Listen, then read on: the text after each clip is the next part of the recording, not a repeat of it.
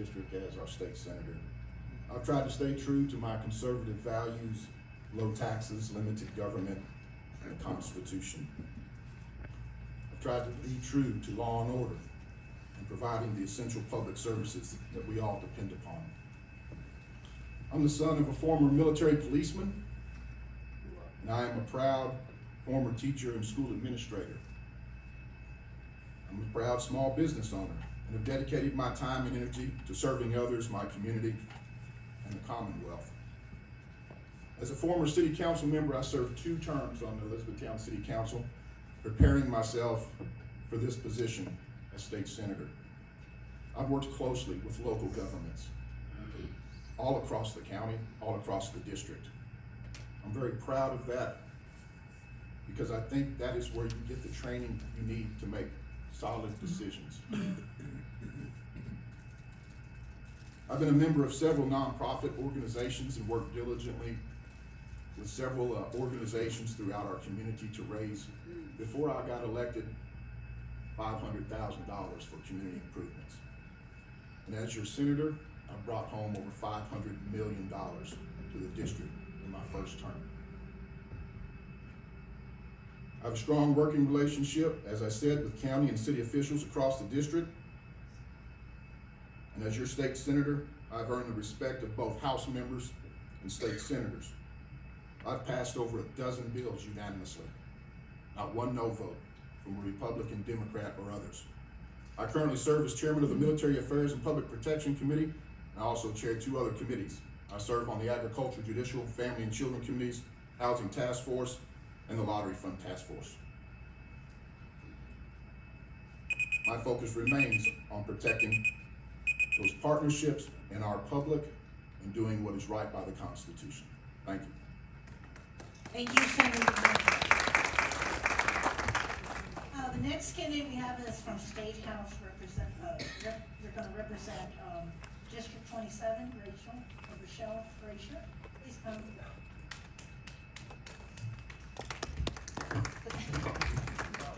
I'm the other side of challenged in the Hardin department.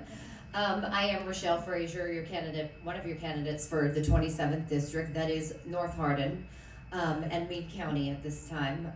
I currently do not hold office. It is a vacant seat that we're running for. I have ran for office in the past, so some of your faces I have seen. Just a little bit about me. I currently, for the last 7 years, myself and my husband, we own a business in Brandenburg. I run that on a daily basis. We're in the process of actually expanding right now. Why is that important? Because the things that I'm running on this time are good for families, good for business, and good for Kentucky. Good for business, I do actually have business skills that we've implemented and used every day that have been successful since, thank God, since the day that we opened our doors. Not without challenge. We opened shortly before COVID, so we have experienced all kind of things that have experienced all kind of things that have taken a toll on all of our citizens over the past 7 years. That being said, I am generally what all Republicans are. I am pro-life. I did used to work in the pregnancy center when it was still in Radcliffe. I work with families on a regular basis to help them with whatever family kind of troubles they have. I have an office in Brandenburg for that, and I do a lot of outreach. My husband is a combat veteran, and I actually, we work with, I fully understand what our veterans go through and what they face and what their family members. I think very often we focus so much on veterans, which is important, but family members experience stuff too. So when I go to Frankfurt, I'm going with a well-rounded picture with business etiquette, and I'm ready to serve you and uphold our Constitution here in Kentucky. Thank you. Thank you, Ms. Frazier. And our last candidate, also for State House District 27, is Joe Redmond. Good morning. My name is Joe Redmond. I can't even say hello in 2 minutes. I mean, I'll be giving. All right. I'm a retired soldier. I live in Doe Valley. I've been active in local politics for about 25 years. I've been around of course, with different races here in Hardin County. How many are from Radcliffe? Right, from Radcliffe? Radcliffe people, that's good. 27th district is mostly Radcliffe and all of Meade County. I think the most important question we can answer for you is why are we running? Why is it that we're running? I think I'm running because I have 3 grandchildren. We're blessed, Sonia and I, we've been married 43 years. Our 3 grandchildren all live in Meade County, and we get to see them about 5 or 6 times a week. And I know there's a lot of grandparents out there that are blessed. They feel blessed if they can see their grandchildren 5 or 6 times a year. And so there's 3 things. I believe this is a question of trust. You're going to trust somebody to represent you in the upcoming election against a Democrat. That's the first thing you got to trust on, that person can go and win that election. The second part of this trust thing is that when they go to Frankfurt, you're going to have to trust them to represent you and your values.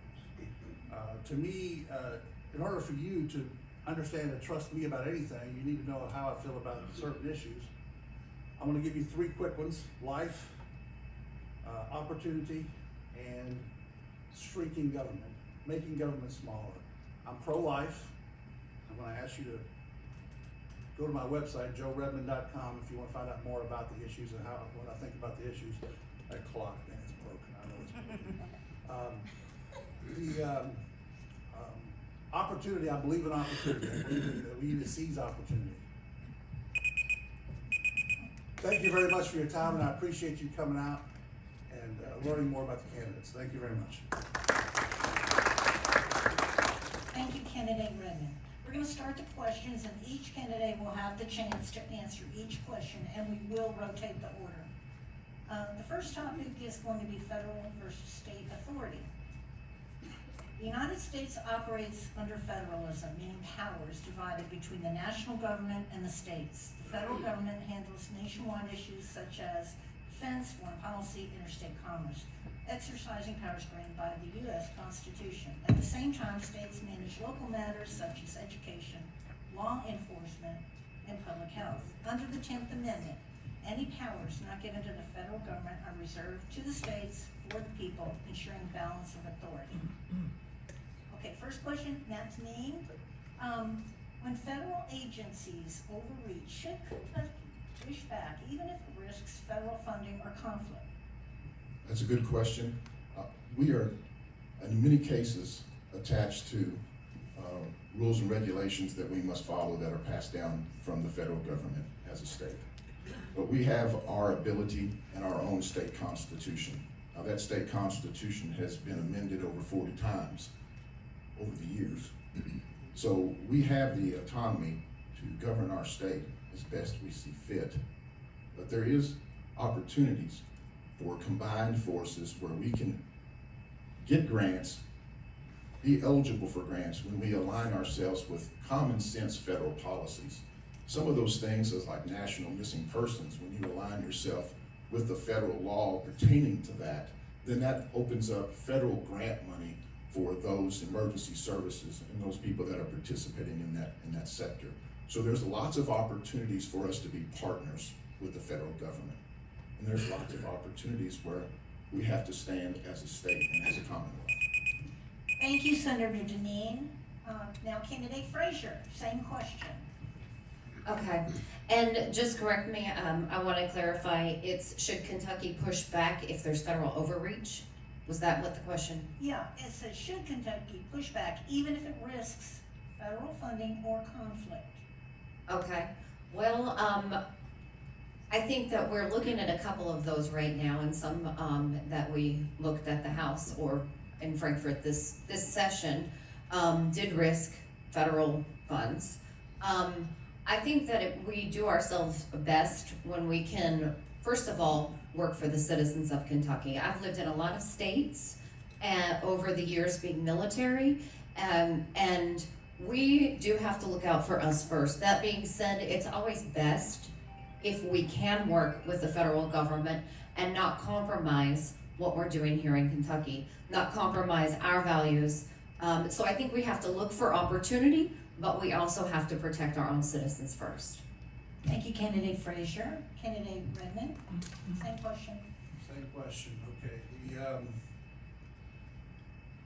My master's degree is in government, it's not in law, so we always consider the law to be the dark side of the force. So what I will say is that obviously money from the federal government is going to come with strings. It always comes with strings. When it's appropriated in Washington D.C., they're going to attach a lot of strings to it. Now, obviously, as Senator Dean has pointed out, we're going to jump through those hoops and get that money, because if it benefits our constituents, we want that money to benefit our constituents and be real in our communities. Obviously, there's going to be times when that those strings are too tight or too pervasive. That's a matter for the Attorney General. That's a matter for the legislature's prerogatives. If we can't keep that within our own, then that's something we'd have to look at that time. So, does that answer the question? Thank you, candidate Redmond. We have a second question under that same topic, and we're gonna start with Matt Deneen again. With artificial intelligence rapidly reshaping our economy and daily lives, and considering the principles of the 10th Amendment, where should primary authority over its regulation rest, Washington or Kentucky?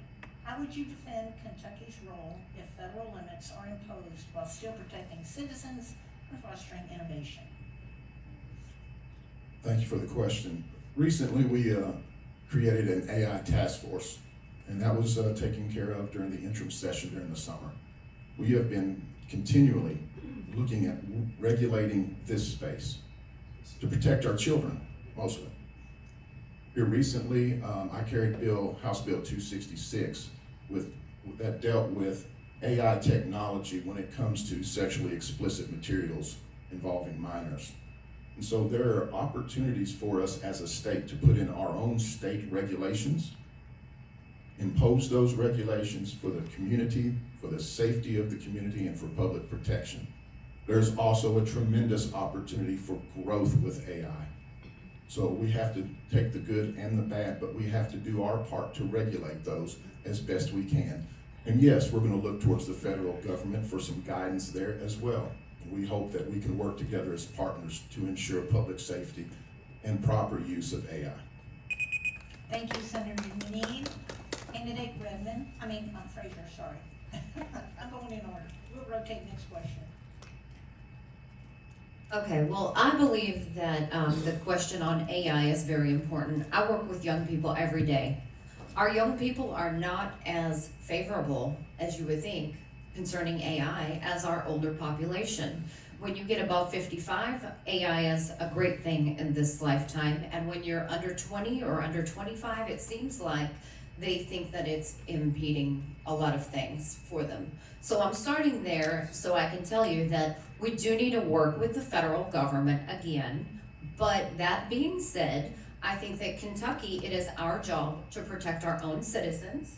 It is our job to regulate things and implement whatever we feel necessary for our communities locally, and then not just locally, but at state level for the state. So our children, our families are what's more important than what the federal government may or may not dictate if we're not in line with that, if it's not in our best interest. Thank you, Candidate Frazier. Candidate Redmond, same question. Yeah, Bobby set us up for these questions, didn't give us enough time to talk. Over what Rochelle was alluding to is that there's going to be issues not just about AI and not just about the future of AI and how it affects our humanity, et cetera, et cetera. Those very big issues, and we're not going to decide those in this debate today or really in our state legislature. What we really need to concern ourselves about is how is it going to affect our constituents when we want to build an AI data center here or here or here. And I think those are matters for local people to deal with. That needs to be done. The president says it's a national security issue. And I happen to agree that it's a national security issue for us to maintain dominance in data. If that's the case, why can't we build one on Fort Knox? There are places I could build one on Fort Knox you would never know was there. No one would know was there. You had to have a strip map to get there. So there's a lot of different things, a lot of issues that surround that. My answer. Thank you, candidate Redmond. Next topic, taxes and fiscal responsibility. Taxes are the money collected by the government to fund public services such as infrastructure, education, and national defense. Fiscal responsibility means managing these funds wisely. This involves sticking to budget limits, avoiding excessive debt, ensuring taxpayers' resources are used efficiently and transparently. First question is going to go to candidate Frazier. Kentucky is reducing the income tax while expanding sales tax to everyday services. How will you ensure families actually experience real tax relief rather than simply shifting the burden from one place to another? This is a tough one, and it's a tough one because while I am in favor of reducing the tax that they've already started and shifting it, I do believe that when you go to a consumer tax, you broaden your tax base in some regards, because let's face it, that there is an element of Kentucky that is not in the employed status, okay? So that makes sense that it's not all, the burden is not all only one-sided. But I think that what we're forgetting here in the question, and so what I'd rather answer, is that it is our responsibility to manage your money well. When I run my business every day, I heard somebody say one day that it's okay, all businesses run in the red. And I feel like that's what happens, and that's what we think at federal level sometimes, or state level. And so we don't run in the red. And when we run in the red, that's your money that we're laundering. And so I think that I hope that answered for you. Thank you. Candidate Redmond, same question. I'm gonna propose to make this as simple as I can, because that clock is just kicking my butt. The thing is that whatever, I want you to think about this conceptually, whatever we decide to tax, there will be less of. This is an axiomatic characteristic of a trait of taxation. If the federal government could somehow find a way to tax you for the amount of deep breaths that you take, you would take shorter breaths to avoid tax. That's the way this really is. So, generally speaking, the state legislature, Senator Dean, has already got us on the right path. We want to tax labor less because we want our population to be more industrious, more productive. So, I completely agree with eliminating income taxes and increasing consumption taxes. The next, on the horizon, I got 5 seconds there. We got to talk about state, the taxation of real property. We have to start finding a way to lower that and lessen that. So that's where we're going. Thank you. Senator Dean, same question. Well, thank you. You know, I'm very proud of the fact that since I have been there as your state senator, we've passed a balanced budget both times. The budget is done every 2 years. And yes, we are moving away from the income tax into a more consumer consumption tax base. And that is the reason that we have about 50% of our population carrying the load. Let's be honest, we can't sustain that as our state continues to grow. So yes, we want more people working, and that's why we've invested in workforce development, and that we look for opportunities to give you the choice on how you spend your money and where you're taxed when you involve yourself in a consumption tax base. But I'm very proud of the fact that we are reducing the income tax, and we have cut that both times since I've been dealing with our state budget. Thank you, Senator Deneen. We have another question. We're going to start with candidate Frazier. This is under the tax and responsibility. Kentuckians pay taxes at the time they purchase a home. Yet property taxes continue year after year to fund essential services like schools and emergency response. Many feel overburdened. How would you reduce that burden through budget reductions rather than shifting taxes? What specific areas of spending would you cut or reform to make that possible? When we start cutting spending, and we all know that it has to happen, in a lot of fronts it has to happen. But when we start cutting spending, we're also, at the end of the day, and I am for smaller government, I'm always for smaller government, but let's be real, when we start reducing government, we are also reducing the workforce. And our area is very largely government employed, whether it's Fort Knox, whether it's schools, whether it's local government. So I think what we have to look at is, and he alluded to it, I hear all the time in my district about the senior citizens can't afford the taxes for the houses they've been in forever because of the school's tax that increases. And we actually have 4 of them that increase on, well, 2 out of the 4 that increase regularly. So I can't tell you specifically yet, but I do know that it is something we need to look at, and it is something that is in dire need of reform. Okay, candidate Redmond, the same question. We need to reform that clock, that's what we need to reform. Look, yes, our property taxes are probably too high, but I want to be very cautious about saying that I'm going to promise you something that I can't deliver. Our property taxes basically fund our schools and our local governments across the state. As Senator Devine knows, he's been up there 4 years, is that correct? I mean, every nickel that is appropriated by our legislature has got a constituency attached to it. And so when you decide to withdraw that nickel from that constituency, you're not going to just have a knife at your back. It's going to be, they'll come after you. They're going to attack you. So it's going to be a fight to cut every. I opened up by telling you I am for smaller government, and I mean to pledge that to you, that I'm going to fight that fight. There's some fights that are not worth fighting. When the state legislature decides to name a certain breed of dog as the state dog, that's not where the hill I'm going to die on, because I prefer this dog over that dog. But I'm going to prefer less government. You can guarantee that. Thank you, candidate Redmond. Senator Deneen, same question. Here recently, just this session, we passed a bill in the Senate that has now been signed by the governor through the House that limits local taxes on property to 4% from our schools. In order for that to be raised through a nickel tax, it must first come before you, the voters, to decide if that is what you want to do. So we have done what we can to limit those taxes. As far as property taxes, yes, they go to serve all of our local agencies, and that's very important. But I want you to understand that I have co-sponsored bills to help our senior citizens by locking in their property values at the age of 65 so that inflation doesn't put them under, so that they can have steady knowledge of what their taxes are going to be. And we continue to work on cutting waste, fraud, and abuse, and I have done that in several agencies along with my colleagues.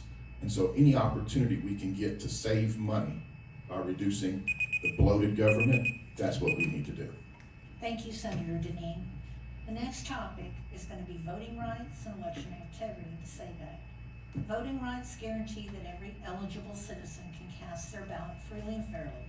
On the other hand, election integrity is the protection of this process through security systems, accurate voter rolls, and transparent procedures. This ensures that every legal vote is counted and maintains public trust in the election outcome. And candidate Redmond, we're going to have first question to you.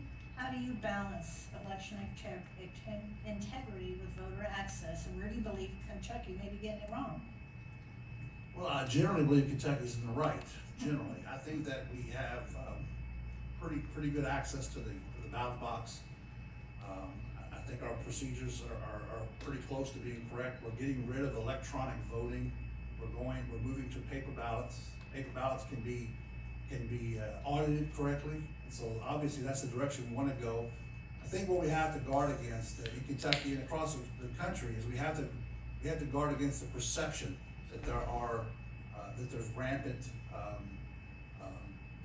fraud in our voting systems. We have to make sure that we can knock down the notion that there is, and I think that's part of what the Save America Act is about. It's creating that environment to make sure that we all believe. It's important that we believe that when we vote, I get my 145,000 in my state representative district, I get my say and proportionally, so it's very important. Thank you, candidate Redmond. Senator Deneen, let's give you the same question.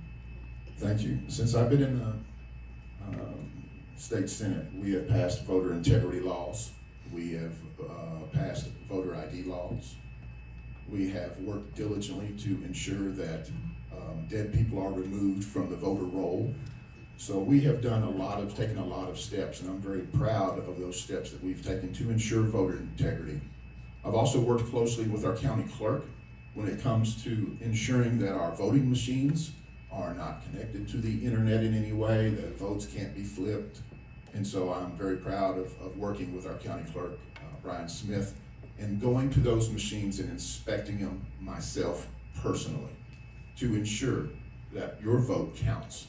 And I'm very proud of the fact that Hardin County has a great record on that. So thank you. Thank you. Candidate Frazier, same question. Well, I believe that we have been watching it. We watched it at federal level. They started changing all the laws. He just stated that he's already been working in Frankfurt on changing the laws. And so what would I do different? I think that we don't do anything particularly different. When I go to vote, I have to show my ID, and then I get a ballot based on my ID and my address. And my ID obviously says that I'm a citizen and I have a right to vote. So when I used to work in lending and in banking, in order to even open a basic bank account, I had to show 2 forms of ID, so that way they could prove that I was who I said I was and I lived where I said I lived. And if I couldn't do that, I couldn't even open a checking account. So I feel like as long as we are keeping the standards for voting as strict as we keep them to get an electric bill or to get a checking account, and then we're using our checks and balances as we've already been seeing happen in the legislation, that I think that we're on the right path. Thank you. The next question is also under voting rights. This is a yes or no answer. And again, we're gonna start with candidate Frazier. Oh, I'm sorry, get you two mixed up. Okay, would you support returning to precinct-based voting, paper ballot, hand counts, and giving counties control over cleaner voting rolls? Yes or no? Absolutely. I hope I said that a minute ago. And you did, some of you brought this up already, yeah. And we can, 50 seconds on the next question? well, it's a yes or no, we're gonna, yeah, this will go to Senator Deneen, Yes. okay, and. Ms. And Frazier? yes. Okay, thank you. All right, the next topic is legislative priorities and points of disagreement.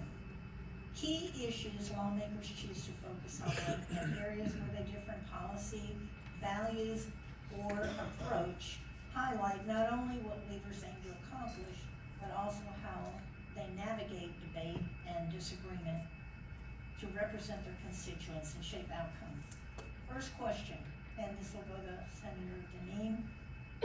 Kentucky currently has a near total abortion ban, which, with exceptions, only to save the life of the mother.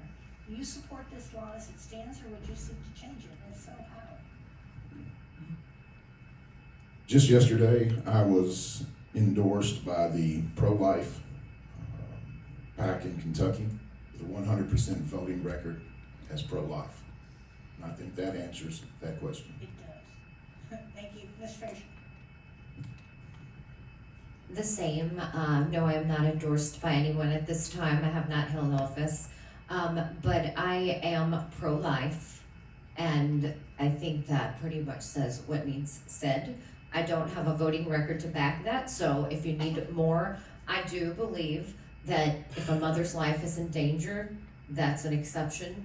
Otherwise, we're dealing with an innocent child. Thank you. Mr. Redmond?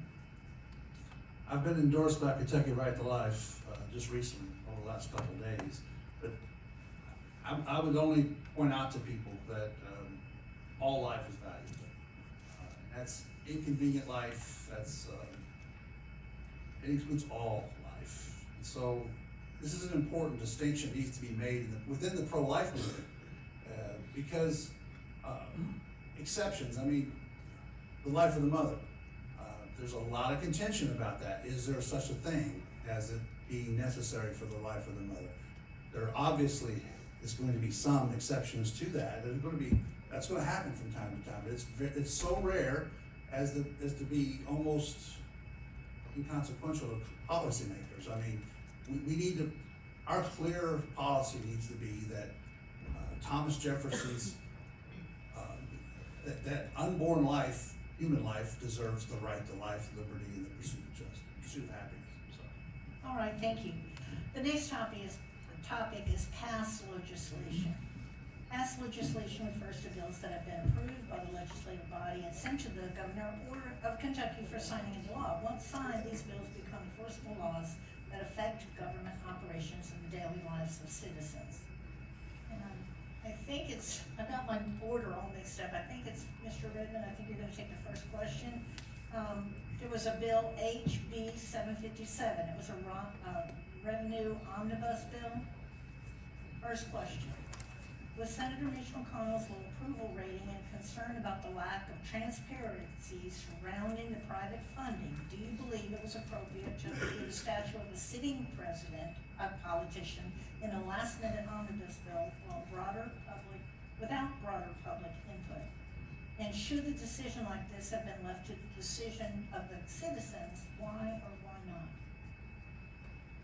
Not familiar with the specific issue, but I will say in general terms that the way Congress has been functioning it hasn't been functioning, it's dysfunctional right now. It's not doing its constitutional duty to bring in $10 and spend $10. That's a basic duty it's supposed to do. Our state legislature has been doing that, but the Congress has not been. And part of this is the show that's going on in DC is that's how things are getting done now, because they can't bring a certain issue up and say, well, let's pass this, let's debate this, and then pass it. They can't do that, so they'll put it into a situation where, we gotta shut the government down, or you pass this bill. And buried inside that bill is, what did you say, it was a statue of some kind, or? Statue of Mitch McConnell. Oh, well, Godfather, I love Mitch McConnell, but no, we can raise our own money and put statues up to Mitch McConnell. I mean, what do we need the federal government to fund that for? Thank you. Senator Janine, that would be the same question. No, thank you very much.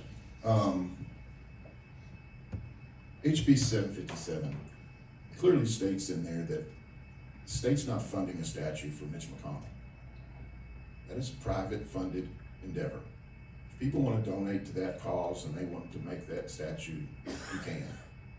That bill simply reserves a spot in the rotunda for that statue. That's all it does. Now, for the longest serving senator from the state of Kentucky, like him, dislike him, disagree with him, agree with him, the man has served longer than anyone in Kentucky history, both in the minority and in the majority. He's held leadership roles across the board. He's brought over $60 billion home to the Commonwealth. Many people don't like his voting record here as of lately, and I agree. I've questioned some of those votes as well. But this is not a state-funded project. It's just simply reserving that right. And I will tell you this, Abraham Lincoln had controversies about his statue. Henry Clay, same thing. And several other people that are in that rotunda have had controversies about whether or not they should be that thing. Thank you, Senator. Ms. Frazier, same question.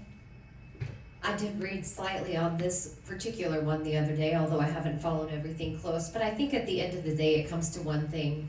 When we send somebody to Frankfurt, we hope that we're not having to monitor everything they do and they're doing what's best on our behalf. So I would assume in this, how I'm going to answer this, is that our legislators did what they thought was best to honor someone and are using our money wisely. And as long as those two things are happening, I feel like it doesn't have to go to the citizens. That's why we send people to office on our behalf. Thank you. The next one is Senate Bill 199, Pesticides and Liability. This first question, I think, went to Mr. Redmond. we go there again. Senate Bill 199 restricts lawsuits when companies adhere to federal labeling standards. As Republicans, how do you balance the reliance on federal agencies like the EPA while also ensuring that individuals can hold corporations accountable when harm occurs? I'm probably, in general, I'm probably gonna be in favor of most efforts to have some sort of tort reform legislation at some future time. Specifically for this right here, though, I think that's wrong. We're not going to be in a position where we can categorically remove Bobby's opportunity to sue somebody else because they did something illegal or unethical or immoral that caused her harm. That would seem to me to be wrong, right? I reserve the balance of my time for the next question. Senator Denise. Thank you. I know there's a lot of controversy around Senate Bill 199, and like you, I did my homework. I was concerned about those issues, and I contacted people on the front lines that are using these products, and that is our farmers. And every farmer, everyone, including Soybean Growers Association, Corn Growers Association, and our local farmers here in Hardin County, wanted this bill passed. And it does not take away all opportunities for litigation. There are still avenues, because that was my first question, was, do our citizens still have a route to sue these companies if that happens? And yes, there is still a route. What it does do is this: it says that the EPA is the authority when it comes to labeling. That is not new. That is obvious. That has always been the case. Studies on these products range from, it takes 9 years just to get approved for those products. And there's independent studies, research on these products. The EU has extended the use of these products. President Trump has extended an executive order, a national security measure on these products. So even the state of California has passed a recent law that overturned their state labeling these products as carcinogenics. So with all of that research and the opportunities to maintain litigation, I said this was a good way to go on this bill. Thank you. Well, he touched on California, and I was gonna say, once upon a time, I lived there, and once upon a time, almost everything you buy has a label on it that lets you know that it's gonna cause cancer or it's gonna be harmful to pregnant women, et cetera, et cetera, et cetera. While those things are important, what is more important is, I don't know how many of you own a business or are involved in the financial side of businesses. There are times you absolutely need held accountable. You're putting out a product that is not properly labeled, that is a danger to society. I think this particular product, one of the ones that was most concerning in the bill, we already know about, and we either choose to use it or we don't, even on our homes on a daily basis. Thank you. Okay, topic 6 is block legislation.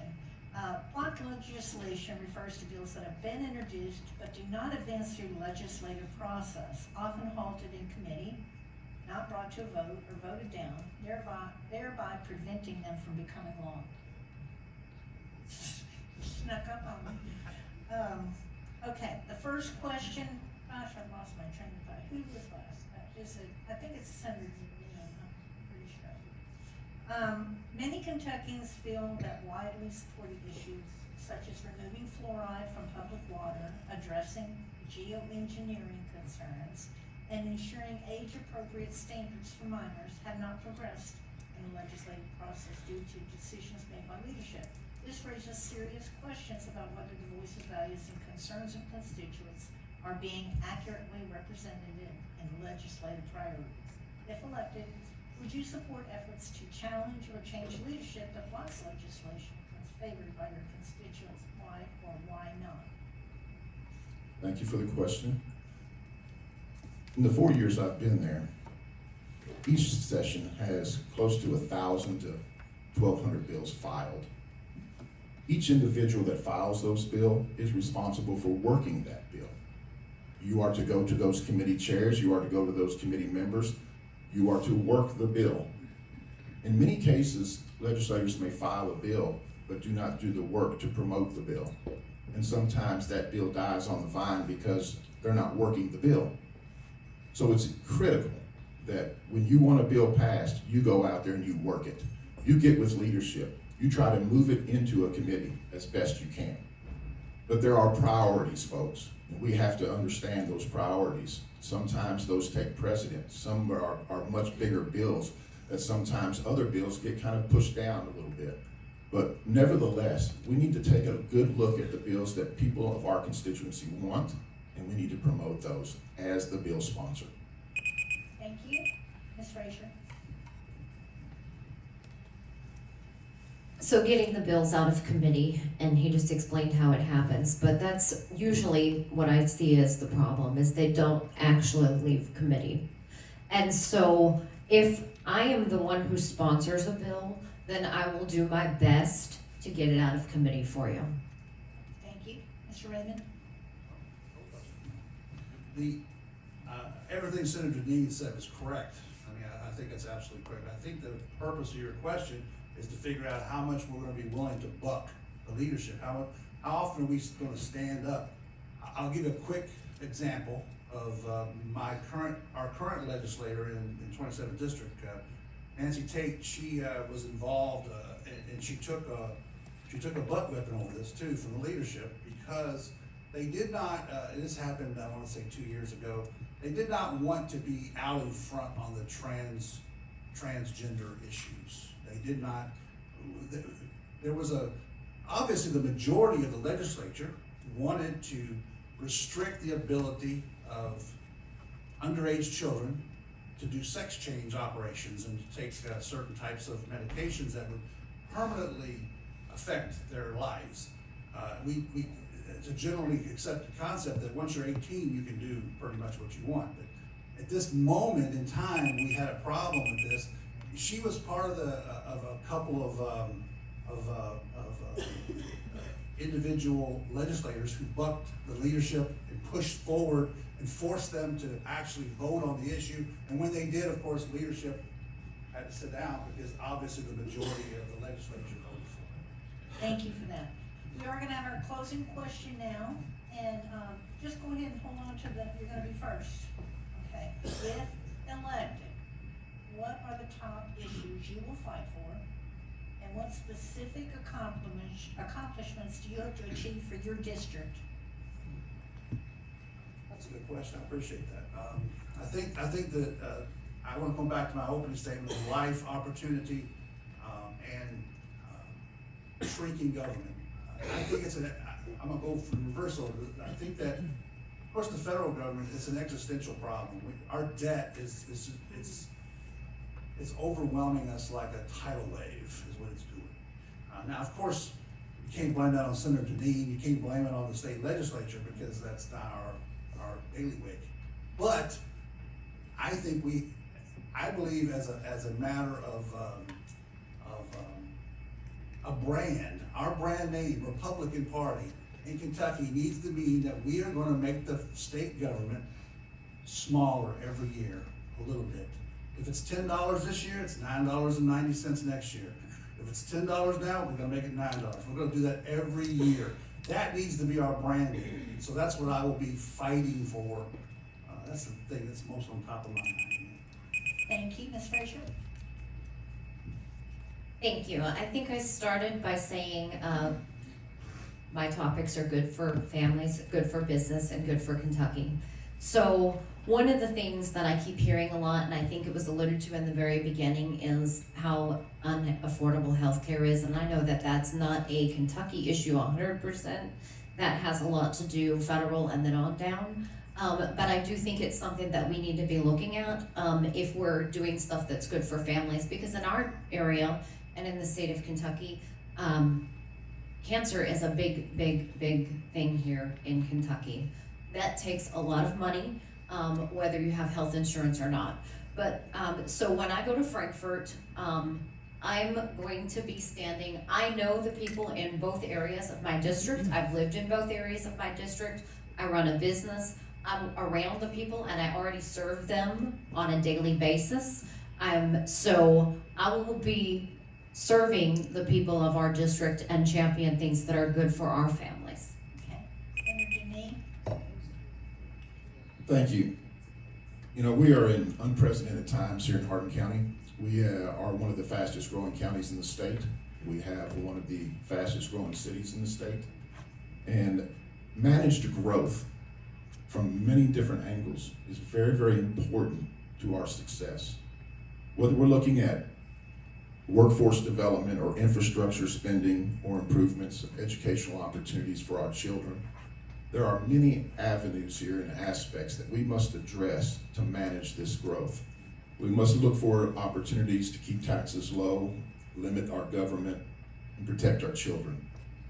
And I'm very, very proud of the work I've done in those spaces, especially in protecting our children and improving our emergency services. And I believe that is the heart of what our taxes go to, is keeping law and order. And I think without law and order, you have no peace, and without peace, you have no prosperity. And I believe that we have done a wonderful job working in those directions, but there is still lots of work to be done, and I look forward to doing that. Thank you. Give the microphone to candidate Redmond. We're now moving to our closing statements. I think we're gonna give you a little bit more time. 2 minutes. Just say anything else you wanna say to the people of Kentucky. Well, to people And you not. can stand at the podium. Let's go ahead and do that. Thank you. Again, first off, thank you for attending this forum. It reflects everything good about America. For citizens to come out and try to attempt to figure out what it is we stand for so that you can make a better decision, better informed decision. I'm a retired soldier, combat veteran. I mean, most of us are. I retired in 2005. I was a former director of TAC in E-Town, Transit Authority of Central Kentucky, for a few years. The truth is that I'm running for state representative because I believe we have a problem. If I thought everything was fine, I would not be standing up asking you for your vote. I think we have a problem, and I want to be part of the solution going forward. I think part of that solution is going to be making our state government live within its some certain parameters. The first one, I believe, legitimate government spending at state level is going to be on public safety, public health, infrastructure, and then it's going to be on education and training. I believe that our money that we spend on universities is too much, it's too high. It needs to be, we need to spend more money on the ECTCs out here and on providing good care, good training for the trades, plumbers, electricians. This is what our society needs, and we need to push government spending in directions that we need it. I love to quote Shakespeare. I think that good ditch diggers should all quote Shakespeare, but we shouldn't be paying with your money to create that type of workforce. We need a workforce that can do the work that needs to be done. I appreciate your time. I appreciate being here. My name is Joe Redmond, joeredmond.com. Call me if you have questions. My number is on the website, and thanks a lot. Thank you, candidate. Candidate Frazier, any final thoughts?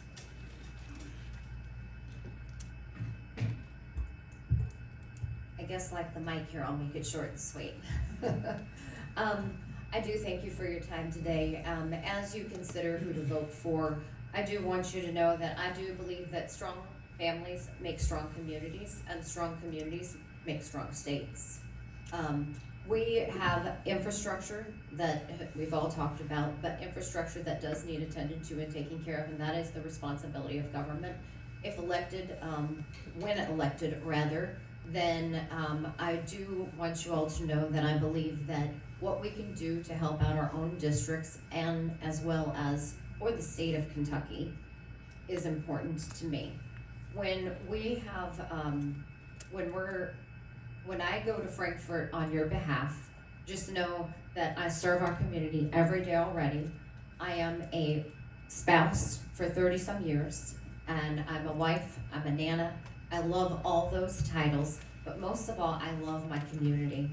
I'm around the people of my community every day, and so when I go to Frankfurt, it's those faces that I'll be remembering. I've lived in both areas of my district, and I have went to church in both areas of my district about 50-50 of the time that I've been here. So I know both very well, and I look forward to serving you all in Frankfurt. I would appreciate the vote May 19th. Thank you, candidate Frazier. Senator Matt Deneen, final thoughts?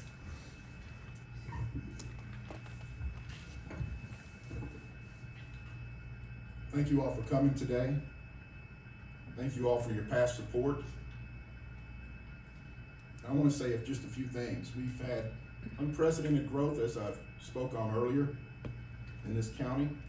I've worked hard to ensure record funding for our district, historical funding for education, as well as funding for transportation, infrastructure, public works, workforce development, and our veterans.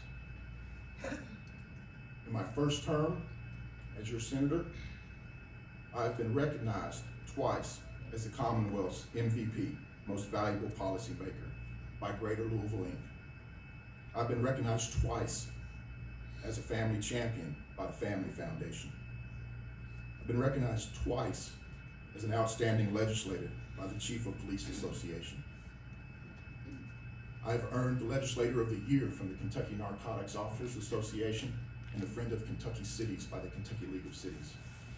I don't say those things to brag and boast. I say those things because they represent you. They represent our community and the work that is being done.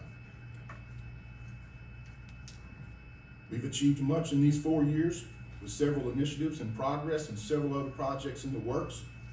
In the coming years, I submit to you, the voters, we need experienced leadership at this time.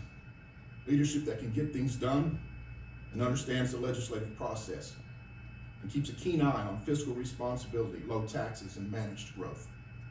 I humbly ask for your vote to continue this progress, ensuring a bright future for our children, our communities, and the Commonwealth. Thank you. Thank you, Senator Deneen. We are going to open up the floor for a few minutes. If anyone has any questions they want to individually ask anyone. The answering time still is 1 minute. It gives more opportunities for more questions. Anybody got a question back here? Question back here. Sir, you want to stand up? Sure. My name's Tim Dean, and I'm just wondering, is there any discussion at all that goes on with why there are barcodes on our ballots when we go vote? I mean, why is there a barcode on my ballot? And when I went to vote, they pulled my ballot out of a file where my name was. So I'm wondering, I mean, what are they tracking? They're not supposed to be tracking my vote. No, I think, and I may be mistaken because I've not dug deeply into this topic, but I believe that the Go barcodes. to the mic. Oh, sorry.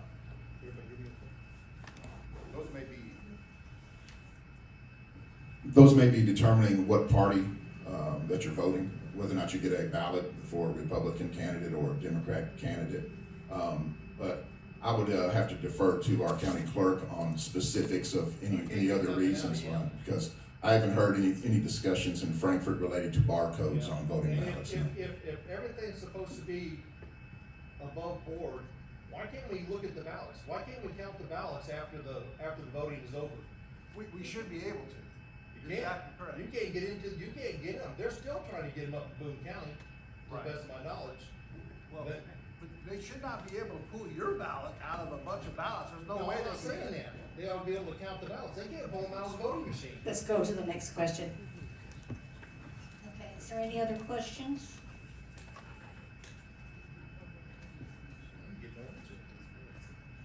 Please ask questions, please. I guess you all answered all the questions properly. Thank you for coming today. Let's give We're gonna take a everybody- 5-minute break, or maybe 10.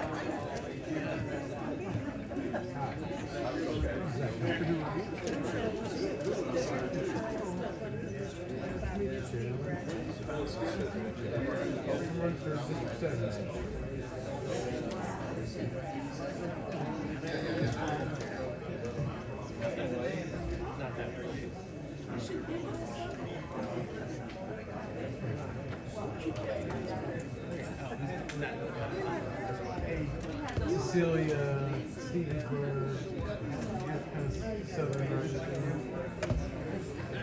You can tell me, man. I did earlier. I got it right there. I only watched a little bit.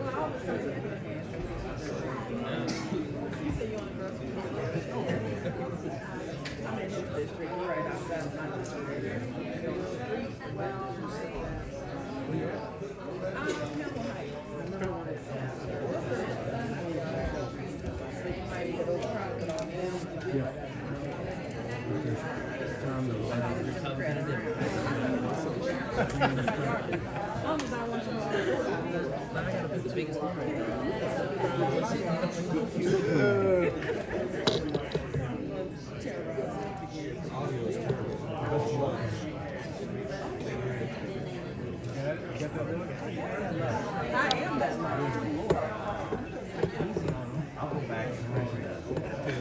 I'd say Is that the live for the Facebook? You can't hardly hear the audio. Oh. Super quiet. I don't know if there's a way to turn the microphones around. I mean,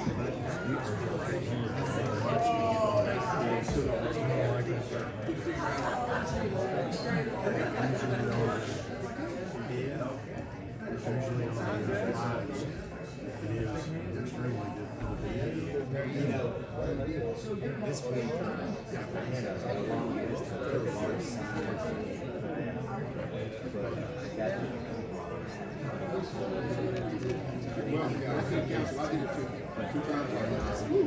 I get in there. That's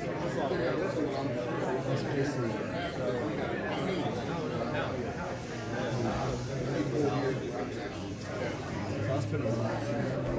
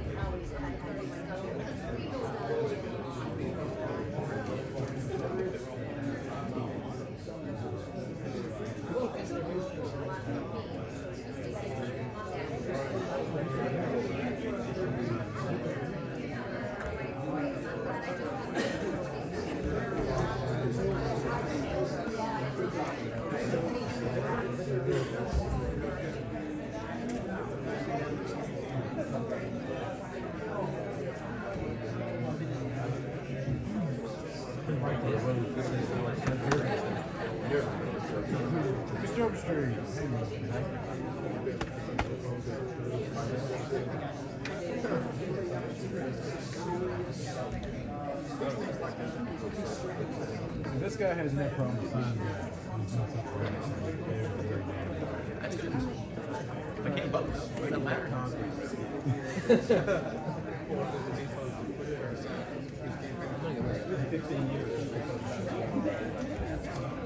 How are you? How are you? Good.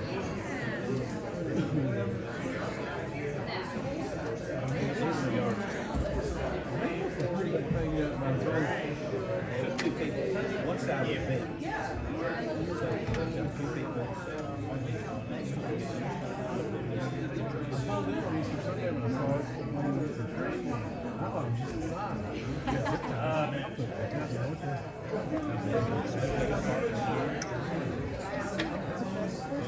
Somebody put a Mostly had somewhere else I Think could. they're trying to get some shade on. Yeah. They want somebody. Or maybe they're gonna sit there and look. A lady in she wants to be a story about how much It's true though, they do.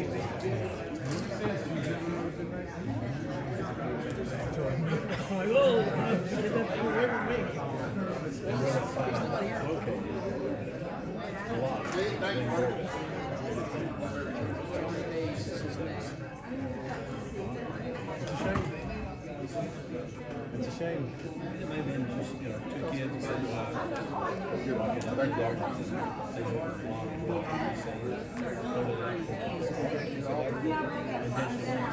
they had to walk there.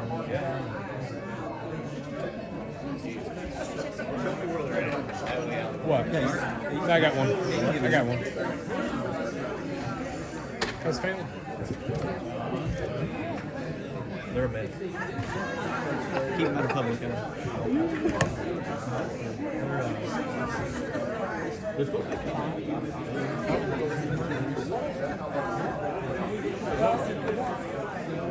Hi.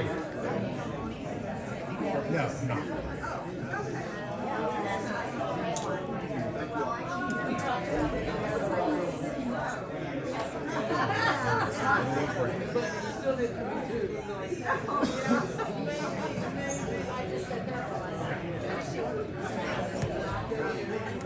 We just missed a call from Jordan Sanders called me.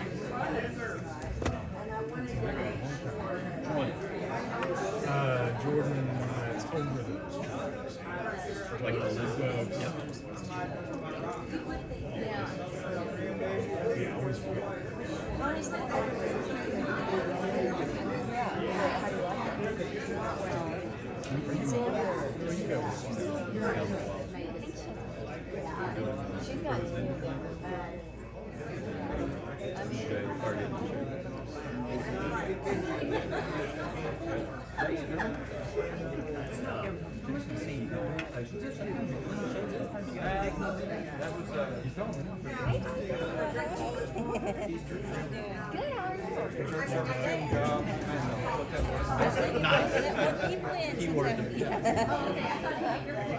For everybody who's up in the red seating, can you tell me if the volume is better now?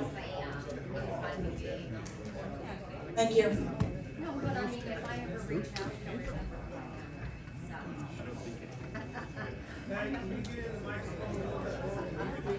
Hello?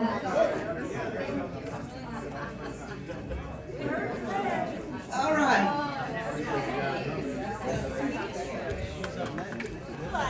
Is this Robert?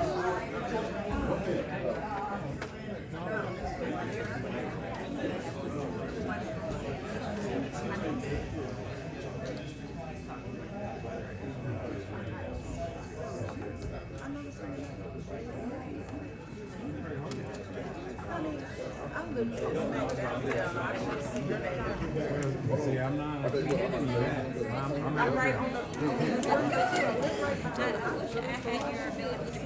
But I'm like, Cecilia Junction, we're 86 and 62, and that's for me back southwest.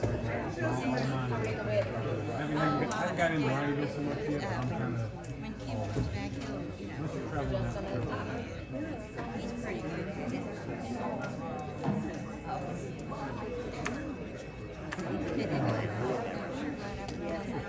Just like everywhere I go inside, you know, in summertime, it's always so cold.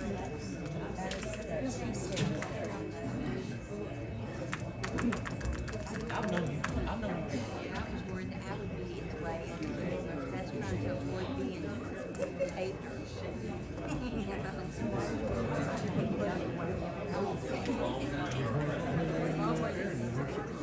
right here.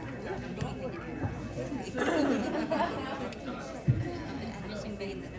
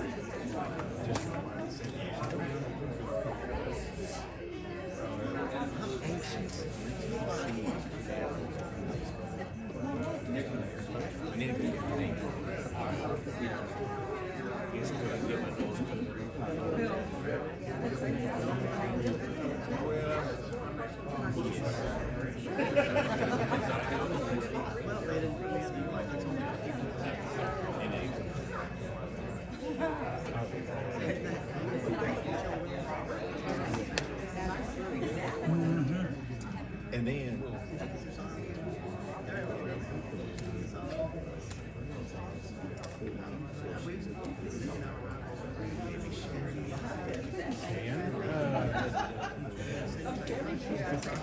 and it may take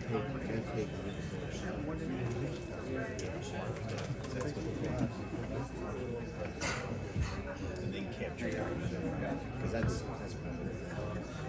instead of sharing.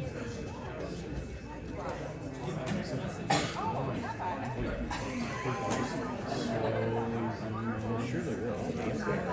Slowly zoom in. No, you won't zoom in on me. I'm just pretty good.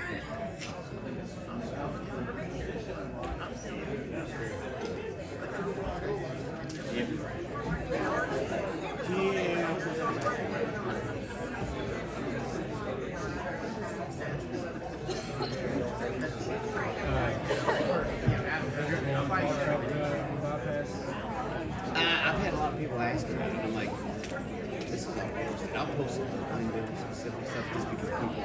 It's like the planning department. They put us through the overlay.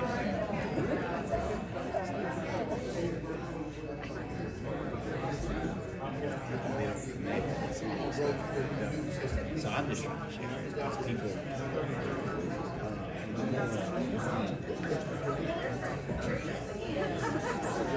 Big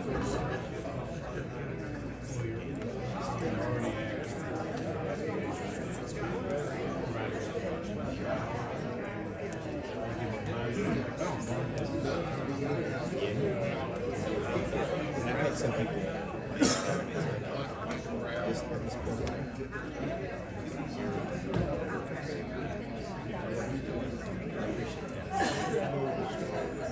Yeah, I agree.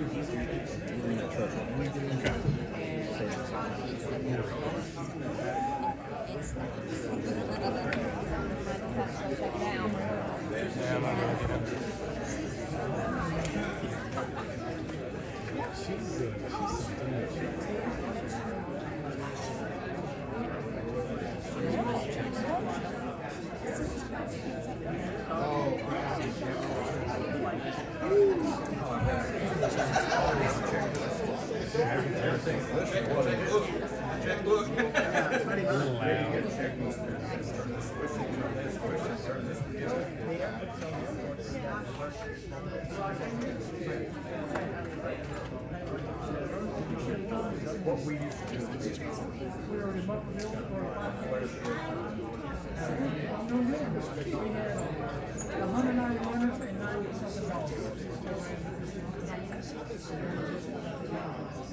You know, right now, I want to break it down. Yeah, we'll schedule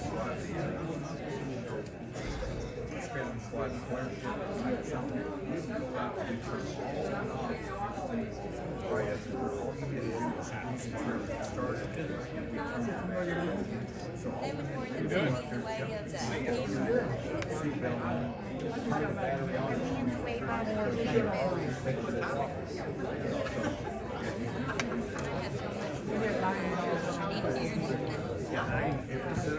We had 190 runners and had about $90. It's a big fundraiser in most of them. It was fun. You $30. just I took said, down "You want to use your friend?" Both of them said, He "No." has to walk away. Are you in the way?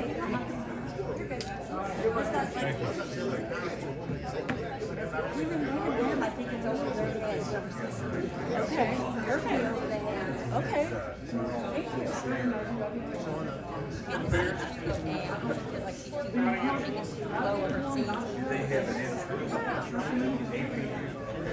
How are you? Good. Good to see you.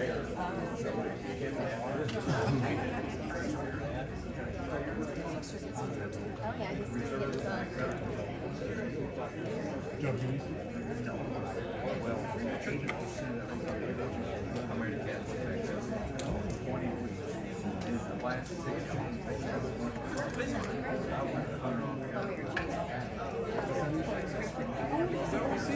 You go to the events. I didn't know if maybe you We've been going. Are we blocking the view? No, you're perfect. Yeah. Yeah, we're at right. Church. So we've been going to Cecilia Baptist. And my great grandparents used to have a grocery store. The church owns the building now, downtown SCA. I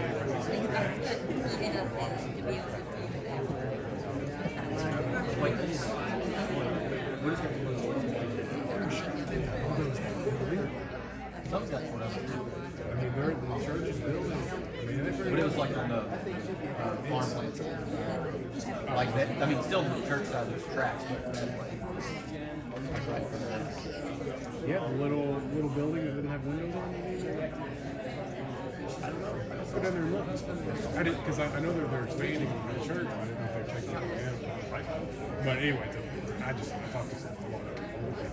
I mentioned my grandparents. And that's a connection that makes sense. I met a couple out in White Hills. She messaged me to come over the road. She wanted to know I met with her. And she was like, didn't talk a lot. And I told him who my family was. He didn't say anything. I told him my family was. He kind of looked around and said, I remember back in 19. And he used to run newspapers with the mom.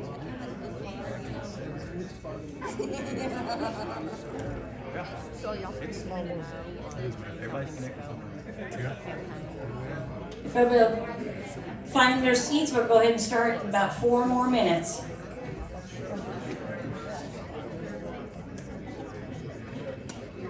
Laura, how you doing, my friend?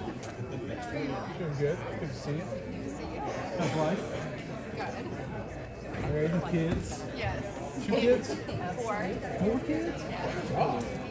Man, Yep. cool. How old are they? 12, 8, 6, and Yeah, 2, 15 months apart. One in preschool, one in kindergarten, and boy and girl. We're done. Just 2. We were gonna stop at 1, and we were gonna build our house back there in COVID. We were shopping for mortgages, and we met this lady at Farm Credit, and she pretty much convinced us. I mean, she had 1 kid, and his picture was everywhere. So I asked her, I was like, "Do you regret we had 1?" She's like, "We tried for 7 years." She's like, "We decided not to." She's like, "Best decision we ever made. All the resources go to him, all the attention goes to him." And so Alex and I went home at night. We agreed. Brett was 6 months old. It was a couple. It was just good. The next day. The next day. So. Okay. Yeah. Huh? I got it. Yep. But congratulations.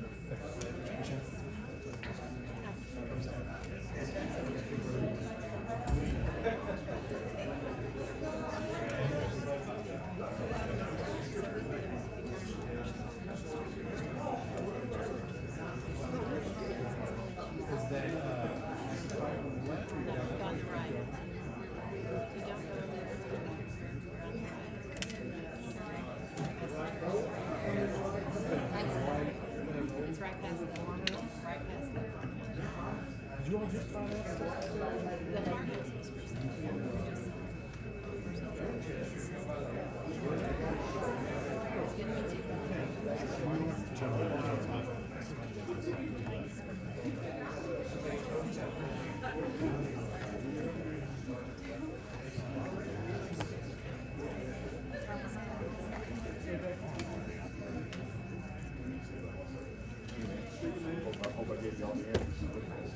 That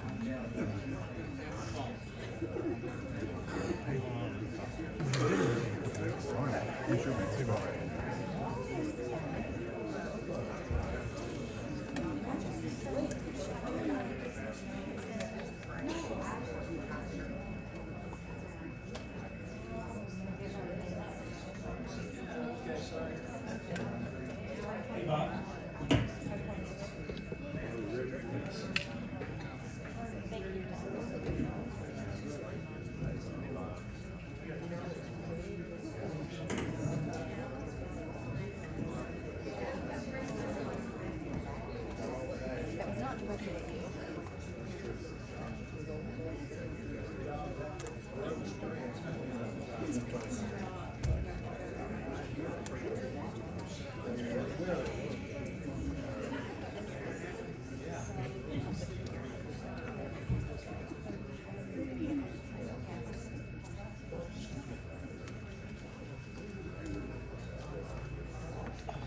Okay, we're getting ready to continue with the debate here. If everybody can find their seats, please.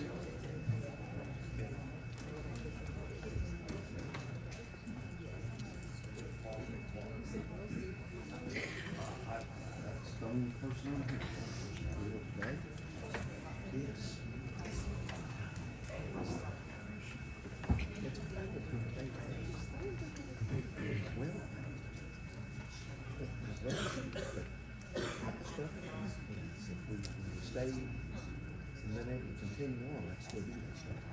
I mean, that's the challenge. We have stopped once I wonder, it looks like I got here at the perfect.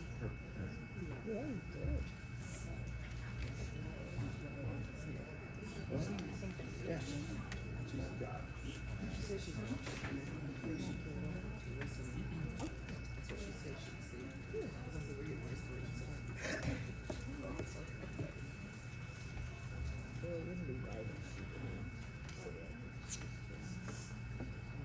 She's felt such a touch of everything this week.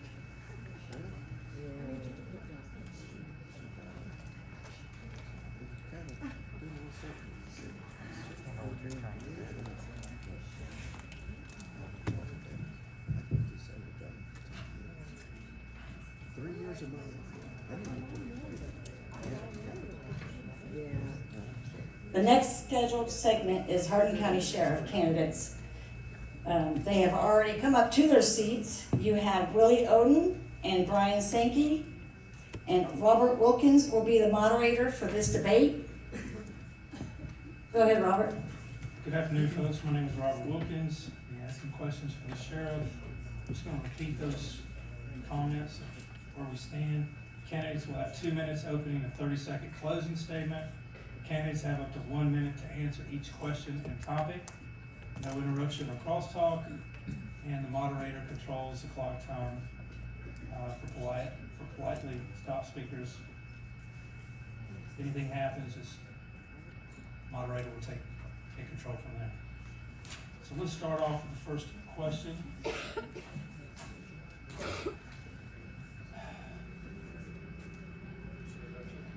First, we're going to begin off with the sheriff candidate, Willie Oden. Please come to the podium, Willie, and introduce yourself for 2 minutes. We'll have a 2-minute opening statement. This is Willie Oden running for Hardin County Sheriff of Oklahoma.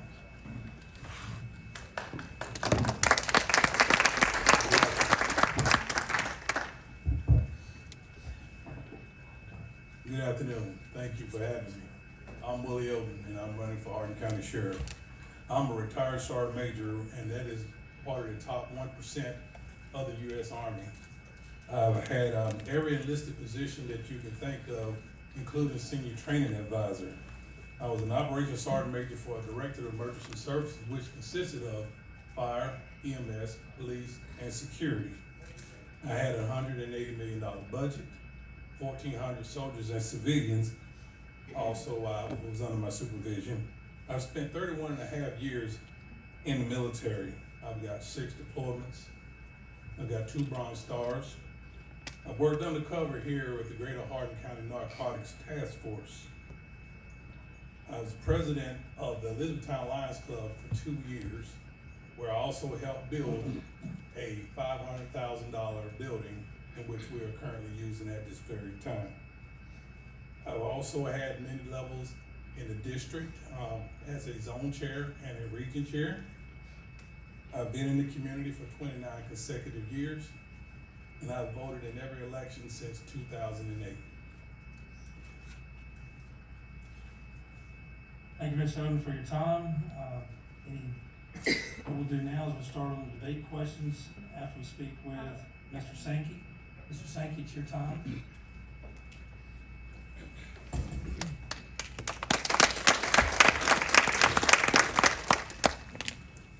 Thank you, everybody, for coming. First, I'd like to thank God for this opportunity to stand before you. Without him, nothing's possible. I'd like to thank my wife, April, 38 years. My family, we got 4 kids, I've got 7 grandchildren, and I don't see them nearly enough now that I'm running, even less. So like my opponent, I have spent a career in the Army, and I was enlisted. And then my wife gave me the idea. God gave me the ability, and my mentor, he gave me the encouragement. Colonel Ragstra, if you're out there, hi sir. And so I was able to then go and become an officer. I got a commission. I worked hard, worked many jobs. In order to do that. Then when I was commissioned, I was a company commander. I had 185 people underneath me. I was provost marshal, recruiting company commander. I was in CID, Afghanistan twice. But that's in the past. What are we going to do in the future?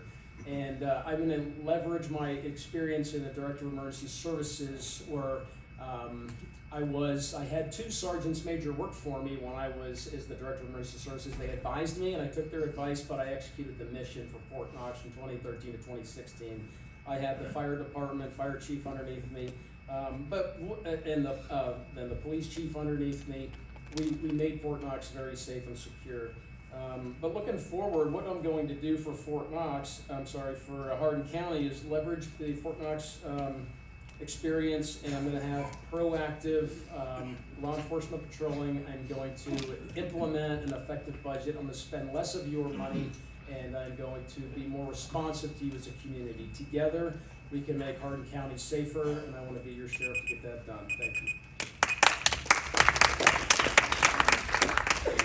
Thank you, Mr. Sankey, for your time. Now we'll start on some questions for our debate. Each candidate will have a chance to answer these questions, and we'll rotate the order. The first topic is constitutional authority. The sheriff is a constitutional officer with independent authority.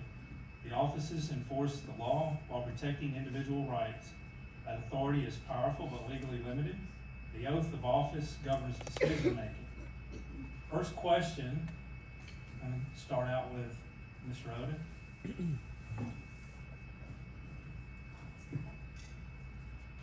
How do you interpret your oath when public pressure conflicts with the Constitution? When you're elected as an elected official, you're governed by the state constitution. In that, I would look at how we're governed and how we are looking at the folks and their ability to be responsive. Okay. Mr. Ryan, I'm going to ask you the same question. The sheriff is a constitutional officer with independent authority. The office enforces the law while protecting individual rights. That authority is a powerful but legally limited. The oath of office governs decision-making. First question to that subject. How do you interpret your oath when public pressure conflicts with the Constitution? Again, as an elected official, I work for you, the people of Hardin County. Taking the oath to the Constitution, constitutional is the guiding principle and document. Same thing with the United States Constitution. I will be a constitutional sheriff. And when public pressure is applied, that's when leadership skills stand up. I've spent the last 38 years honing leadership skills. I'm going to apply what I've learned to dealing with public pressure. Not a problem, whether it's using the relationships that you foster before public pressure mounts, through the community leaders, the mayors, the judge executive, the pastors in the churches, all those folks, you build your teams prior to this mounting of public pressure so that when the time comes, you all work together. This pressure can come from anywhere, but it's how we as a community respond, and I'll be the leader to lead that effort. Ron, let me get you to follow up on this question. How would you respond to an unlawful directive?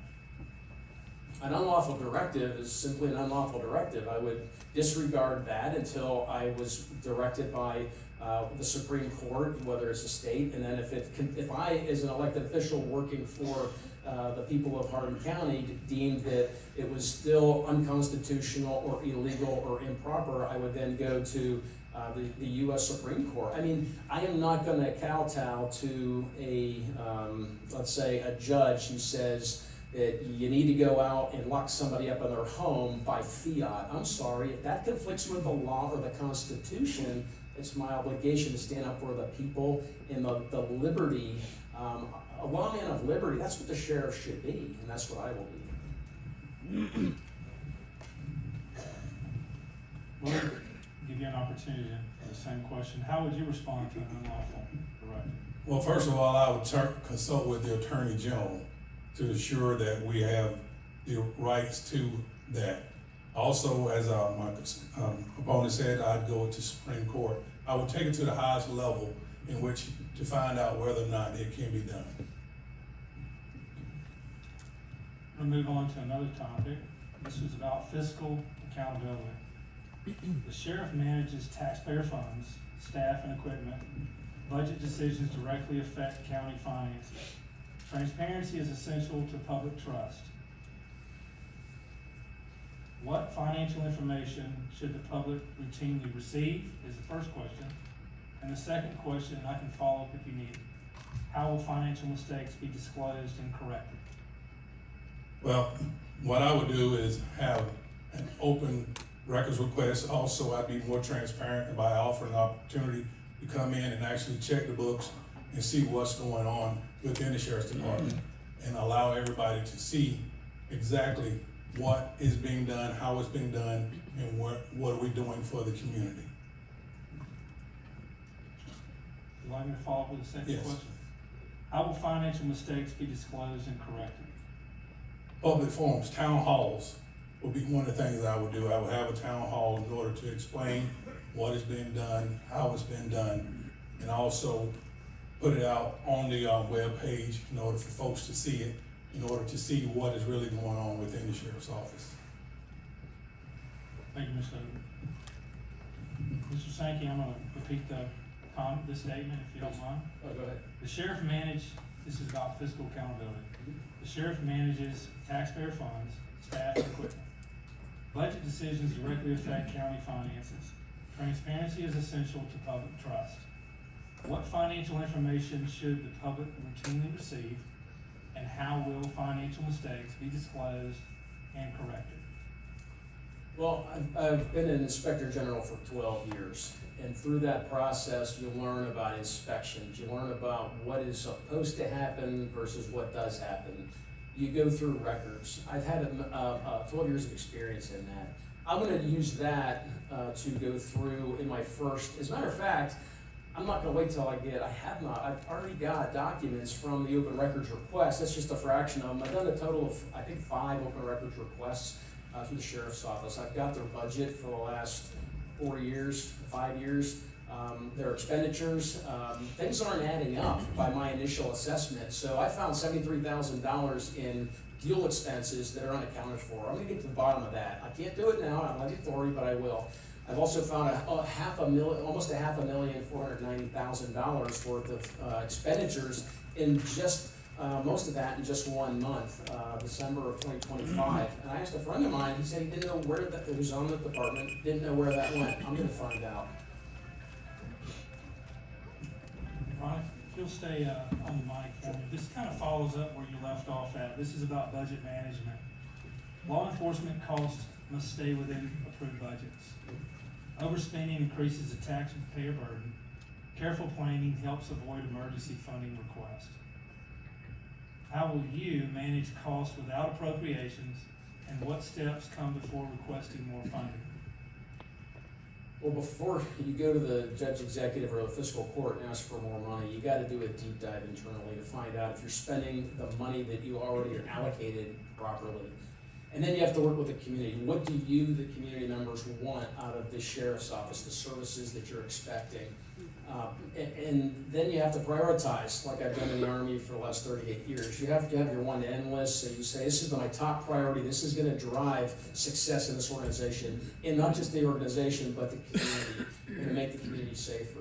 So then you gotta prioritize and you go down, and not everything can be done. The good old boy system that I think is being used currently, out the window, not gonna happen under me. I have no allegiance to folks in the community from years gone by, just to those that are electing me. So I will then, instead of taking money and giving it to certain people that I have maybe loyalties to, I'm gonna apply it evenly across the board to all, because I have loyalty to all the electorate. Thank you, Mr. Sankey. Ms. Rhoden, I'm going to repeat the topic if that's okay. It's about budget management. Law enforcement costs must stay within approved budgets. Overspending increases the tax burden. Careful planning helps avoid emergency funding requests. How will managing cost within appropriations, and what steps come before requesting more funding? What I will do is look into the budget. Also, what I want to find out is how much the deputies are getting paid. We need more money if we allocate it, but the deputies being paid and figuring out whether or not we have the absolute necessary things we need in order to facilitate the sheriff's office is one thing. Asking for more money at any given time without looking at how much the budget is, then that's where we have to go and relook at it. Thank you. You want to stay on the mic and just keep moving forward on topic 4. Interagency coordination. Public safety depends on cooperation among multiple agencies. Each agency has separate authority and responsibilities. Poor coordination can create duplication or gaps in our service. Clear communication prevents conflict with efficiency. Question number 1. How will you work with constables while respecting their authority? And number 2, how will duplication or service gaps be avoided? First of all, with the constables, we'll actually have to figure out whether fiscal court allows them to work with the sheriff's office. And if so, then we can negotiate on how they can help serve papers. What was that second question? How will duplication or service gaps be avoided? Kind of hit on it a little bit. Okay, service gaps. And duplication, what we would do is look at how much we've done, what we're doing, and what direction we're gonna go. One of the things we have to look at is how the paperwork is being processed and also how we are gonna put it through.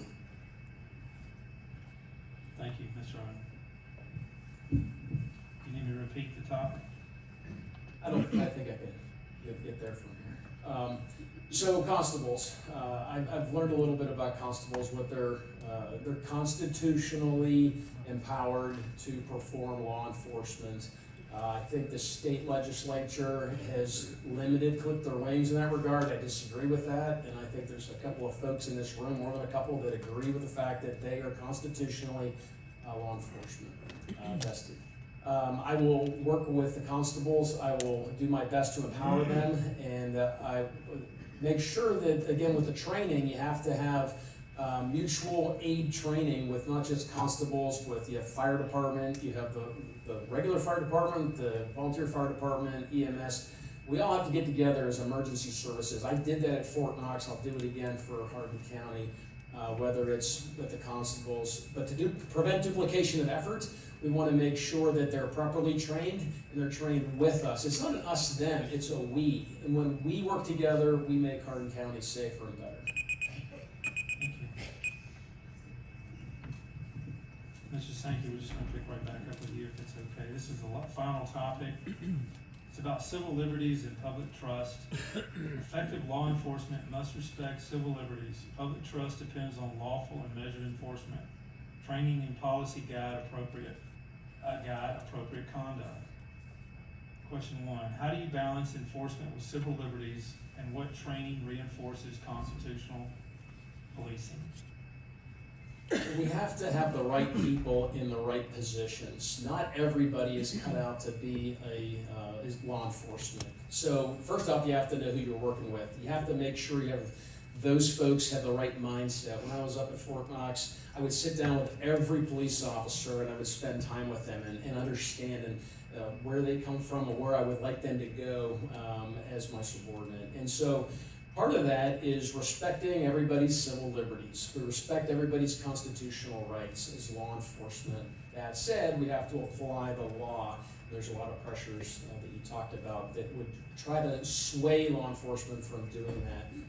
But as a constitutional sheriff, you want to make sure that all deputies have the proper amount of training, and that part of that training is how civil liberties are respected in the community. Got one more question for you, Mr. Sankey. Sorry. Sure. If elected, would you join the Constitutional Sheriffs and Peace Officers Association? Yes. Simple enough. You need me to repeat that for you, Ms. Rhodes? No, I think I got it. Civil liberties, protecting your rights, your First Amendment, your Second Amendment, your Third Amendment, Fourth Amendments, are some of the things you look at as far as your civil liberties.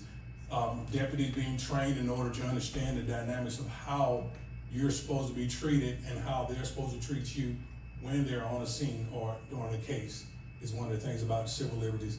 I understand the dynamics of how folks want things done, but in the same token, it's how we have to go there and protect the rights of everybody. Thank you, Ms. Owen. We're almost concluded. If we can get a little question and answers from the public or the audience, that would be great. Anyone want to volunteer on some questions? We have a little bit of extra time. Yes, sir, if you'll speak loudly and clearly, Hold on, please. let me get there with the mic.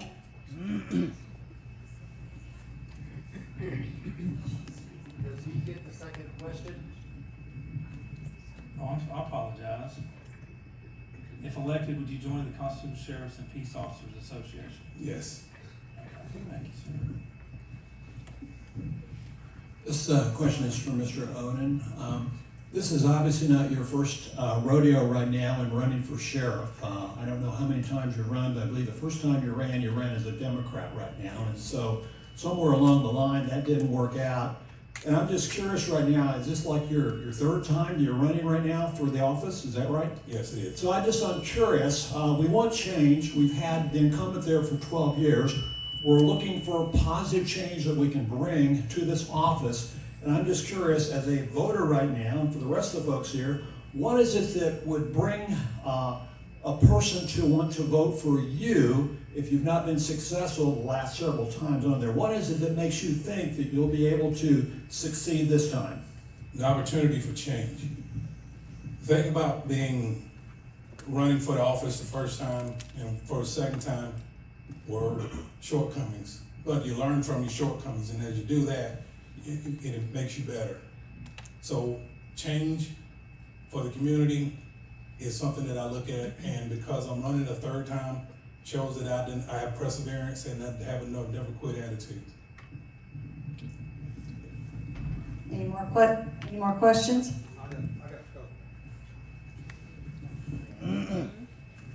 All right, Bristol and Mr. Sankey, I'll start with my first question. You claim to be a conservative, but since 2012, you have only voted twice. Can you explain? Since 2012, I've only voted twice. That's correct. I can remember one time when I was working, and it was, I think it was a primary, but yeah, it was one of those things. I got so busy working, and I told everybody the day before, and I think back on it, I just thought, you get an hour off work to go vote, and I got caught up with everything during the duty day, and I was telling people to go vote, and then, what'd you know, the day slipped by, and I might even worked over, I'm not sure, it's been a few years, and then I looked at my watch, and I thought, because I heard it on the radio, today's the day to vote, and so I did not get there. I'm human, I made a mistake, yeah. All right. Second question. Yeah. What makes you want to run for sheriff of a community that you have no investment in?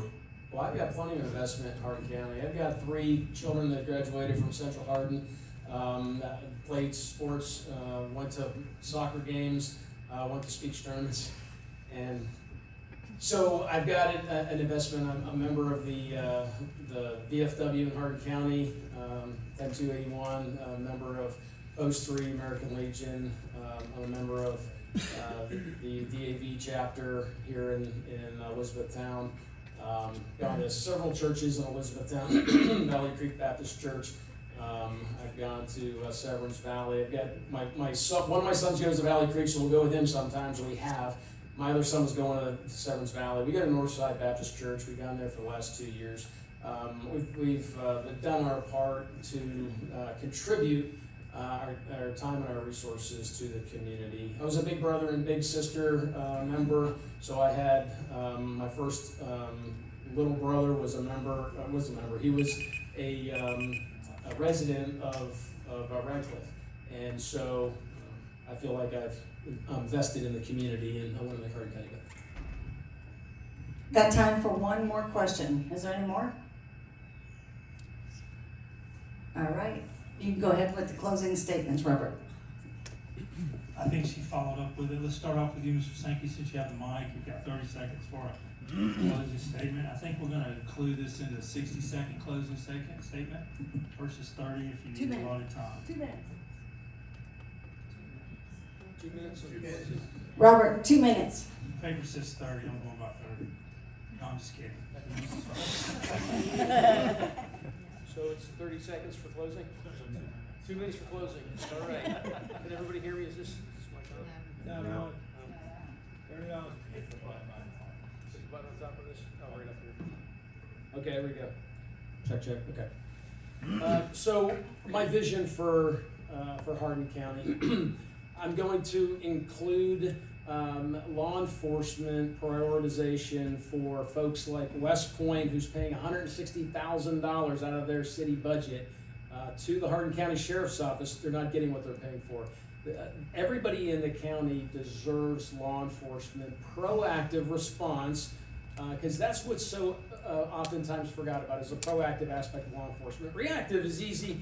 Call 911 and you get somebody coming. But if they're already in E-Town and they're not up in West Point or down in or Sonora, Glendale, then they're not going to get the timely response that they are paying for. I'm also going to push for interagency work, and I look around this country, and all you have to do is look at the news. We have problems. I'm going to work with ICE. I'm going to work with Homeland Security. I'm going to make that a priority. In the first week, I'm going to visit the Attorney General, the Western District of Kentucky, U.S., and then I'm going to visit with the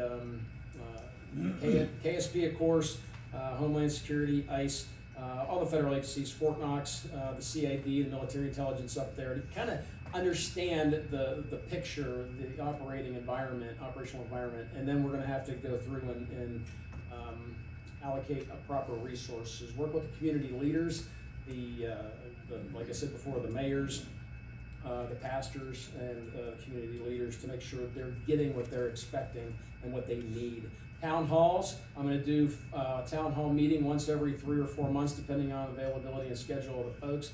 And I'm going to go to you. You don't have to come to me. I'm not going to stay in E-Town. I'm going to get out in the community and talk to the folks that need the sheriff's services. Thank you. Thank you for your time, Mr. Sankey. Now we're here from the county sheriff candidate, Mr. Willie Oden. Please come to the podium for your final closing statement. Thank you all for coming out today. Like my motto is more service, less politics. What I want to do is maintain momentum in the plan. The plan features maintaining road patrols, continuing technology upgrades, keeping deputies in our schools and supporting veterans courts alongside of other organizations. Safety is a priority to me. Our families, kids, and neighbors deserve the best. Safety should not involve personal agendas or influenced by who you are or where you live or personal opinion. Transparency. If elected as your sheriff, residents of Hardin County will meet and learn faces of the sheriff's office because the sheriffs cannot do it alone. Employees will be encouraged to participate in training, innovation, while having freedom to speak up and make an impact on the community. My continual improvements would be, I would make the sheriff's office more accessible, responsive, and inclusive. Actively seeking the grants and other opportunities to make our office efficient and effective for both employees and the public. Foster relationships. I plan to develop a Sheriff's Explorers program, encouraging deputies to spend more time in local youth and participate in opportunities for teaching and mentoring and support in the time of need. I promise to provide the utmost support for victims to ensure that justice is adequately and fairly administered. This means following up with victims and helping connect them to the resources needed to restore and improve their lives. Thank you, candidates. This concludes the Hardin County Sheriff debate. The next scheduled segment is the Property Valuation Administration. I'll start in a few minutes.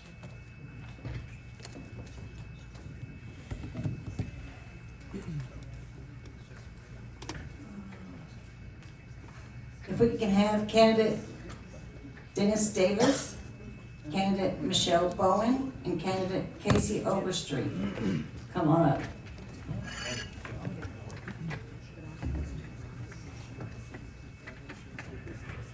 Robert Wilkins again will be your moderator for this debate.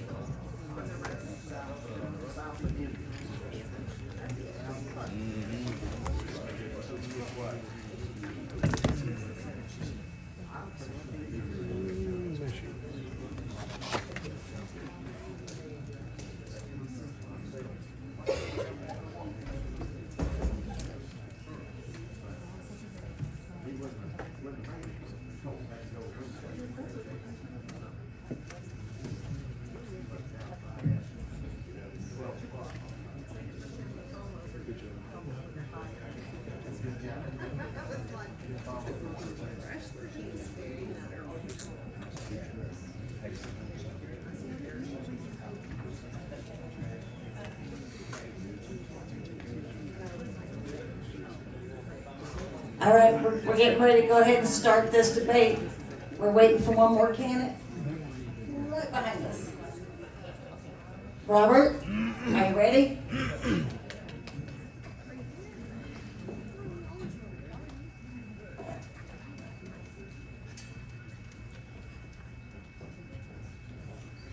Good afternoon. This starts off our PBA segment for the day. First, we'll begin with our PBA candidates, Dennis Davis. Dennis, please come to the podium. You have a 2-minute opening statement, please. Still on from the last guy. Everybody hear me? First of all, I'd like to thank you all for hosting this event. I want to thank the public for attending. I want to recognize my wife for the tremendous help and support she's given me up to now. Full disclosure, I'm not a practiced politician or public speaker, so please bear with me. I'm Dennis Davis. I'm currently employed as a PBA deputy and have been for the last 28 years. I am a certified Kentucky assessor and a senior Kentucky assessor.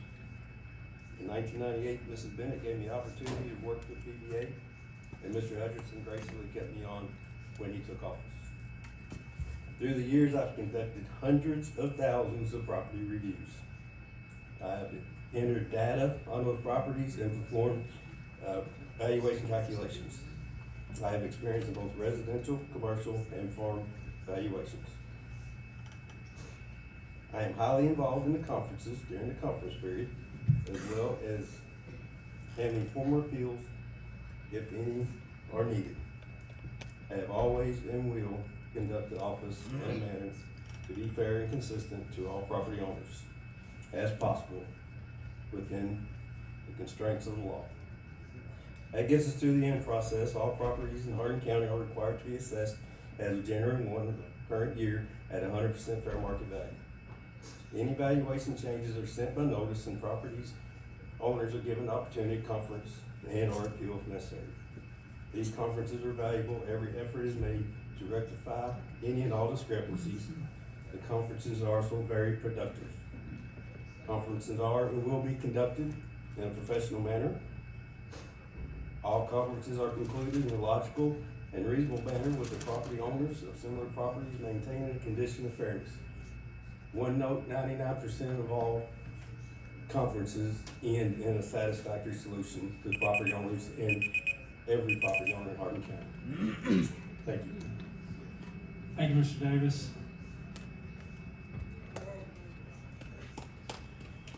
Next, we'll hear from PBA candidate Ms. Michelle Bowen. Please come forward with your opening statement, ma'am. You have 2 minutes.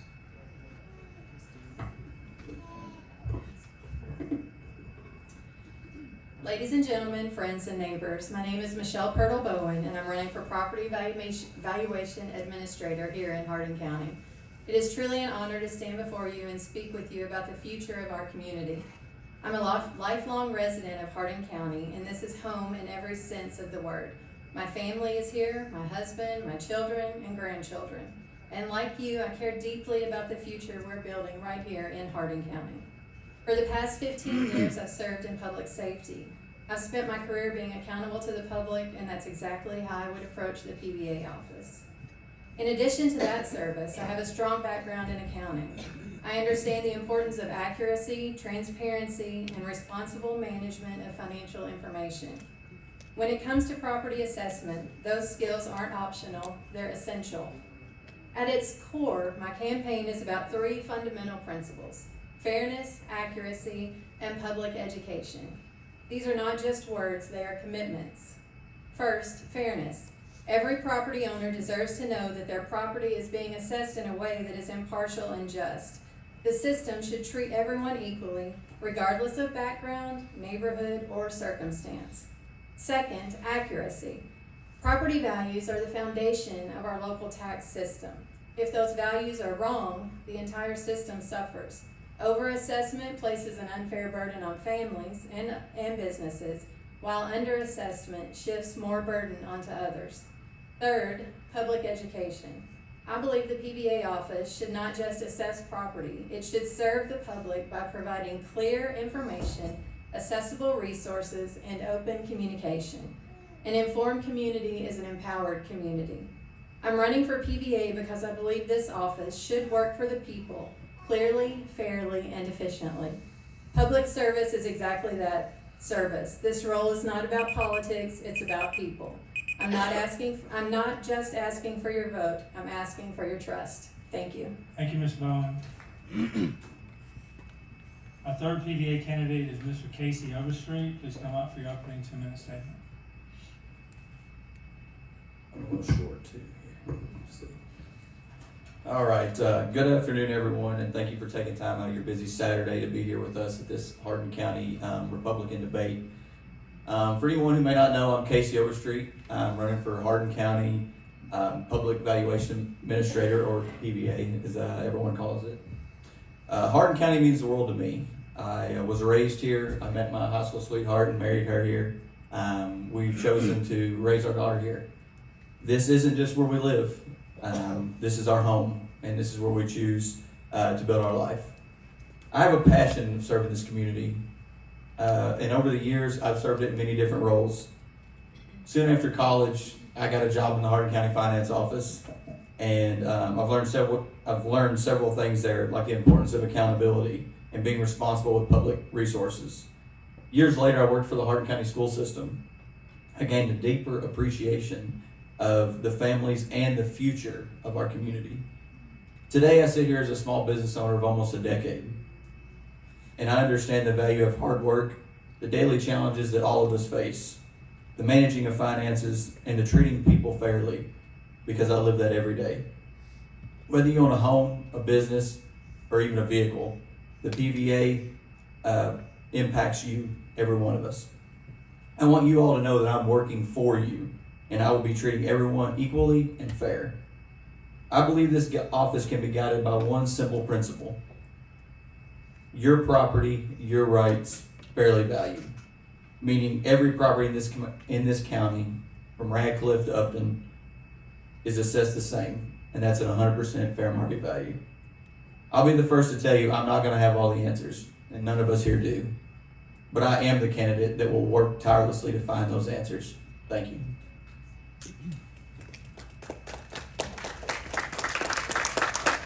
Thank you, Ms. Overstreet. So a lot of your opening statements are going to lead into this first topic. Fair cash value, state mandate, and job accountability.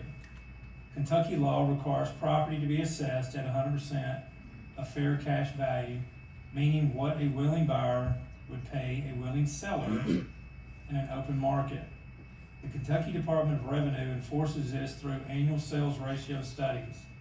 Counties are expected to remain within approximately 90 to 110% based on Kentucky Department of Revenue.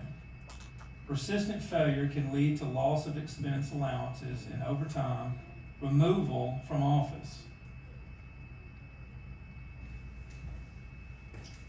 This places the PVA under strict state oversight. I'm going to kind of go off key here for a minute. I've read the 157-page PVA manual. This is not on the question. It's going to be the first one. You guys are allotted $1,366.67 for your first year of training. Most of the public doesn't know that. What they also don't know is they don't realize that in the second year, if you don't hit the mandates, you get voted out of your office by the Kentucky Department of Revenue. What are you going to do about that? How are you going to save this community? How are you going to change the laws of the Kentucky Department of Revenue? Are you going to just keep your job for 4 years? Or are you going to fight it for the first 2? It's a question for all 3 of you. And you can start off, please, sir.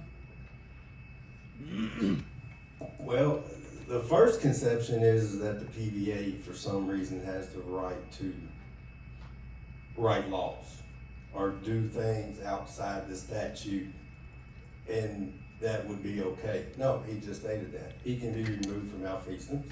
He can be recalled. He can be fined and possibly jailed for fraud. Okay, the tax system is governed by the legislature. All right, so anything change that needs to be made needs to go to the legislation process. Did I just have 30 seconds? Because I could go a long time on this one. Let's give a minute on this one if you guys don't mind. The PVA's only job is to maintain and list properties and make sure that they fall within that 100% market value equation. Hardin County, large county, tough job. We are allowed to work the county, what they call a quad, once every 4 years. We review the property. That's also by law. Once every 4 years. Okay? When new information. Thank you, Mr. Dennis. Sorry. Yeah, I told you I couldn't do it in 2 minutes. But, okay. Casey, we're going to have you follow up next, if you don't mind, please.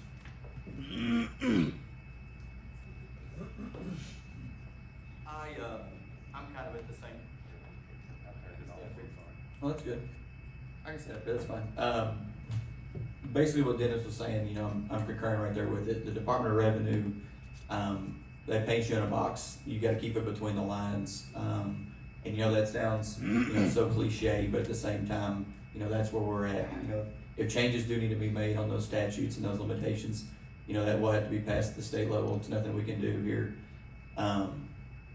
Locally, one thing that I will add that I guess I didn't do my homework on is what Robert over here was saying about the training. I didn't realize there was that number for training every year. I knew that there were penalties if you weren't keeping it between the lines, but I didn't realize that training number was something that we could lose, that dollar amount. So obviously we'll do our best to keep it between the lines because we got to keep training every year. That way we can make sure we're doing this for the betterment of our county. Thank you. Thank you, Mr. Overstreet.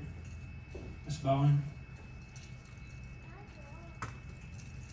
So obviously I agree with my colleagues. We are not policy makers up here. We are administrators of policy that is already written. So following Kentucky state guidelines and applying them uniformly to every property is what we are going to do. It's what we're tasked to do by the Department of Revenue and by KRS. I would use standardized assessment methods, current market data, and regular review cycles to make sure values reflect the market values in our county, and that is how we keep to the percentage that we are supposed to meet under Department of Revenue guidelines. Thank you. Sorry to get off topic, Bobby, but I had to go for the juggler right out of the gate. So this is topic number 2. It's about audits and education and requirements. The PVA office is audited to ensure accuracy and uniformity across properties. PVAs must also complete mandatory continuing education. Failure to comply can result in loss of expense allowances. These requirements exist to protect taxpayers and ensure professionalism. What systems, education, and compliance standards will you use to remain audit ready at all times? Please, Mr. Dennis.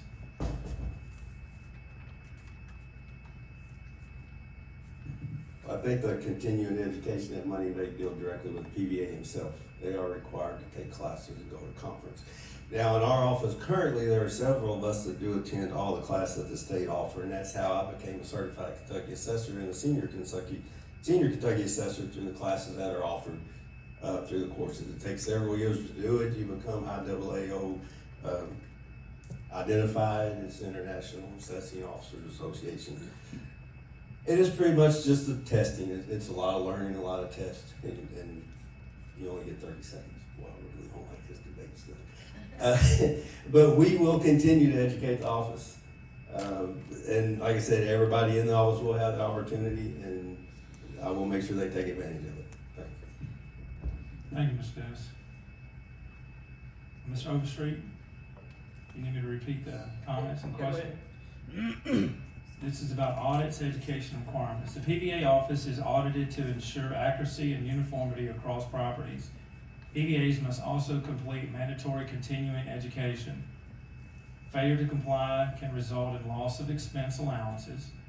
These requirements exist to protect taxpayers and ensure professionalism. What systems, education, and compliance standards will you use to remain audit ready at all times? Okay, so first thing is that comes to mind is you can do mock audits, kind of at all times, keeping our deputies in our office kind of not on the straight and narrow, but making sure that we're following, again, those statutes delivered to us by the KRS. One thing I'll say is I do love the idea of continuing education. I was not one of those career education students. I went to college and I got the first piece of paper I could, and I jumped in the workforce. Continuing education was not something I thought fit for me, but now as I've grown older, I see the bright spots and what that does for us. So anytime that we can get more education, that way we can learn what we need to do on our end. I think we should get our deputies at more education. Those conferences like that Dennis was saying that Danny attends, love to go to that and see what's happening and working in other counties. That way we can maybe learn from them also. Thank you, Mr. Overstreet. Ms. Bowen? You need me to repeat that, ma'am? Yes, please. Okay. This is about audits, education, and requirements. The PVA office is audited to ensure accuracy, uniformity across properties. PVAs must also complete mandatory and continuing education. Failure to comply can result in loss of expense allowances. These requirements exist to protect taxpayers and ensure professionalism. What systems, education, and compliance standards will you use to remain audit ready at all times? I agree with my colleagues that anytime that we can offer education to our employees, it's going to be a help to the entire county. I also don't think that losing funding should be a reason that we do our continuing education. I think that continuing education is important. In my current role at 911, our telecommunicators have continuing education every year. I am the one that facilitates that mandate and makes sure that everybody receives the hours that they are supposed to receive. And most of the time, they receive more than what is required by Kentucky KRS at this moment. So me personally, I would love to give my employees every opportunity that they can have to educate themselves, but also to build relationships with other PBA employees across the state so that we can help each other and figure out what's working and what would be best for the citizens of our state. Thank you, Ms. Bowman. Ms. Overstreet, we're going to start with you first. This is on topic 3, transparency to taxpayers. Assessments can feel unfair if taxpayers do not understand the process. Transparency helps reduce confusion and unnecessary appeals. Clear explanations build trust between the PBA office and the public. What information should be publicly available to explain assessments? Okay, there's a lot to unpack there. So the first thing is, I think, obviously this is gonna sound, again, cliche as I'm the youngest person on the stage, but I feel like we're underutilizing social media. There is no reason why our current government, not just government, but the PVA itself should not be utilizing social media, putting out information to how assessments are made. If we're making a day in the life video of this is how we're going to properties and how we're getting our information to make these assessments when we bring it back to the office. I think we should make more citizens aware of the exemptions that are out there that, we can't necessarily control the assessment that's on our, different people's homes, but if we can get more people that are getting those exemptions, it can lessen that burden, whether it's those that get the Homestead Act at 65 years and older, or those that qualify for a disability exemption. But that's what I think we should really bolster that social media. Thank you, Ms. Overstreet. Mr. Davis, you need me to repeat the topic, sir? Yeah, real quick. Sure. Transparency to taxpayers. Assessments can feel unfair if taxpayers do not understand the process. Transparency helps reduce confusion and unnecessary appeals. Clear explanations build trust between the PVA office and the public. What information should be publicly available to explain assessments? First off, on transparency, is our records are as transparent as they can be. You can come to the office anytime during the week and look at your record personally, and you can look at your neighbor's record if you choose to do so. The valuation of your property comes directly from the market itself. We will look at the sales in the area, see what homes you're selling for, and similar properties in similar locations by law must be assessed similarly. That's that's what we try to maintain. Improvement on that, sure, there could be improvement.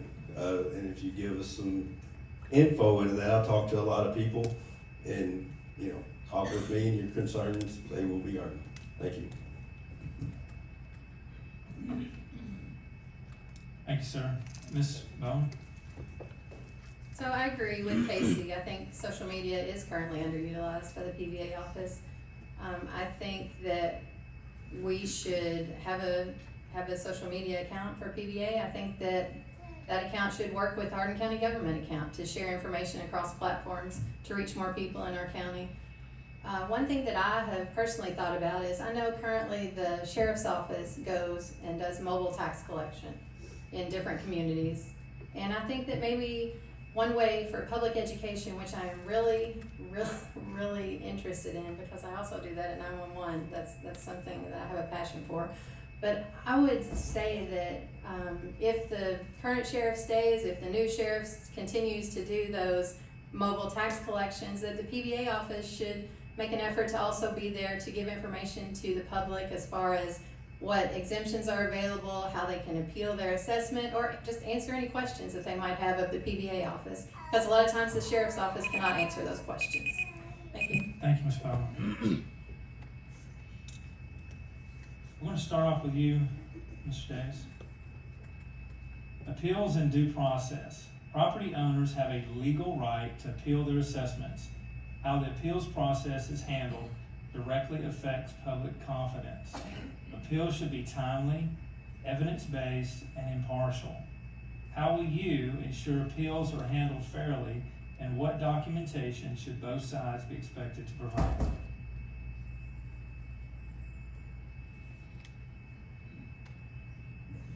Typically, we don't see a lot of appeals.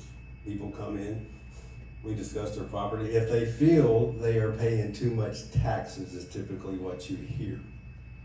PVA does not levy taxes, okay? We maintain assessments, we maintain records. Now, we will, when you come in, work with you if there's discrepancies in your property value. We will sit down with you, show you sales in the area, we'll go over the information. I've done it thousands of times in my 28 years. And typically we'll come to an outcome that is reasonable amongst us all. Now, you gotta remember that we're not just talking about your property, we're talking about your neighbor's property, and we have to build in fairness with everybody in the county. The penny you don't pay is a penny somebody else has to pay. And the state law that you're assessed at 100% fair market value.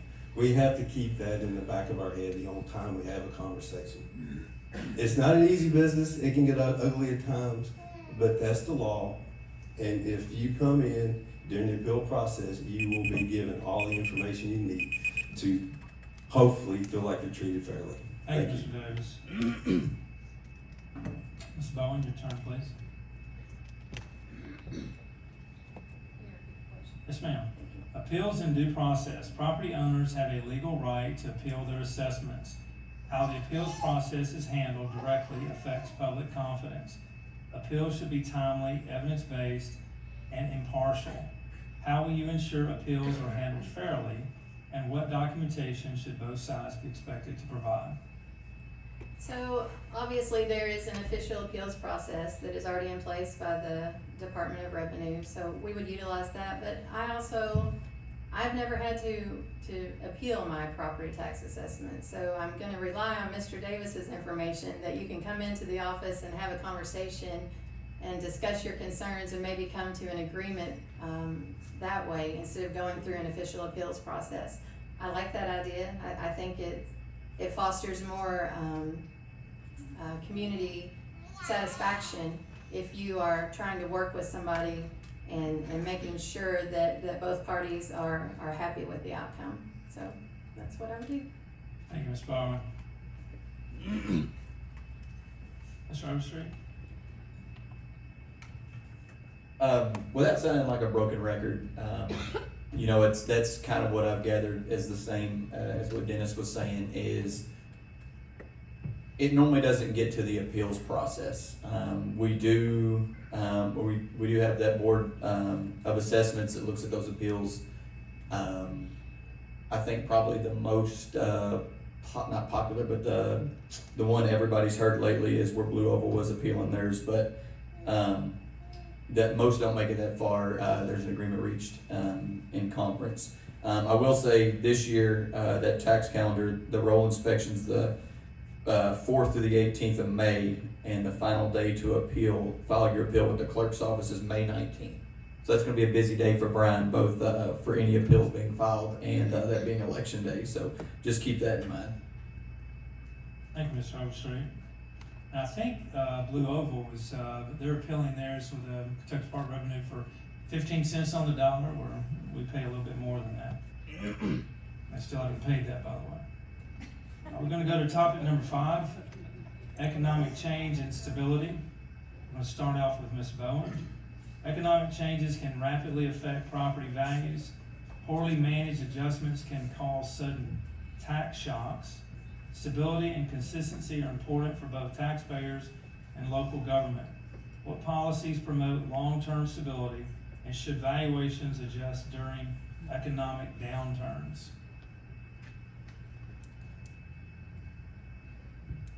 So properties are assessed January 1st of every year. That's the rule, and that is the administrative guidelines that we will follow. Like I said before, following Kentucky state guidelines and applying them uniformly to every property is a way to mitigate any kind of sticker shock, I guess you would say.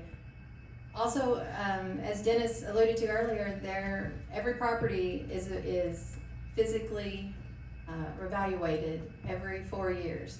So that is, those policies are in place, and I think that following the KRS, administrating the KRS is our duty, not trying to find ways to get around it. So I would make sure that I'm following the KRS and using the policies that are currently in place to make sure that property assessments are done fairly and accurately. Thank you, Ms. Bowen. Mr. Overstreet, you need me to repeat the topic in question, please? Just a question. Sure. What policies promote long-term stability, and should valuations adjust during economic downturns? As a taxpayer, yes, 100%. That would be outstanding in a perfect world. That's just not where we are. Like Michelle said, you know, January 1 is our date that we have to make sure assessments are in by, and you know the market can fluctuate. So a lot of that depends on timing. You know, you can be assessed if you're depending on your quad during a market boom or a market lull. So you know that's just, it kind of stinks, but at the same time, you know, it's a lot about timing. So noticing that they'll all come back. What's the word I'm looking for? Fair market value, where everybody's going to be valued equally, is probably the only thing that I'm going to add about that. Is everybody's going to be the fair market value. Thank you, Mr. Overstreet. Thank you, Mr. Overstreet. Now we're going to be moving to closing statements. Each candidate will have, oh, I'm sorry. You're just as important. Apologize, Mr. Davis. I might let it go because there's a lot of gotchas I built got into you. that question. You know, Hardin County is one of the only three counties, Jefferson County and Fayette County, that does quadrennial reviews, which means we are allowed, we look at your property once every 4 years. It's just too large a county. We don't have staff to do that. You actually get reassessed every year. Your assessment may not change, but you get a new assessment. Once trends are identified, and I will say, against popular belief, I think that Mrs. Bennett was very conservative in her assessments, and Mr. Hutcherson is very conservative in his assessments. And I know I have 30 seconds, I need 3 days. But we look for trends and value your property. If you get a significant increase, you have to look back where you were 4 years ago, 8 years ago, and see what's happened since. I would say, especially in Hardin County, I can't remember a period where property values have lowered. They've all been increasing, and that's the growth of a growing community. So yes, at times you do have to be caught up to fair markets. And I know it could be sticker shock, but you have to look at, you got a little savings 2 or 3 years before. Thank you. Thank you, Mr. Davis. I'm going to follow up on some closing statements. Bobby, do you want to get the public to ask some questions first before we do closing statements, or do the closing statements last? We could do a couple from the audience if there is any. Anybody got PVA questions?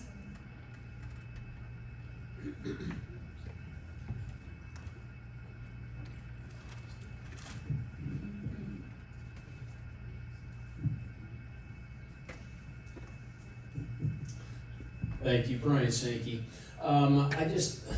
This housing market has been in the last 5 years crazy. I've been here 17 years, and I've seen when we bought our first house, that house 5 years ago was worth $200,000 more. We did a little bit to it, but if the economy contracts, if the market goes down, because we've seen that, we had the bubble of 2007, 8. Do y'all see the valuation of the houses also going down, or can we just always expect they'll either stay stable or increase?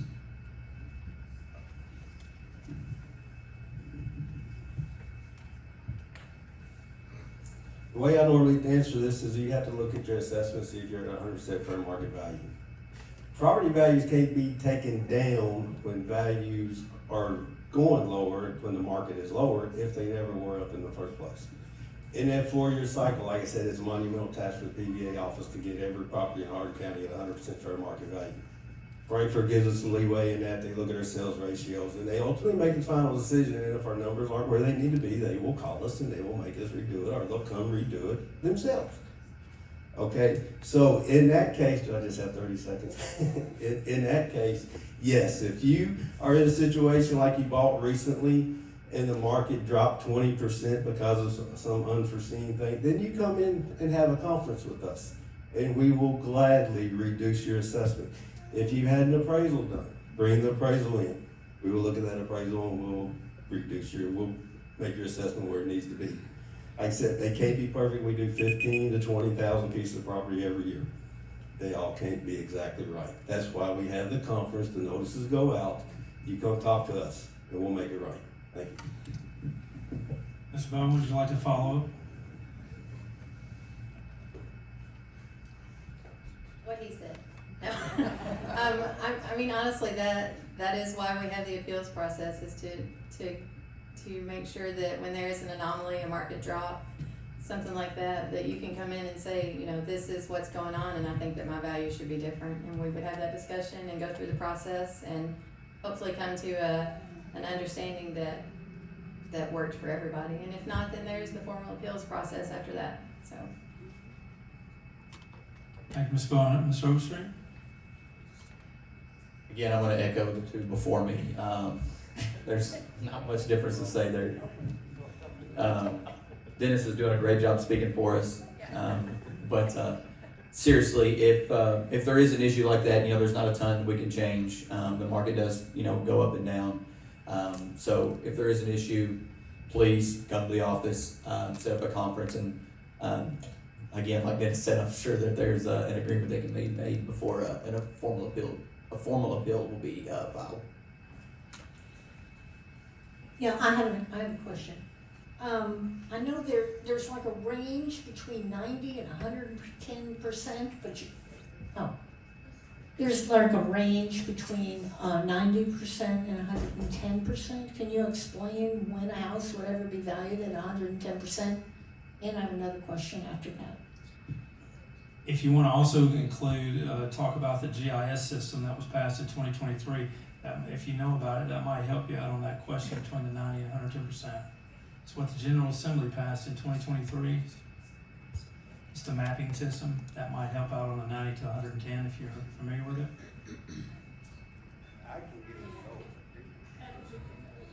Okay, well if you don't.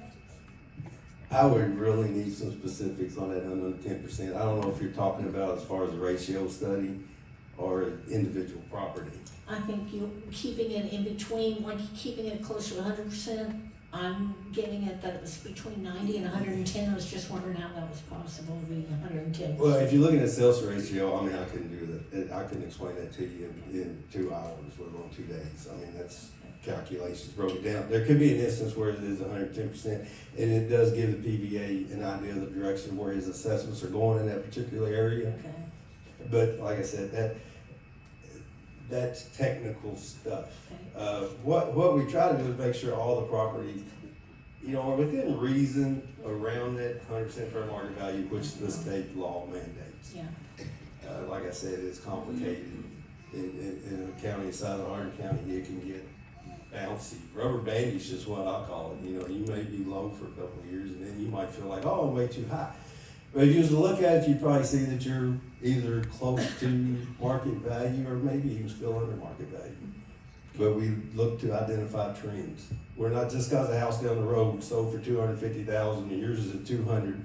We're not automatically going to raise you to $200,000 unless the entire neighborhood dictates that based on trends in the market. I hope I answered it. That's fine. I have one other question, if you don't mind staying there 1 second. Can you define if there is a difference between cash value and fair market value? Is there a difference? Depends on who you talk to. Fair market value is market value. Okay? Now you may get into cash value with people that has rental properties, and they may have a house in a subdivision that is strictly rental property. And it may be worth $200,000 on the market, but this guy that's going to rent it out, he said, I can't give you more than $150 because that's all the income I can get off of it. So you might get in a cash value situation like that. And then these realtors do some cash sales. That's just people outside because they don't have a mortgage. But no, cash value that's outside the market, usually. But market value is fair value as far as the statute is concerned. Okay, thank you. Thank you, Mr. Davis. Does anyone want to follow up on that? I can stand up and say the same thing. The way I understand, and I am not legal currently, but the sales ratio, the 90 to 110%, is not necessarily the value of the property. It's a formula that's used to figure that sales ratio. Is that correct? It's a game. Yeah. So, I mean, it doesn't necessarily mean that your property is valued at 110% of the market value. I think it just means that as a whole, you know, based on this algorithm or formula that the state has, that's how they figure the sales ratio. Right. Any other questions? All right, Robert, you can go to the closing statement. Okay, we're gonna go to the closing statement. Ms. Overstreet, would you like to start out, please?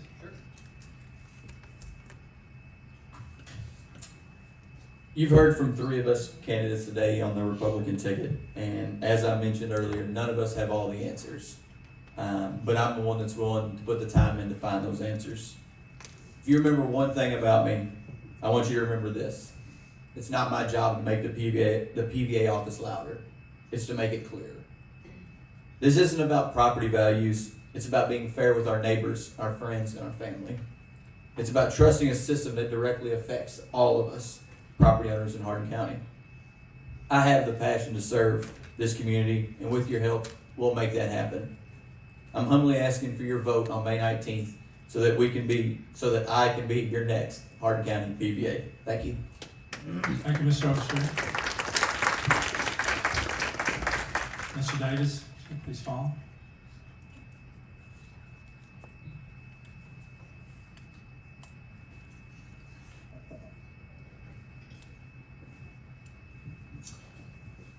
All right, as you head to the polls this year, the only thing I can offer you is 28 years of proven experience and common sense approach to keep this office as professional and accountable as possible. Like I said, there's a lot of things that I lost my entire train of thought.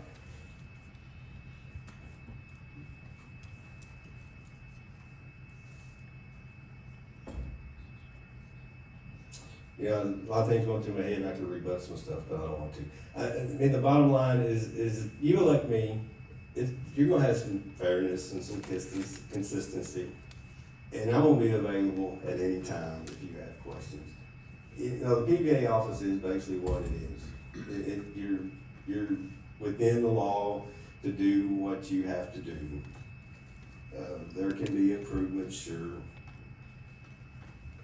but you know, as of right now, I see the office. I will continue the office in the manner it's being done now. And to be honest with you, I guess here's the thing I'm trying to look for is the office is doing pretty well. I mean, I know there's concerns and I know there's complaints, but I know how the office works and I know what needs to be done.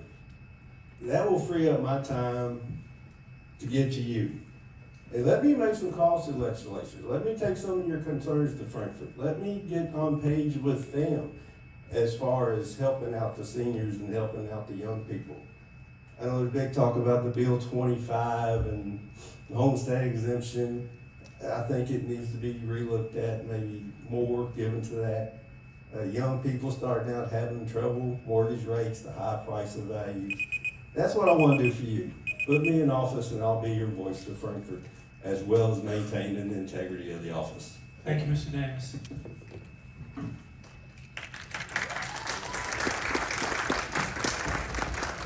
Ms. Bowen? Thank you again for being here today.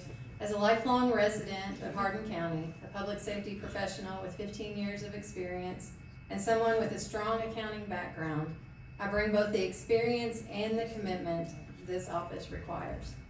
I'm not just asking for your vote. I'm asking for the opportunity to serve you with fairness, transparency, and accuracy you can trust. I would be honored to have your support. And if you would like to know more about my campaign or have any questions, I'm on Facebook, Michelle Bowen for Hardin County PVA. I would love to hear from you. Thanks. Thank you, Ms. Bowen. gonna wrap up our time with PBA candidates. You guys wanna come on with it?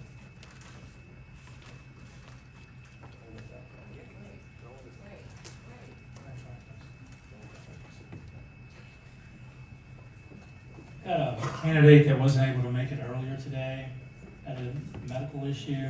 We're gonna allow him a couple minutes to come up and introduce himself. His name is Josh Calloway, and we're gonna take a 5-minute break from there.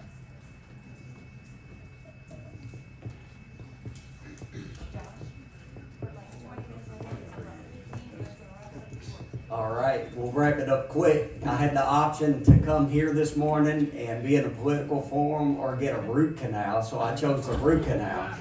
It was definitely less painful than being here, I'm sure. So, no, I had some tooth issues, and I've been fighting it for 3 weeks. And about 2 o'clock this morning, I decided I wasn't going to fight it any longer after today, and found somewhere to get in. So I apologize for not being here. But I'm Josh Calloway, state representative in the 10th district, which means that I cover all of Breckenridge County, and then I also cover part of Hardin County. So basically Rineyville, Vine Grove, and Cecilia.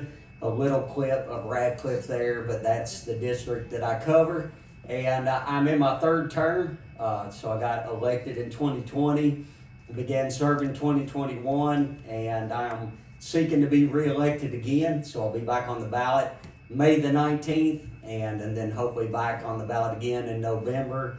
And I've truly enjoyed being able to serve the people. There's been a lot of things that have happened since 2021, and we are in a Republican supermajority, but that doesn't always mean that we do the right conservative thing. And so I have tried to be a conservative voice to represent this district well, with a focus on faith, family, and with focus on freedom, and making sure that we preserve the foundational principles that made this nation great, not just for us, but for the generation that is coming behind us. And that has been my focus.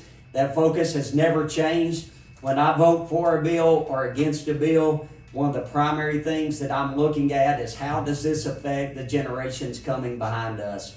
And I think it's vitally important that we do that. I serve on the Education Committee. I'm also on the Economic Development Committee, and then I serve on the Elections and Constitutional Amendments Committee. And those are the 3 committees that I've been on.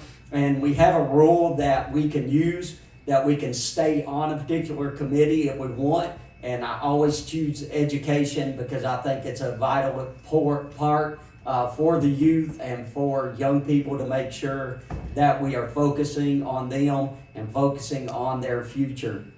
Other than that, we are about to close out our legislative session. We have 2 days coming up next week on Tuesday and Wednesday.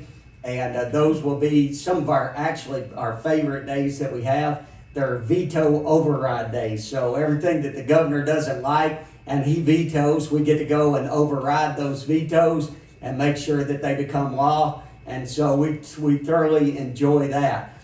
This has been a budget year, and there's been a lot that has transpired with the budget. Some of you have probably heard some of the things that have happened with the budget. Unfortunately, the budget usually gets passed about 11:30 p.m., the final night before the veto period, and we get to see the final version of it then. And so it makes it hard sometimes to know exactly what is there. But there were some good things that happened for Hardin County and Breckenridge County as well. So we're excited about seeing some of those projects come to fruition in the future. I don't know if Steve or anybody spoke about that earlier, but we are excited about those things as well. Have 5 children that I've raised in Breckenridge County, attend the Pleasant View Baptist Church. I'm the music director there. I'm also the director of a transitional living home there in Breckenridge County, where we focus on 18 to 25-year-old young men that are coming out of the system, whether it be jail or coming off drugs, coming off the street, and that need stability. We put them through a program and help them get on their feet, and it's faith-based as well. So we introduce them to church and the Lord and give them the opportunity to make faith decisions. And we truly enjoy doing that. We have 5 grandchildren as well. And we just found out yesterday we have another one on the way. So we have one that's going to be here in August and one that'll be here in October. So we'll give us 7 grandchildren. So that's the best part of life, really. I can't think of anything that's better than that. We truly enjoy all of our family. We go to church together. We all live in the same community. And I'm truly a blessed person. And I've been blessed to serve you. And I'll be honored to be able to continue doing that in the future. So I'd ask you for your support May the 19th. To remember us if you live in our district, if you have friends or family in our district, to encourage them to support us and let us keep fighting the good fight. Thank you. Hey, Josh. Josh, does anybody have a question for Josh before we take a break?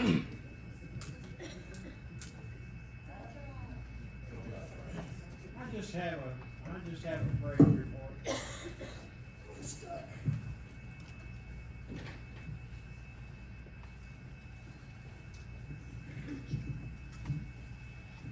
Josh, I just want to thank you for being who you are for the last 3.5 years, and every time I've called you and asked you if you could do something, you've stepped up to bat. Thank you. And I really appreciate that. I want everybody here to know that, and everybody that's in your district, that you are a people person. You are who you say you are. You are a good Christian. You are a good family man.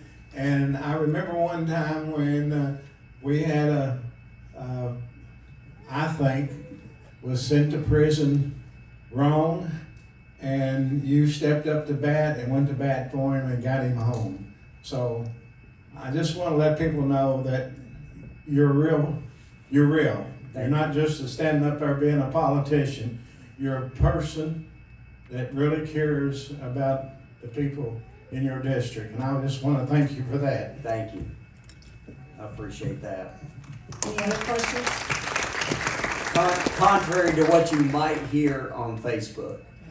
I just want to say thank you because you're always there at the last minute when we need you. So you're awesome. Thank you. We will take a 5-minute break, and that'll put us just maybe a few minutes early for the magistrates.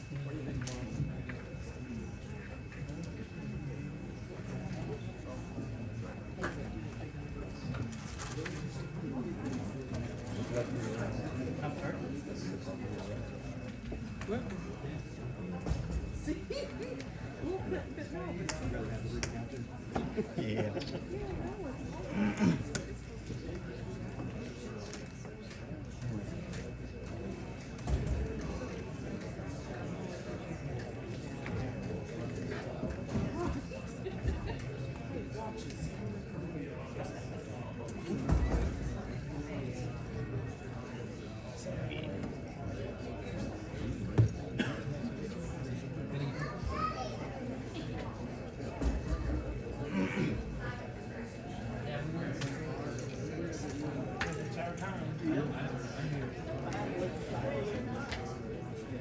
Hey, be nice.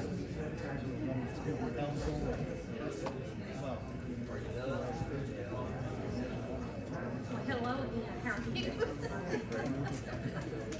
Life likes academics, I like sports and academics together. Leadership is good. He's used to having me tell him what he is. She kind of grew bigger and that was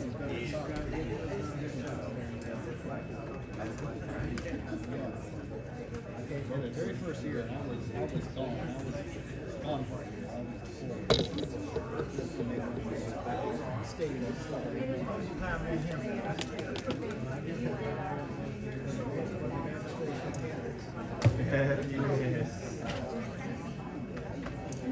sometimes I just want to talk to us.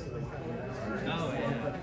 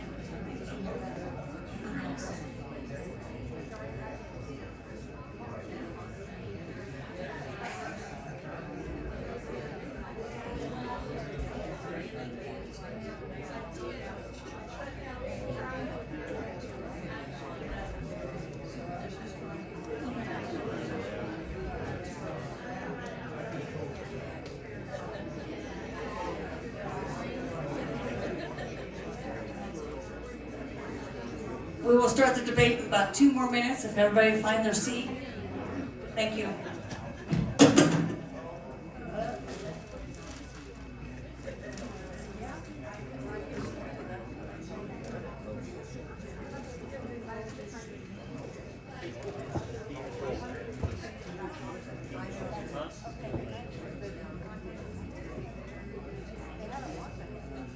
You ready?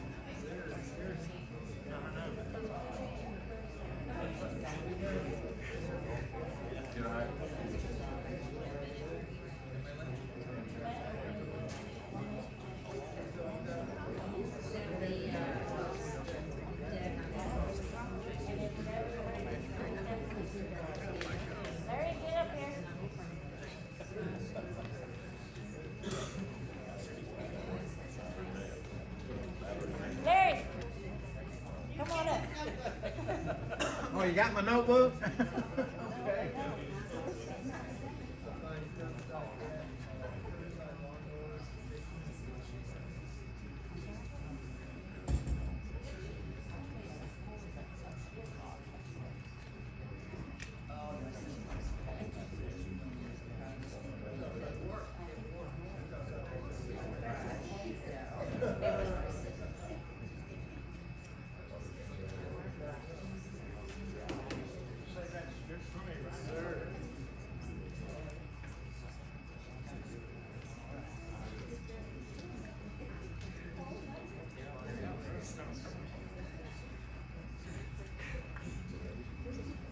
All right. Next scheduled segment, we'll be focusing on the magisterial district candidates. They don't have to hear their name because they're already up here on the stage. Jen Ayatt will be your moderator for this debate. Go ahead, Jen. Good evening. My name is Jen Ayatt. I'll be asking questions for the magisterial segment. I'll review the rules. We have 2-minute opening statement, 30 seconds, no, 1 minute, 1 minute to answer questions, and then a 2-minute closing statement at the end. So we'll begin with District 4. Can y'all hear me okay? Good. Magistrate Fred Clem, please come forward for your 2-minute opening statement. Good afternoon, and thank you all for coming out this afternoon. You hear me now? Okay. Thank everyone for coming out, and I think with all the candidates up here, we lost half the crowd from looking around. My name is Fred Clem, and I would like to share a brief background summary as an introduction. I'm seeking re-election as magistrate representing District 4 on Hardin County Fiscal Court. I serve currently as a Judge Executive Pro Tem, Chairman of the Finance Committee, and also the Chairman of the quarterly town hall meetings that we have. I served 4 years in the United States Air Force, and during that time, I spent 15 months in Vietnam, 1967, 1968. I worked in the insurance field for 48 years. In the last 20 years of those 48 years, I worked for Farm Bureau Insurance Company, and I retired from them. I've been married to the love of my life for Connie, who's in the crowd, for 56 years. And she was a registered nurse, well, she is a registered nurse, as she reminds me all the time. You're always a registered nurse. And but she retired from Harbor Memorial Hospital, where she spent most of her career in the emergency room. We have one beautiful daughter, Laura Hess, who's also here today. Laura works as a speech language pathologist at Hardin County School System. She is married to Matt Hess, an attorney and a partner of Bell Hess and Van Zandt here in Elizabethtown. Connie and I worship at the Emmanuel Baptist Church here in Elizabethtown. We've been active members there since 1977. And also, be remiss if I didn't mention two wonderful grandsons, Tanner and Sawyer Hess. I want to thank the HRP and my fellow candidates for this opportunity, and I look forward to our discussion this afternoon. Thank you, Magistrate Clem. Next, District 5, Magistrate Aaron Pennington. First of all, I just want to introduce myself. My name is Aaron Pennington, currently the magistrate for the 5th District, which is pretty much downtown Newtown. It's been an honor to serve everybody in that district for the past 4 years, well, 3.5, I guess, at this point. I've taken my role seriously. I've done the due diligence. I've done the work. I'd like to say that there's probably not too many more people that would outwork me in anything that I set my mind to. Currently, I am a owner and operator of multiple businesses, a real estate business here in town. Also, I am married to my wife, Brooke. We have 2 beautiful children, Audie and Ari, and they are the reason why I do everything that I do. I take everything that I would do for my own family, my own house, my own businesses, and I apply it to fiscal court. I'm extremely fiscally responsible. I make sure that I apply the same principles, and anything that I set my mind to at court is something that I would apply to my own household and that's obviously in fiscal responsibility, but also looking at the future. What is going to be right for my family, for my house in the years to come? That's the way I treat fiscal court. I have enjoyed being able to work with the fellow magistrates. I know we all come from different walks of life, different lifestyles. It's been nice to be able to get to know other people, but also it's been really nice to understand and view or see things from a different viewpoint on fiscal court currently. So I look forward to sharing more years with some of those members and potentially any other new member as well. Thank you all. Thank you, Magistrate Pennington. Next, candidate Wayne Ray.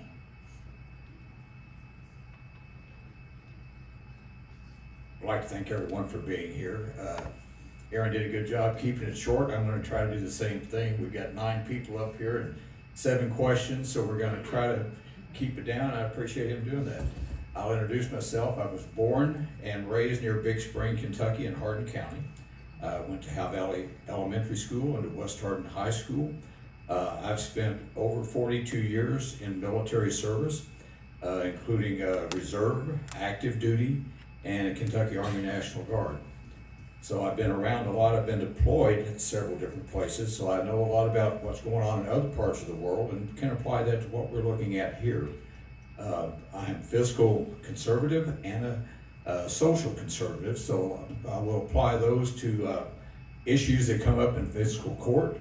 I've sat in on some of the activities there and watched how it's being done. I disagree with some of the decisions that are made. That's why I'm running.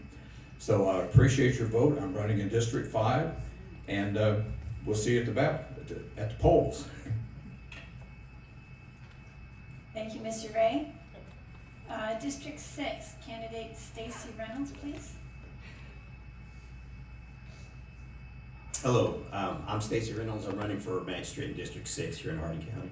I'm a lifelong Hardin County resident. Was born here, raised here, went to county schools, even spent time on this campus when it was ECC. For the past 25, 26 years, I have been a small business owner right here in Hardin County, multiple different businesses. When you run a small business, you learn how to solve problems, manage budgets very carefully, lead people, and make tough decisions using limited resources. You understand that every dollar matters. You learn to pinch pennies, stretch dollars, because you know every one of them matters. And your employees, they depend on you in order to earn their living. You also learn to listen to people, earn their trust, stay focused on results. And that's why I believe small business experience can be such a strong foundation for public service. I've been in the private sector for 25 years. I'm wanting to do a little bit more. I'm wanting to move into that public service. Local government works best when it's led by people who know how to serve, how to lead, and how to get things done. I will fight for you and your interests and your tax dollars. I will strive to keep you informed every step of the way. And I think that's very important because I think we all deserve to know what's going on in our local government. I'm focused on bringing more to the table than most people are willing to do. And that means a larger commitment of my time. I don't look at this as a part-time job. I look at it as a full-time job, and we need to be dedicated and treated that way. It's time to expect more from our county government, and I'm going to give you that. I'm going to give you more than you expect from your magistrate. Thank you.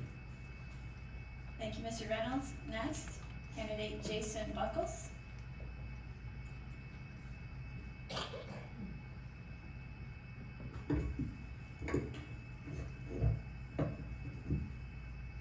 Good afternoon, everyone. I have a whole new respect for people that put their name in the hat and seek office. It's been an experience. My name is William Jason Buckles. I'm running for Magistrate District 6. My wife and 2 young daughters, back there on the back row, grinning at me right now. We reside in Glendale, Kentucky, on the family farm. I'm a lifelong resident of Hardin County, save a few years that I spent at EKU. Professionally, I'm a retired firefighter from the city of Elizabethtown, 21 years. I currently farm, and more recently, I have rostered for the new Kentucky USAR Task Force Team 2. I'm a 36-year veteran of the fire service, namely the Glendale Volunteer Fire Department. I'm currently the assistant chief there.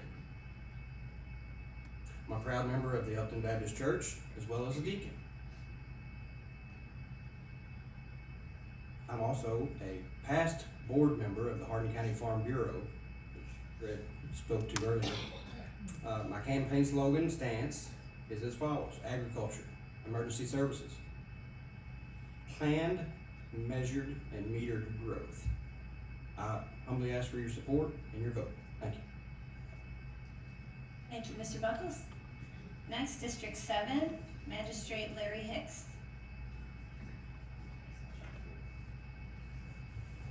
Thank you all for being here today. Thank the Republican Party for putting this debate on. My name is Larry Hicks. I think everybody here already knows me. I raised 7 children, 2 grandsons.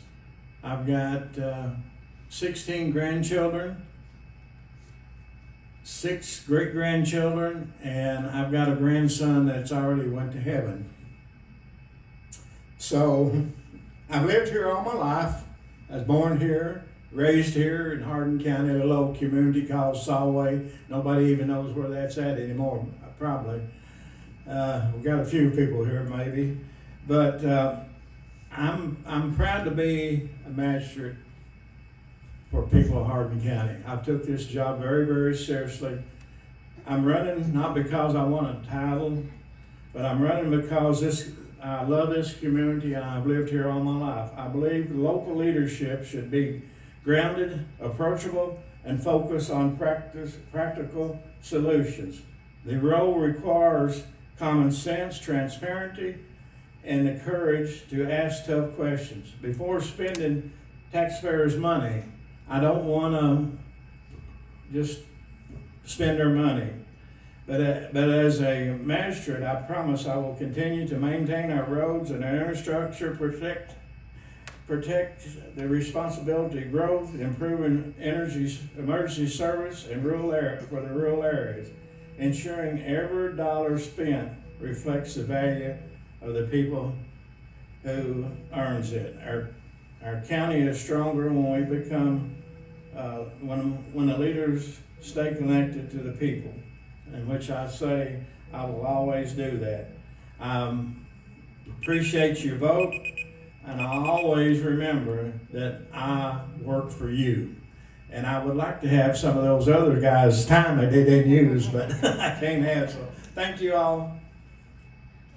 Thank you, Magistrate Hicks. Next, candidate Robin Geary. Am I pronouncing that correctly? Geary? Is it Geary? Okay.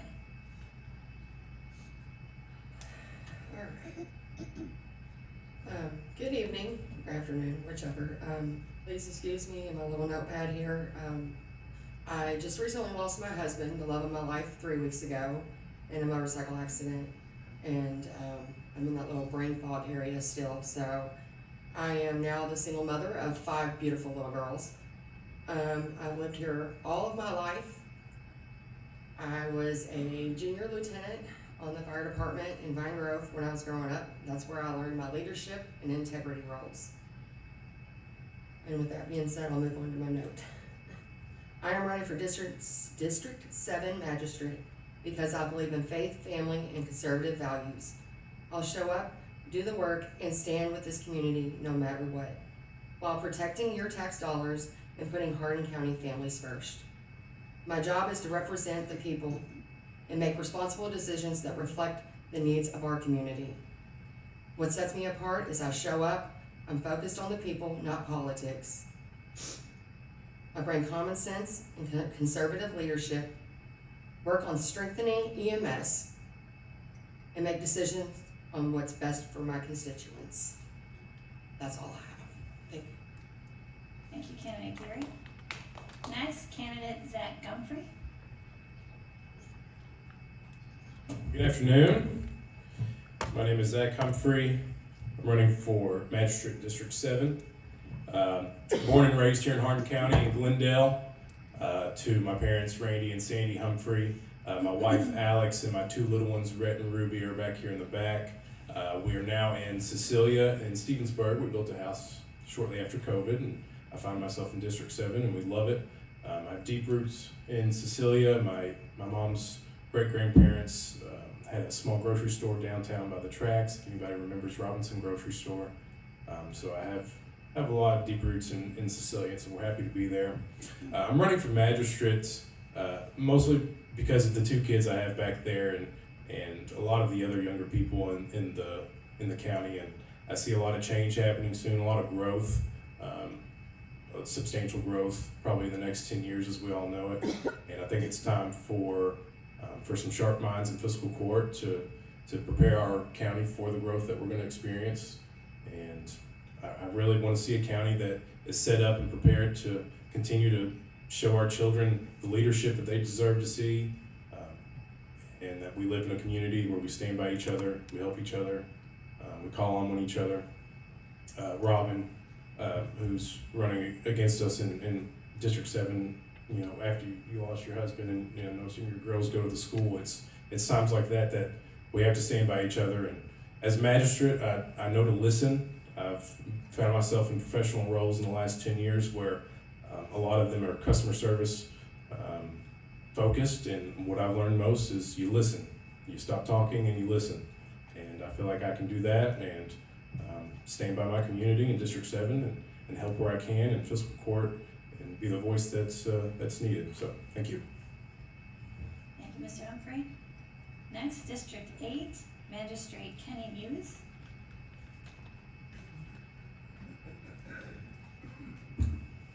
Good afternoon, everyone. Thank you for being here. For those who don't know me, I'm Kenny Muse. I'm running for re-election for magistrate for District 8. I'm a lifelong resident of Hardin County. I went to Ronnieville Elementary School, went to North Hardin and graduated. I've been married 32 years to my wife, Roselle, and she's sitting in the back. And we have 3 kids, 1 girl and 2 boys. After North Hardin, I went to Western Kentucky University, got a degree in civil engineering technology. And after that, I went to the University of Kentucky, where I got a master's degree in civil engineering. I retired from Fort Knox in January of 2022. The last 15 years I was there, I was chief of the Operation and Maintenance Division. To do that, I managed all the maintenance repair at Fort Knox, to include the utility systems, water, wastewater, stormwater, and natural gas. And to accomplish that feat, we managed approximately $66.5 million worth of contracts. I also had 17 personnel working under me. The reason I'm explaining my past experience, I believe that's a good resume to be the magistrate of Hardin County. The last 3 years as magistrate, we've improved our emergency services, we've improved our roads, and we've done that without increasing our property tax rate. I do consider it an honor and a privilege to be your magistrate, and if you agree with our accomplishments, I hope you vote for me for re-election. Thank you. Thank you, Magistrate Muse. And next, candidate Jonathan Breeding.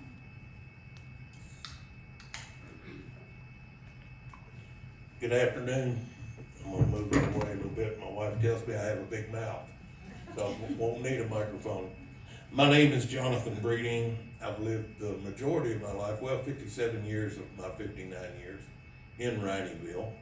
I am married to the love of my life, Stephanie Breeding, who is principal at Rineyville Elementary. She and I both attended Rineyville Elementary and North Hardin High School. I have a son, a grown son. I have a step-grandson and a 5-month-old grandson and a soon-to-be daughter-in-law. I come to you today running for magistrate in order to provide District 8 with sound Christian morals, conservative values, and common sense. It's my plan to always represent District 8 with transparency and full disclosure.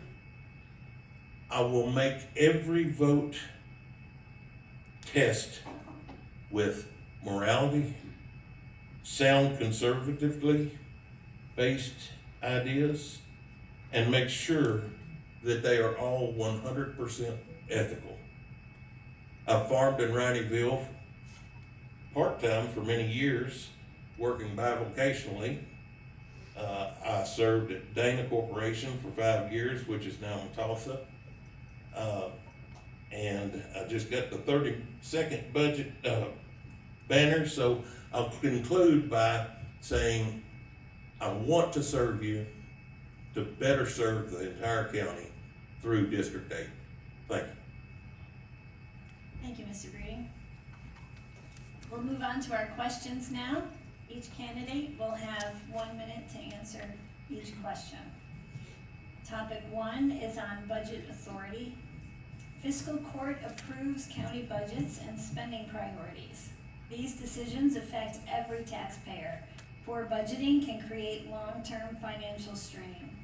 Starting with Magistrate Fred Clem, you can come up and spend your 1 minute on your answer. Question number 1.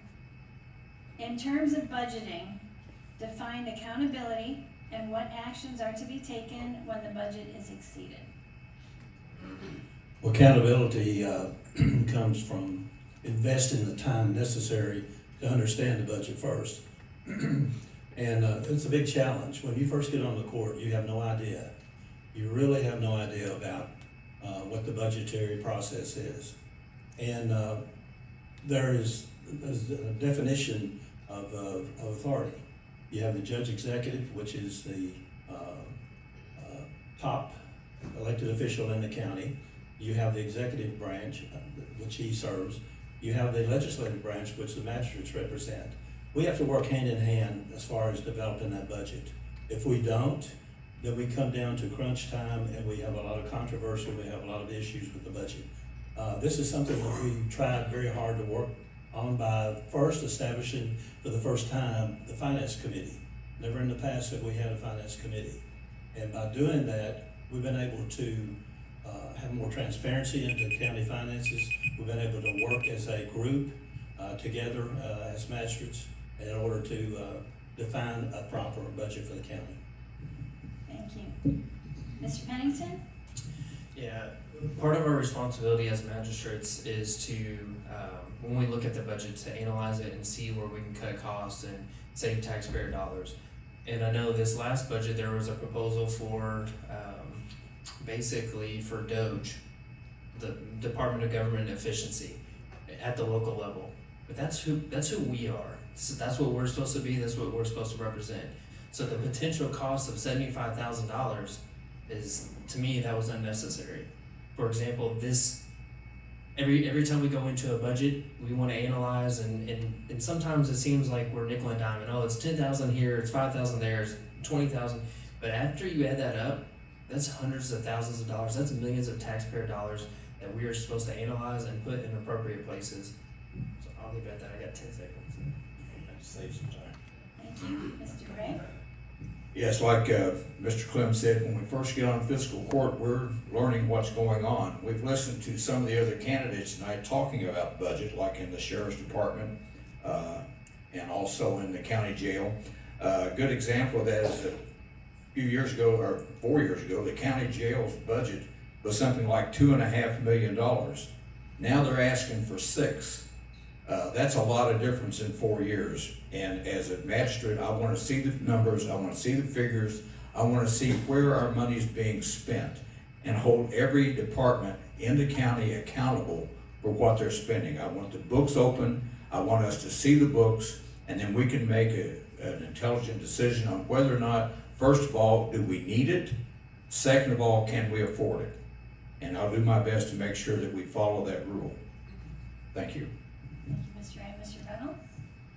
Would you repeat it, please? In terms of budgeting, define accountability and what actions are to be taken when the budget is exceeded.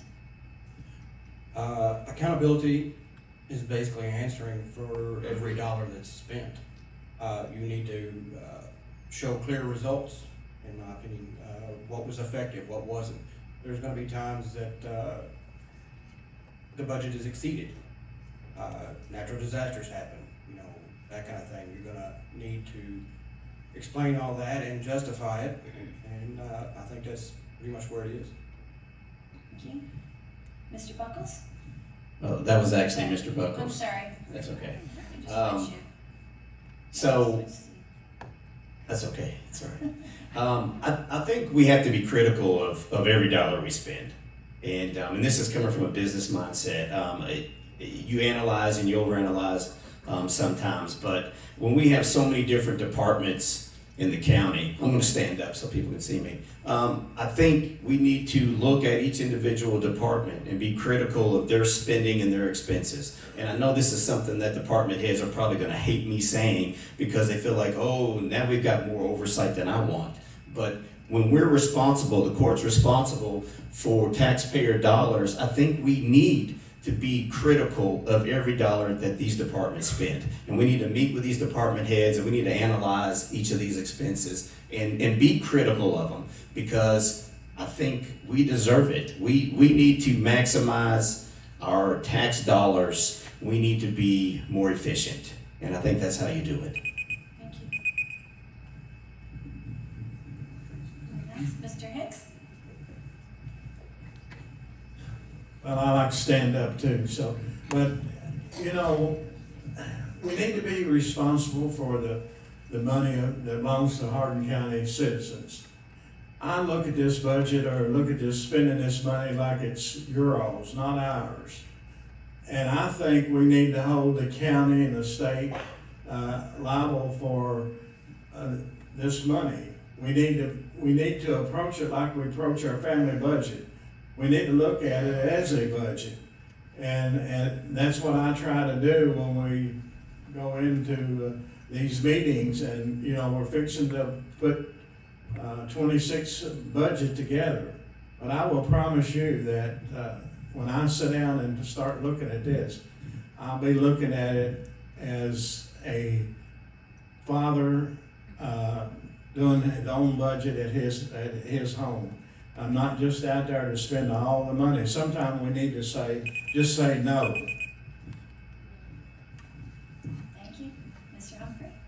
Accountability as far as finance goes, especially on the county level, is going to be transparency between departments, between department heads, the fiscal court, and judge exec. So the communication that has to take place can be monthly, it can be quarterly, but it has to be set in stone. It has to happen every time. That way everyone's on the same page. We all know that businesses can waste money on, we'll say, paper. And over the course of 6 months, there might be 3 or 4 boxes of paper that hasn't been used in the back closet that no one really pays attention to. Someone mentioned Doge on the federal level. Sometimes it's necessary to come in and kind of break down the books and see where money might be wasted, where it's not being spent properly. And I think the transparency between heads and the fiscal court, if we all communicate and we're open and fine to look at the books, no one should be offended at that, then we can always be ahead of it and spend the money wisely, because at the end, this is taxpayer dollars. This isn't just fun and games. Thank you. Mrs. Gary? I also agree with everybody on the transparency between the directors and the fiscal court and the department heads.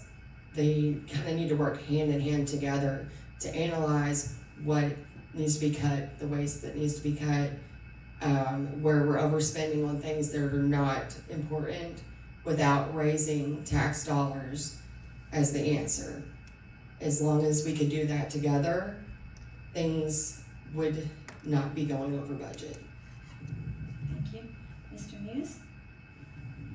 Yes, I believe that our budget is one of the most important jobs we do as magistrates. We try to review with department heads what their needs are versus what they would like or wants. I know the last couple budgets I voted against it because there were some, in my mind, there were some wants. And, you know, maybe it was 5,000, 10,000, 20, whatever, but as Mr. Pennington said, they all add up. So, yes, we need to review them very carefully. I believe each of the magistrates have taken that job seriously, and that's the best we can do. Thank you. Thank you. Mr. Brady? I feel that the budget, of course, is the most important part of the magistrate's job. Most importantly, the public safety portion of the budget. We must deal with our public safety first. That's where our first dollars need to go. But moreover, we need to spend those dollars like we as magistrates had to earn every one of them. Just like I spend our $250,000 budget on our farm, like I had to make that money. I want our magistrate base to work in the same sense. Thank you. Topic 2, contracts and oversight. County contracts can last many years. They bind future taxpayers to today's decisions. Strong oversight protects public funds. Starting with Aaron, what standards govern contract approval, and what are the repercussions for underperforming vendors? We actually just recently had somebody that underperformed. So a couple years ago, when we were looking at getting new ambulances, we were in a state of emergency because we had several that were wrecked. We needed to get some, so we did put out an emergency or executive order to get new ambulances, and it was supposed to be delivered within a year. They weren't. They weren't delivered within 2 years. So we actually canceled that recently in one of our most recent fiscal court meetings, and that came from the Emergency Service Committee. But ultimately, the point of analyzing the contracts, number one, making policy for that is sending to the county attorney to make sure we're within legal means, make sure we're gonna be protected no matter what. But our oversight is to always analyze and forward thinking. Obviously with my kids, I think, how would a decision that I make today affect them in 10, 15, 20 years?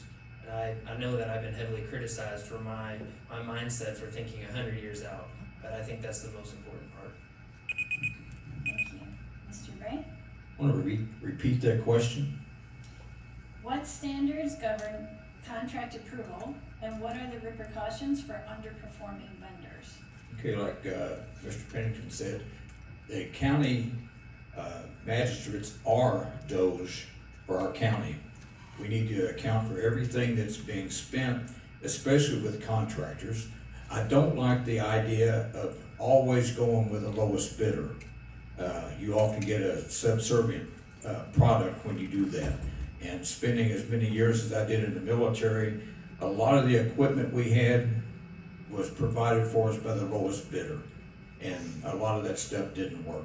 So we need to stay on top of who we're giving a contract to. And like I said, go through the county attorney. And if someone does underperform, we need to be sure that we have provided a penalty for that. If you're supposed to have something to us in 90 days, for every day that you go beyond that 90 days, there needs to be a penalty, and we can save money by staying on top of that. Thank you very much.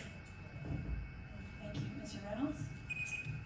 Yes, I know sometimes you'll get some cost savings for doing long-term contracts, and so I'm not necessarily against doing long-term contracts, but you better have the foresight and the vision to see how that's going to impact the county down that long stretch, and I think that's very important. I'd like to see us make sure that we've got language in those contracts that protect us when we've got vendors who basically don't do what they agreed to do. And I think this is an issue we've seen, unfortunately, where contracts, especially maybe some developers who are supposed to be finishing out some of these roads in our developments, and our citizens are left with subpar roads because the developer never went back and did what they were supposed to do. And so it puts the county and our citizens in this crunch here. Who's going to fix it? Who's going to bring us up to standards? Thank you. Mr. Buckles? This brings into my mind the 8-year contract with, at the time, was Red River Waste, who not too long after that declared bankruptcy. I'm not complaining about the service, but the 8-year contract I think was a little too long. There were some safeties built into that contract from what I understand for non-performance, but they've been performing. The downside of that, an 8-year contract pushed everybody local away. Now, there's a few, you've got Republic, Santec, are they still in business? But they're not seeking that market anymore because of the 8-year contract, so. Thank you. Mr. Hicks? Well, I think the department heads, the magistrates, the Judge Tall, the last 3.5 years, we've done a real good job on staying on top of all this, making the contractors do what they say they would do. One, for instance, is we had a road that was recently blacktop, and then they put a water line in on it and messed up some of the blacktop. We made the contractors go back and take care of that. So I think we do a good job of taking care of the contractors, making them do what they promised to do. And as far as myself, and I'm sure all the other magistrates, we stay on top of that and see that the county is not taken advantage of. So I think we do a good job. Thank you. Mr. Humphrey? You repeat that question. What standards govern contract approval, and what are the repercussions for underperforming vendors? So the standards, I know some of these answers are kind of drifting away. The standards, our county attorney's job is to look through contracts with a fine-tooth comb. That's what she does right now. She does a great job at it. When we get contracts and agreements with contractors we'll go to roads to pave 100 miles worth of county roads for us, and they miss their deadline by 30 days. And that contract, we're way ahead of it. They know that you're either fined or something's going to change with this contract and our relationship with you as a vendor or a contractor because you haven't done what you told us you were going to do. It's here on paper, and we've all looked at it. I'm a contractor myself. I know that when I don't do the job right, I don't keep the job. And likely that person that gave me the work to begin with does not call me back. So on a county level, we work with vendors and contractors that we trust, and we offer opportunities for other quotes and opportunities to bid on larger projects, but we have contracts for a reason, and we stick with them. Thank you. Mrs. Garrett? I feel like we need to assess any and every contract with a fine-tooth comb to see if they're upholding their duties to the contract, if they're even beneficial for our county anymore. What may have been beneficial 2 years ago may not be working anymore. We need to go through all of those, because with the contracts, that's money out of our pocket, out of my pocket, out of your pocket, their pocket. And if they're not working for us, then we need to terminate them. We need to find contracts that work for us now and for the future. Just because it was working yesterday doesn't mean it's still gonna work today. That's what I think. Thank you. Mr. Muse? All of our contracts with the county are reviewed by our county attorney. She reviews them very carefully before we approve them. We talk with our department heads who submitted the contract or request for contract to see if it's up to what they want. We've not always selected the low bid. I know one contract we did not select the low bidder because of past performance. We do. Hardin County 1 works for us, and they hold a retainage on the contractor until he's complete. So we try to enforce that they do what they're supposed to do. Thank you. Thank you. Mr. Green? First off, I don't think any contract should be signed off on by an elected official that the contract lasts longer than that person's term. I just think that's bad business. An 8-year garbage contract when it's a 4-year magisterial term, you leave the next guy holding the bag. The integrity of contracts should be scrutinized by not only the county attorney, but by every magistrate. We've got common sense. We can look through a contract and we can see fluff and buff and misguided ways throughout that. So I just think the limit of the length of contracts and more scrutiny on the contracts. Thank you. Mr. Glenn?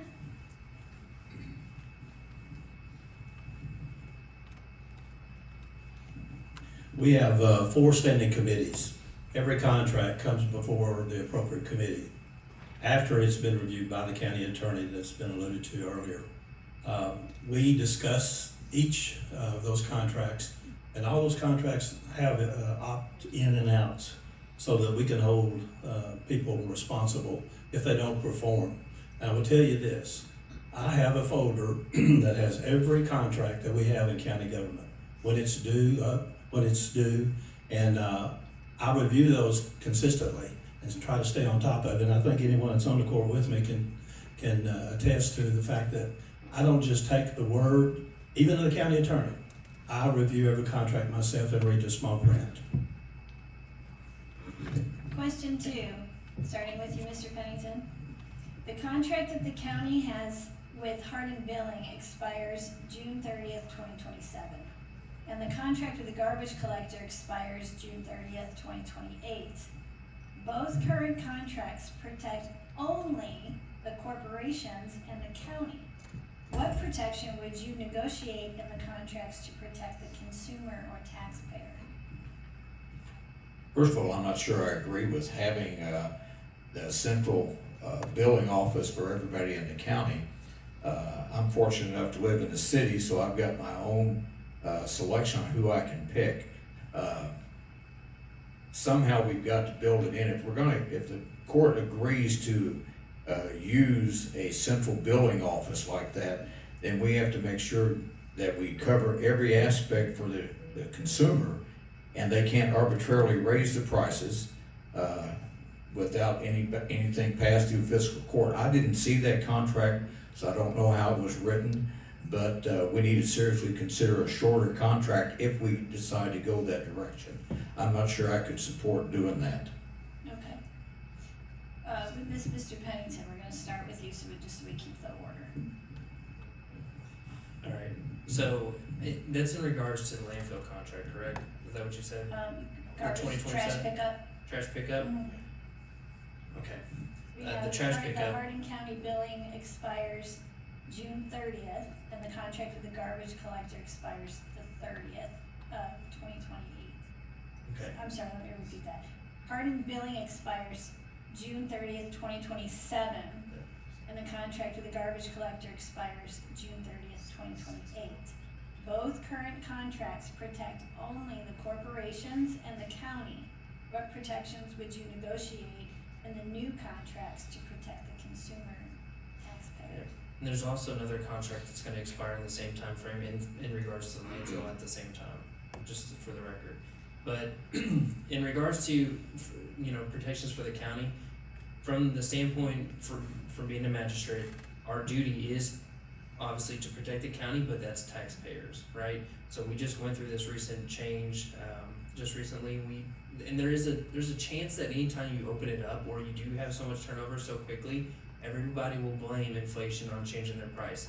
And so every single chance that we've seen a contract come in, it's always price is higher, price is higher, price is higher. But why? What has changed in said reasons for trash collection? So we actually have had a good turnout of keeping prices down for taxpayers or the trash bill for that reason, is because we've been in a longer contract that is under prices from years ago. But if we do rebuild it like they just did in Ratcliffe, all the prices went up dramatically. So that's one thing that we risk by having contracts that turn over every so often. Mr. Reynolds? Oh, trash collection. Yeah. I'm going to be honest. I'm pretty critical of trash collection. I don't think we've had really good service in that area for a number of years, and maybe it goes back to the point where we had a local provider that was doing it, and I just felt like the local providers did a much better job. And so as far as trying to protect the consumer, I hate the fact that we've got one option, and I know it doesn't necessarily make sense to have all these trucks running all over the county. I understand that aspect of it, but sometimes competition brings good things to the consumer. So I kind of wish we had some options personally. I understand it may not be feasible for most of the county, but if we could do that in some portions, I think that might help answer that question. Thank you. specifically relating to the contract, protecting the residents and the taxpayers, goal would be to, no undue increases. Every time I get a bill from anything, you're like, it's got a surcharge on it for something, fuel surcharge or excise tax and all that kind of stuff. I really would like to see some protection built into the contract for the resident, even from unforeseen circumstances. Trash collection, we're talking about trash collection here. There are days they don't make it every week like they're supposed to. I don't think we necessarily need a credit for that, but I don't think you need to raise my rates either, so. Thank you. Mr. Hicks? Would you repeat that again? I just Yes. can't hear you over here. The contract for the county, the contract that the county has with Hardin Billing expires June 30th, 2027. And the contract with the garbage collector expires June 30th, 2028. Both current contracts protect only the corporations and the county. What protection would you negotiate in the contracts, new contracts, to protect the consumer taxpayer? Well, that is the biggest concern and had more questions and more phone calls than anything else that's happened in Hardin County. In the last 3 years, I've lost track of how many people calls me about their garbage bill and or garbage service. My garbage hasn't been picked up for a month or 2 weeks or whatever. So I don't know. I hope the contract we got now is going to be better than the one we had before. I can't make you no promises. Only thing that I can tell you is that if they don't step up to bat and do what they say they would do, then we'll be looking for another garbage company. But that is a big concern for the people in Hardin County. That's the #1 phone calls that I get. Thank you. Mr. Humphrey? I have a family friend that used to own a garbage company in E-Town, and at one point, when they had the Hardin County contract, if you had an issue with your cans, with your route, your trash didn't get picked up, it got missed, you'd call that office, and the ladies in the office would take care of it. They would do what they needed to do to make the customer happy. It's not always the case anymore. Larger corporations, when they come to town, they're after the dollars. That's it. They've got a lot of stops to make, they've got a lot of routes, they've got a lot of trucks, they've got a lot of liabilities. Most people will understand that it's a business. To protect the residents in Hardin County on a contract, when those contract renewals do come up, we put in there that our constituents, our residents of the county have the right to call and say, you didn't pick up my trash, and it's up to that company to make it right within that week, within that next week, X amount of days, whatever is agreed upon. But it's got to be put in paper that these customers get taken care of no matter what. Thank you. Mrs. Gary? I could talk about this all day. So trash is one actually reason why I stumbled into running for magistrate. Some of the protections in the contract that needs to be changed first and foremost is nobody needs an 8-year contract. Nobody needs over a 4-year contract on trash.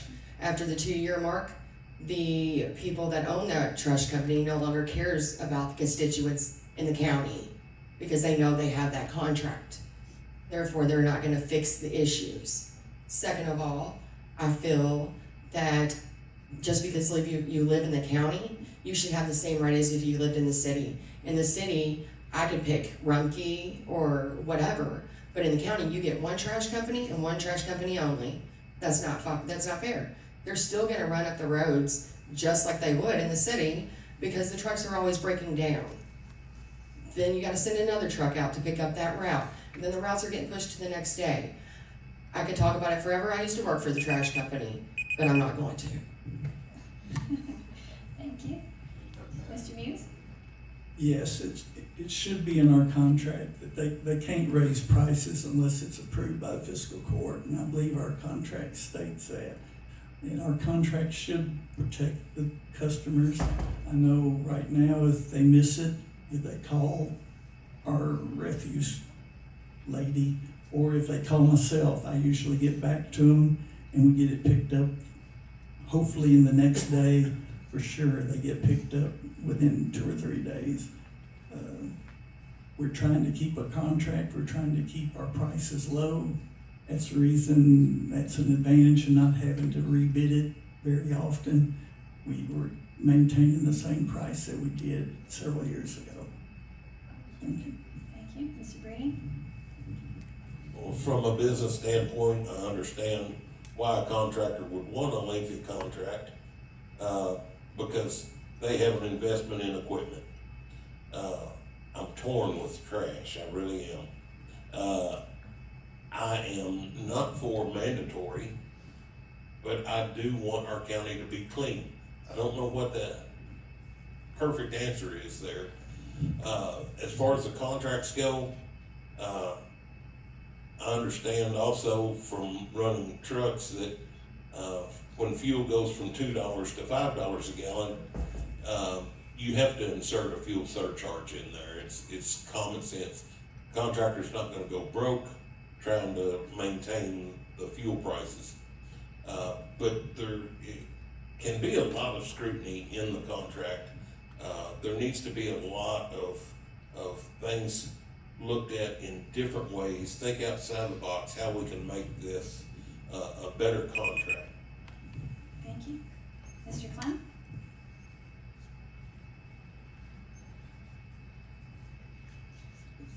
If you want an all-day reading project, read a contract on garbage pickup. It's the most convoluted thing that you can ever get involved in. And as been alluded to as well, it is one of the major concerns that we have in county government. More calls, weather-related issues, all kinds of issues. But recently, when we had the transition from platform, this was thrown on the magistrates at the last minute. We required the executive branch to first, before we voted on it, to go and secure all the financials of this company. And we reviewed all the financials to make sure this time we were dealing with someone that actually had some money to back them up. And so, even though that's not 100% foolproof, it is one of the things that we did as magistrates this time to try to prevent this issue from happening again. Thank you. Topic 3, learning from past decisions. Past decisions can create lasting financial consequences. Hospital agreements and jail medical costs are examples. Learning from outcomes prevents repeat mistakes. Mr. Pennington, question 1. What lessons should be learned from prior decisions and how can similar mistakes be avoided? I'll go first again, but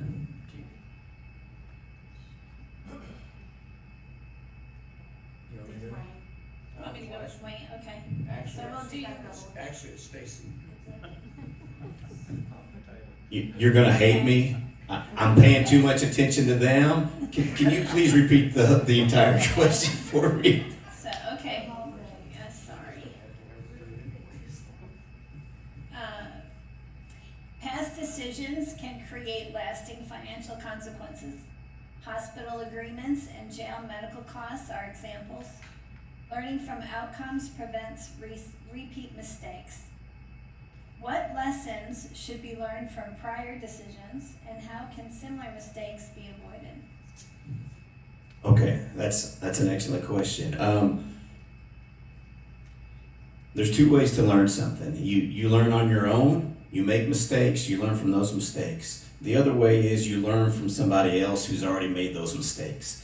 And I think we need to reflect on the history, the things that we have done through fiscal court, but I think we need to look outside of fiscal court. I think we need to look at other counties. I've been doing a lot of research about our emergency services, and I've been looking at what Warren County's been doing with theirs, because they've crossed this already. So not only do we need to look at our past and learn from it, but we can learn from other counties who have done it. Scott County is another very good example because of Georgetown and Toyota. They've dealt with the things that we've dealt with Blue Oval, well, kind of. And a lot of the growing pains that we are experiencing, they've already dealt with it. So let's learn from people who have already done it. Let's do our homework and our research.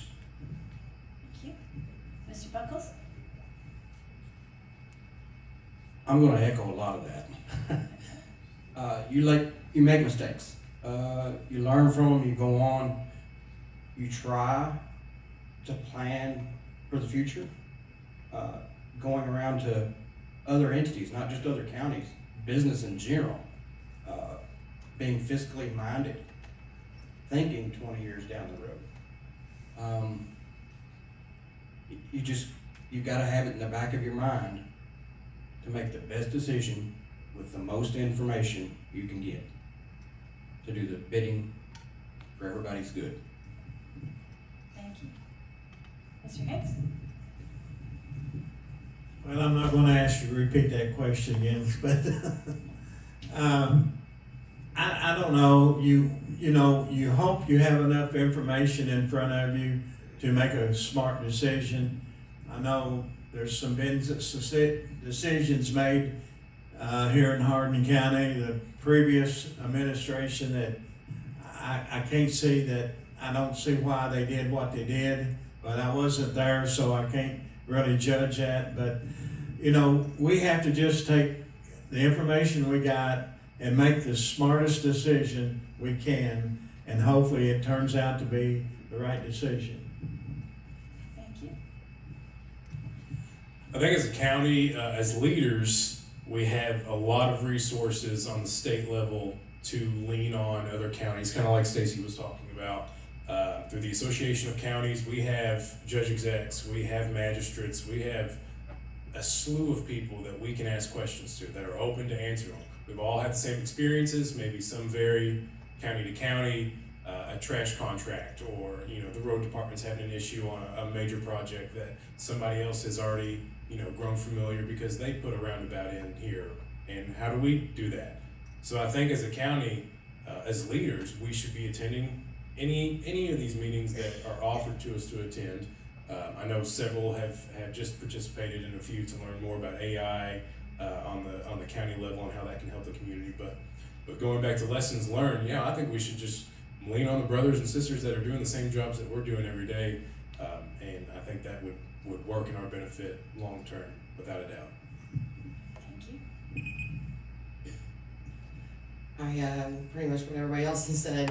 You learn from your mistakes, and we need to use our resources that are out there and do our research definitely to prevent further mistakes from the same ones we just made. That's a really cut answer. Thank you. Mr. Hughes?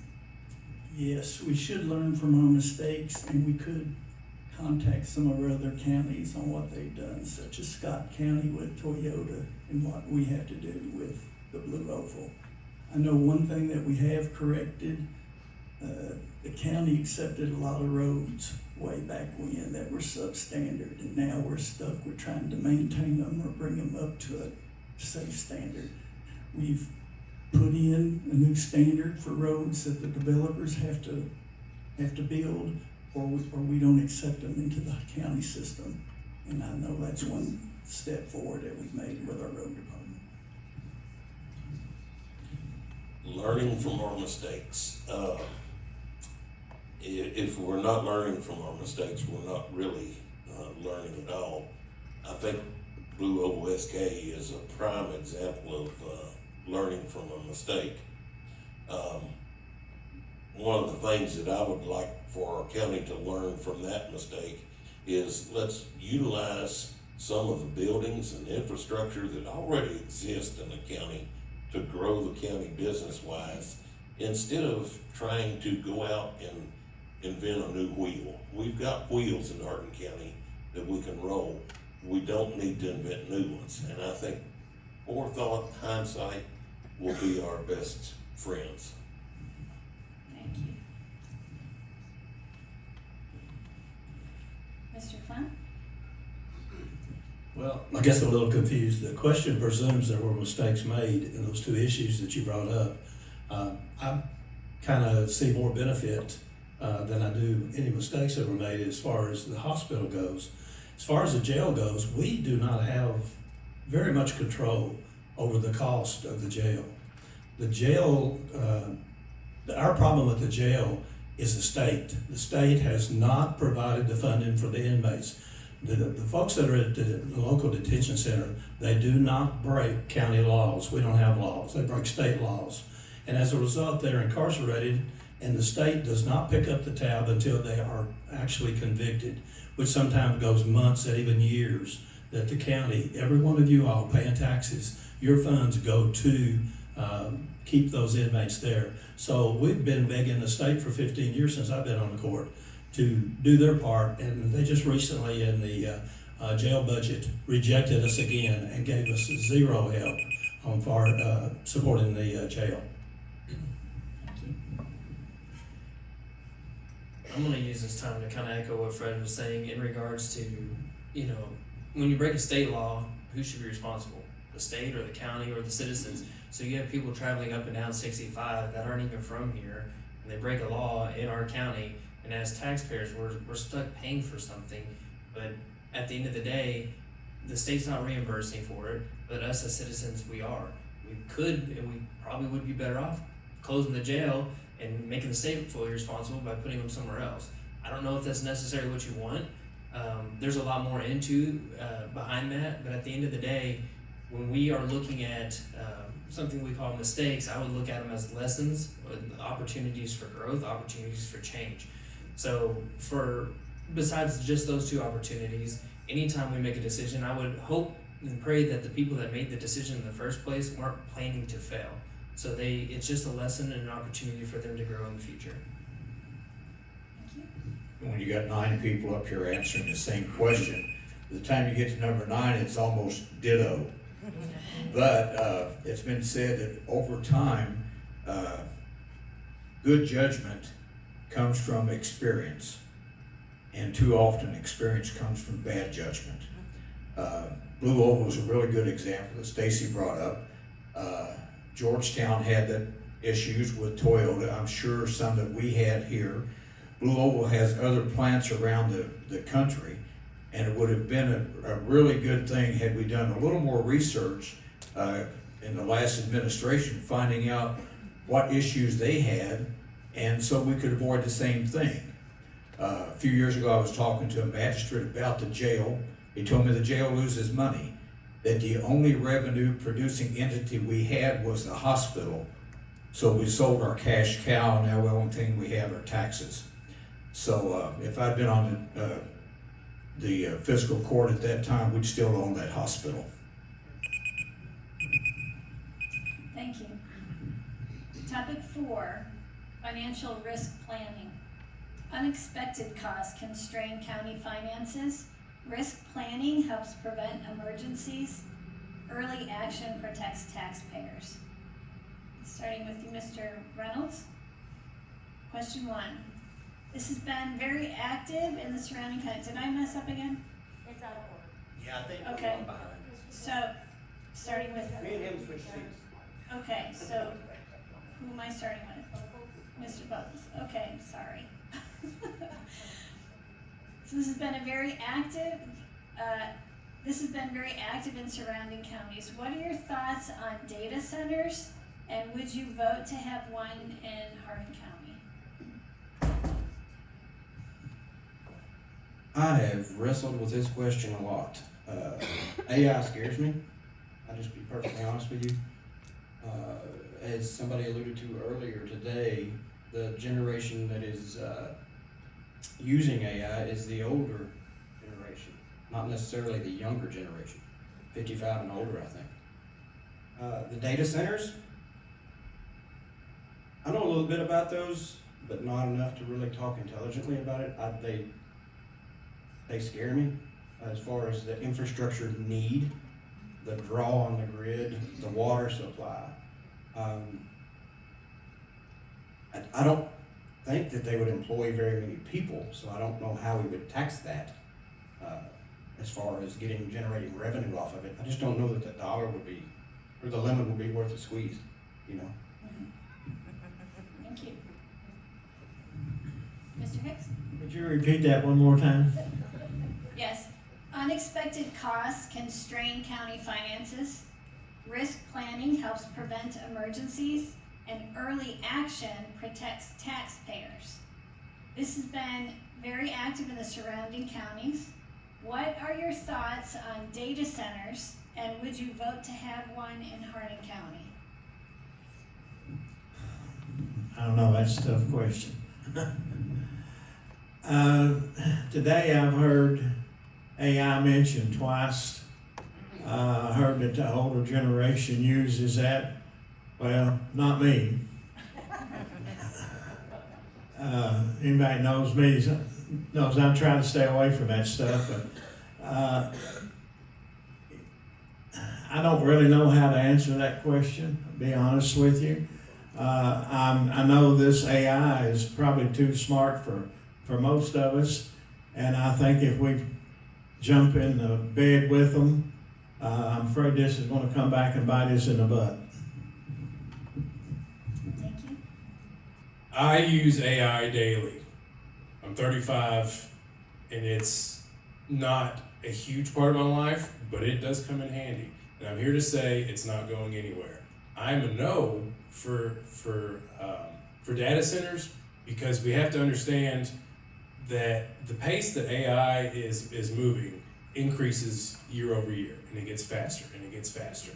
Okay, we're not going to need data centers in 5 years, more than likely. We're going to find another way to secure the data that we use for AI and for, we could get into the battery storage in Glendale that's been talked about. That's all going to pass, probably within 10 years, I would say. I'm a no for data centers. They suck a lot of electricity, they suck a lot of water. Infrastructure has to be put in, and we don't even know if the facility is going to be needed in 5 to 10 years. What will it be equipped for if we move in a different direction, or a company sells, goes bankrupt? It's really rocky territory, because AI it's the Wild West, and we're going to have to learn to see where it goes in the next few years. I'm just against data centers all the way around. I think there's better things that can be put out there other than that. And I'm always been a no for data centers. Thank you. Ms. Reeves? I'm not sure how much energy or resources data centers require, electric or the water. For sure, I wouldn't be against it unless we could provide all that, enough electricity or enough water. Right now, the only place I would even think could come close might be one of the industrial parks.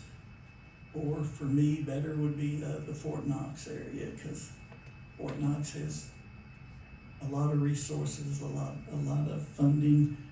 They're self-sufficient if they have to be as far as electric goes, and their water supply is more than the base needs, almost double.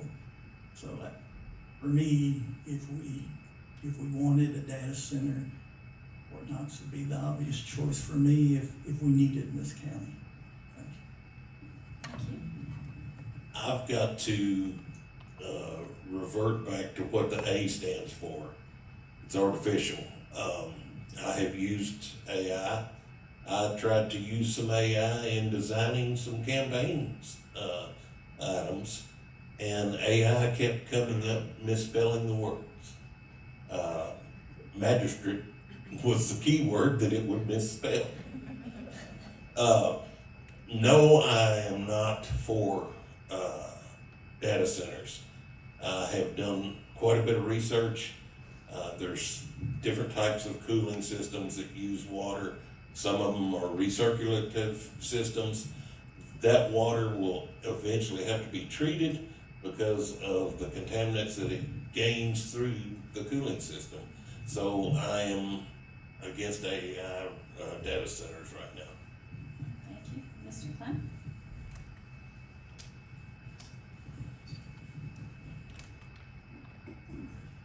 I, like probably everyone else up here and in the audience too, have limited information about data centers.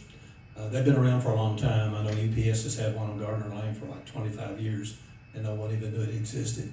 But to say yes or no on an issue before you actually have the issue in front of you, I would be cautious about that.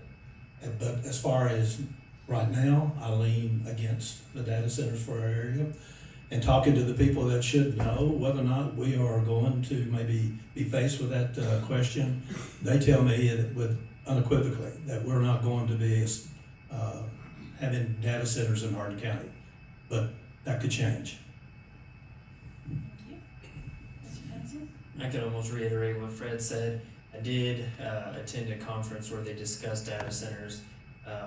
Also, like Fred said, there's been data centers. Every single person in here, I guarantee, has a phone. And if you have a phone, your phone's connected to a data center somewhere, somehow, some way. And they have been in Louisville. They've been all over the state, actually, for quite some time now, for 20 plus years. So to say that you're against them is kind of hard because they're already here and we use them every single day. It's not just for AI. However, there's also a lot of misinformation we did hear from Eastern Kentucky Power, and some of that information is the rates in which consumers would use versus entities. And one of the misinformation is that it will change your rate as a consumer. Well, if it changes your rate as a consumer, it goes against what the Federal Trade Center or what they allow to happen. They don't allow that to happen. So there was a lot of misinformation that they were dispelling. But again, I think what Fred said is most important is that it's really important to look at the project that potentially could come in. And there are different businesses or different entities that are wanting to create data centers that are just developers, and those are the kinds that you do not want in your community. Zach made a really good point when he pointed out that technology is changing at such a fast rate that by the time we built a data center, it may be obsolete. Most of us in here have seen records. When we went to 8-track tapes, then we went to cassettes, then we went to CDs, and now it's on your phone. I mean, that changed so rapidly. I'm still using 8-tracks, but I actually do have a player. But things change that quickly, and it's something that the next generation or the generation beyond that is going to have to deal with. When I'm talking to my granddaughters, I'll be looking at something online and she'll say, that's AI. And fortunately, these young kids can tell the difference. I can't, and many of you can't either. So the data center itself would be costly, and like Zach said, it could be obsolete by the time they plug the thing in. So.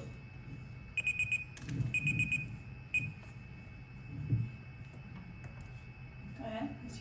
Okay, data centers. I come from a tech background. I use AI like crazy. I used to have a server room. I think data centers, the ones that already exist, are probably like dollar stores. But what we're talking about are Costco data centers. And they put a big time strain on infrastructure. Strain that we don't need. On our grid, on our water supply, water treatment.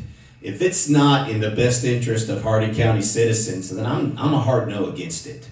And so yeah, these giant super data centers, I'm against them. I don't think it benefits us here in Hardin County or potentially in Kentucky. If Elon Musk says the best place to build data centers is in space with SpaceX, then I say do it, Elon. Let's put them there and keep them out of Hardin County. Next question, same topic, so we'll keep the same order. Do you support the development of solar and wind farms on prime farmland? And what standards or restrictions would you put in place to balance economic growth, property rights, and community impact? No. I have solar panels on my house. I'm not anti-solar. I'm anti-destruction of farmland in perpetuity for a minor gain. As far as the second part of the question, I don't have enough information to answer that, so I'm going to pass. Okay. A big no. We fought this in Hardin County for several years and pretty much put a stop to it. President Trump put the icing on the cake. But if you want solar, put it on the top of your roof. Don't put it on our farmland. We need our farmland to feed our people. And I was strictly against it, solar. I stood up. I hit the paper with it. everybody that knows me knows I was strictly against solar on the farmland. So I'm proud of that, and I hope it don't never come back. I think residential and commercial solar is great. A lot like the AI topic. Solar's been around for a long time, but it's progressing. It's getting better. They're lasting. The panels themselves are lasting longer. Like I said, residential, commercial. I think it's great if you want to put one on your roof to help, lower the cost of your energy bill. Heck, maybe even make a few bucks by the end of the month that the electric company pays back to you. On the industrial side of it, Hardin County. Probably a majority of Kentucky is just not a location that we want to be putting solar farms. Out in the desert, Nevada, parts of Utah, whatever. I think that's great. They come up with their own resources to keep these solar farms alive. In Kentucky, our farmland, it's precious. We depend on our farmers. We support our farmers. And you have corporations that come from out of state. The majority of them are going to come from out of state. If they try to get approval for a project like that, something goes south, a hailstorm comes through and takes out every solar panel they have, they're out. They don't care. They file their insurance claim and they're gone.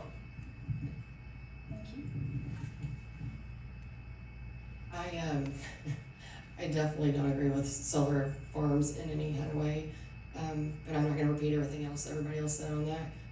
My obviously vote would be no, but I'm going to go with the property rates part of that. I think whatever you want to do on your own property is what you should do. I think if they were to ask you, did you want a solar farm on your property, then you could say yes or no, not be ambushed with, oh, you have to have one because we say so. This is the vote. No. Property owner rights, people should be doing what they want with their property. My vote would be no.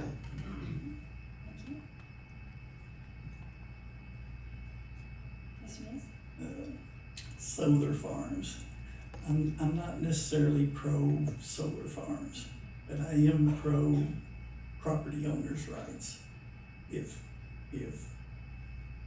the state government or whatever can provide the people that own farms with a subsidy or something to keep them wanting it to be agricultural, then that's what we need to do.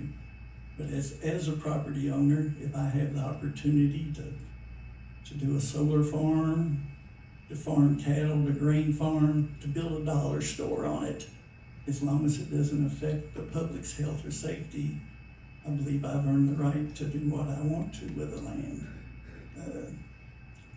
So I'm not for solar, but I'm for the property owner to do what they do. They work their lifetime to own it. I believe that's their privilege. Thank you. Solar, the Civil War of Hardin County.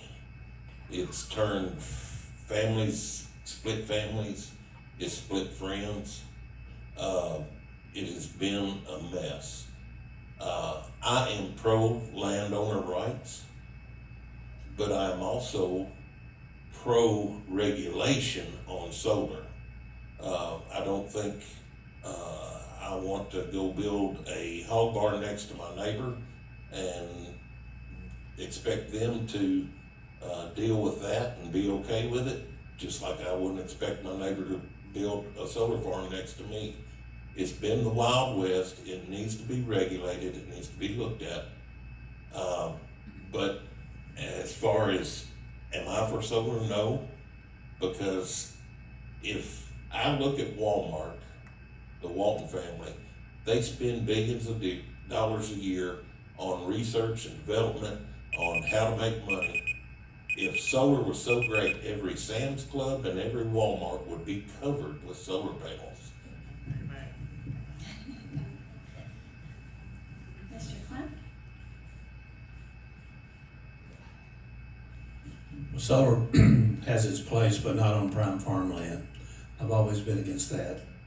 I think it's our responsibility on fiscal court to make sure we work with our planning and zoning department to make sure we have solid, comprehensive plan in place that puts forth guidelines in regards to solar going forward in any case. As a real estate broker, this is a very extremely difficult question for me. If you were to come to me and say, hey, I want to go buy a farm, and say, okay, I'll help you buy this farm, and then you turn around and say, well, I want to do this, and you can't do it.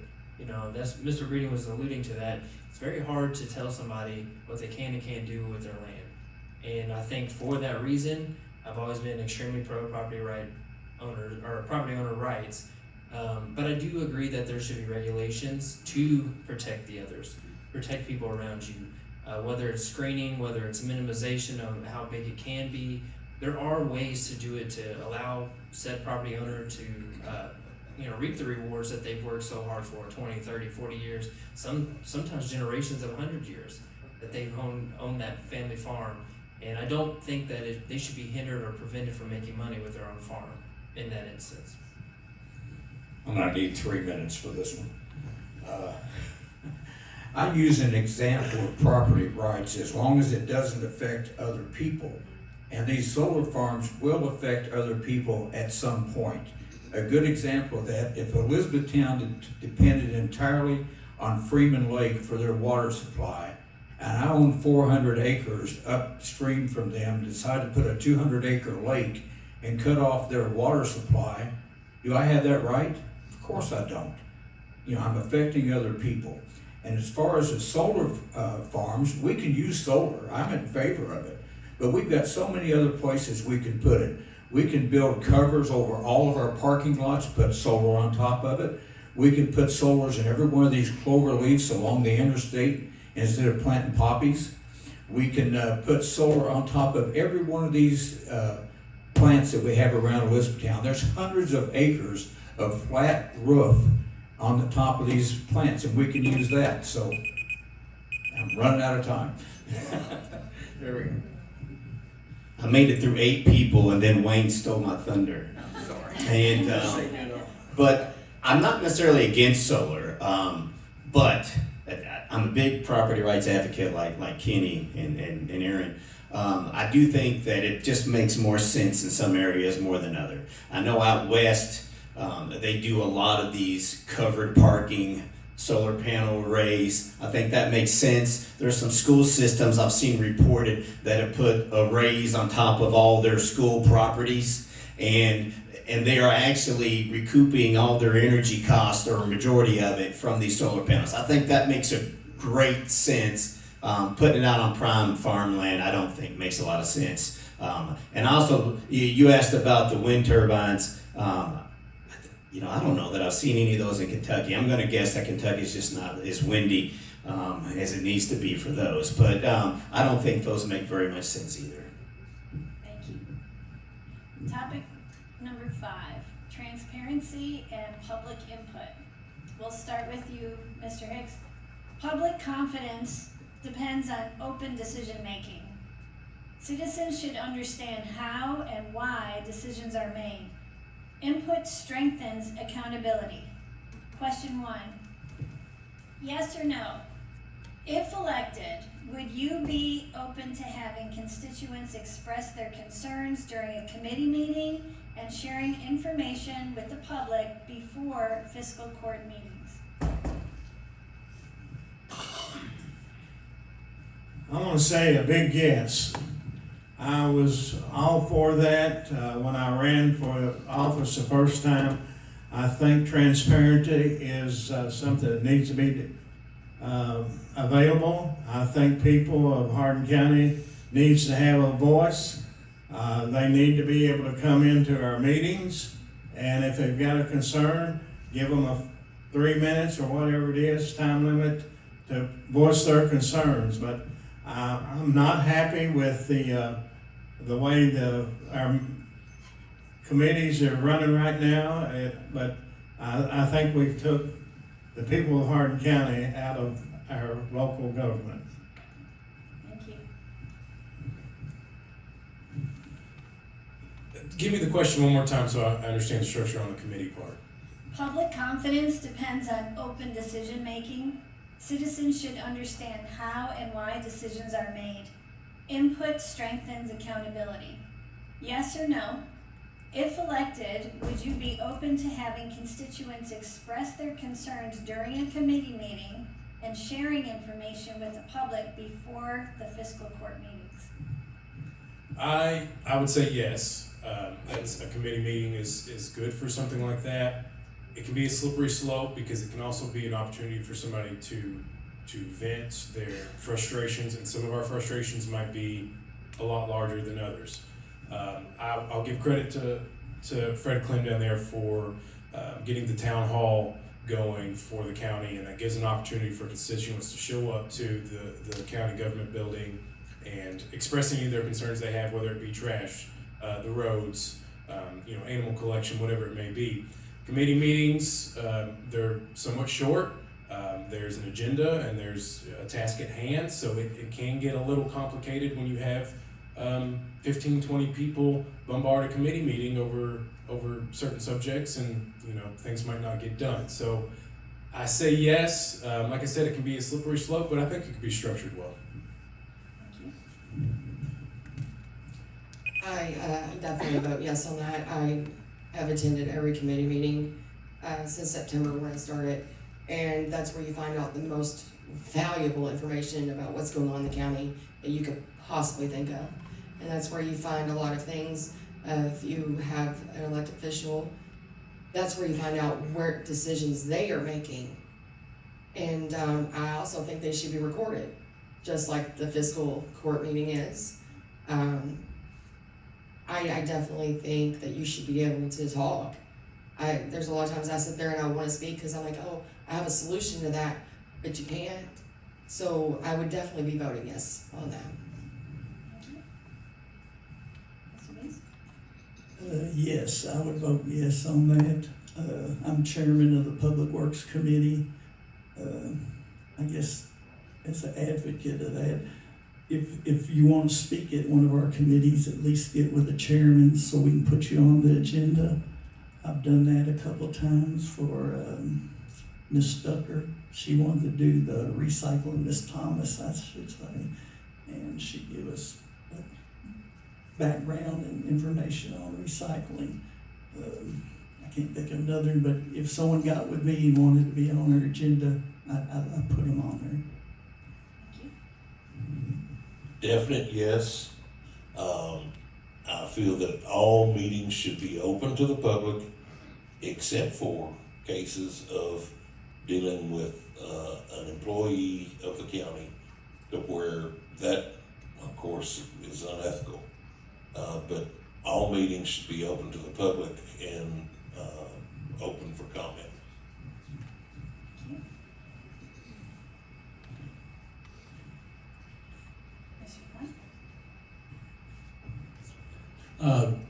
We do have 4 committees, and they all have a chair.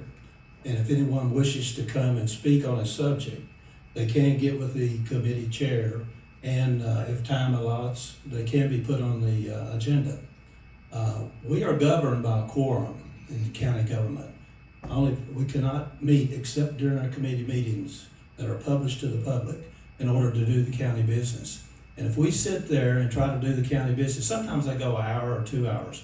Even in the finance committee, when it comes budget time, we've gone 3 and 4 hours.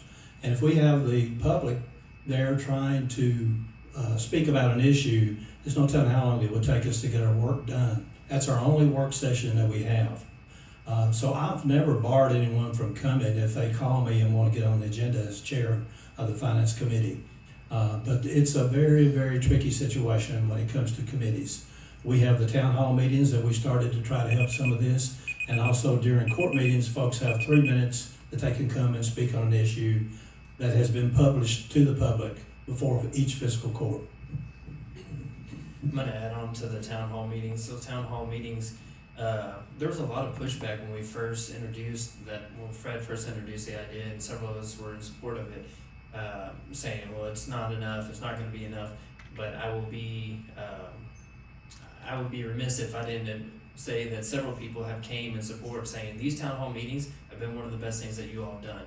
Unlimited time, unlimited amount, every magistrate is there, we can all listen. A lot of times, some complaints are, people, they don't want to be, some people don't want to talk in front of a camera, some people don't want to talk in a committee, but they want to be able to talk in a setting kind of like this, but maybe not recorded, so they have the ability to speak about a certain issue. Sometimes it's more sensitive to others. there was a lot of conversation on whether or not the town hall was enough because it's quarterly. Well, we also mentioned if there was a hot topic or a hot situation that was coming up, we can always create another town hall meeting to hear more citizens, and I think that's really important. But as far as the actual committee meetings, sometimes you get some people that don't necessarily have the education or the knowledge, or sometimes they bring in information that is completely irrelevant to the topic, and it just kind of convolutes the discussion of the business at hand. Thank you. I like the idea of the town hall meetings, and quarterly is probably okay. I do like the idea of having the public involved as much as possible in everything that we do. The committee meeting, I like the idea of contacting the chair and getting on the agenda to be able to come in and sit down.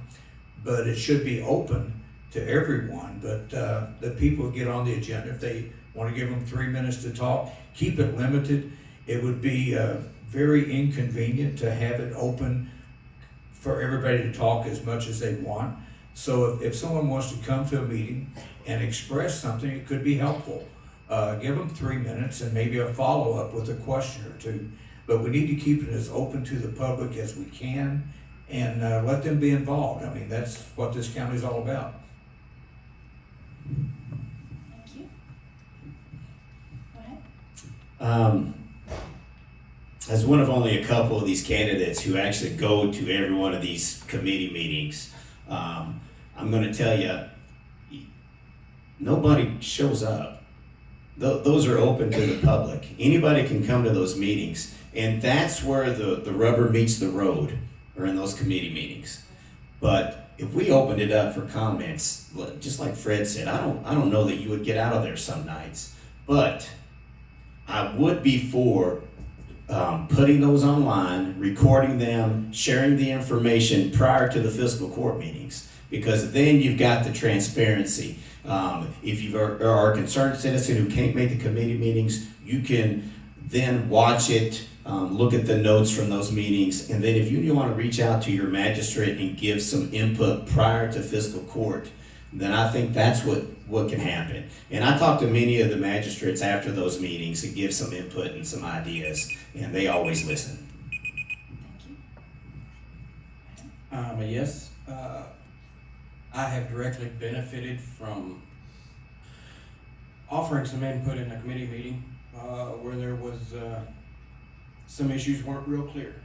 And I was extended a little grace by the chair and Judge Tall, and I did appreciate that. So the town hall meetings, 100% behind that. It's engaging. The community needs to be engaged. It's their opportunity. Not everything is a complaint session. Sometimes there's some happy joy comes out of it. Not very often, but sometimes. Thank you. Last question, same order. The fiscal court has occasionally been disorganized with some unprofessional actions. How do you plan to address disagreements with the fiscal court?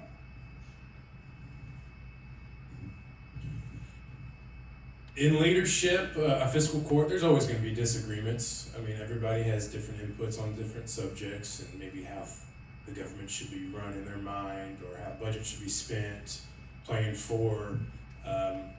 We're all adults on this stage, from what I can see. We all have experiences in so many different levels and industries, and I would like to think that we know how to treat each other right if we don't agree on something.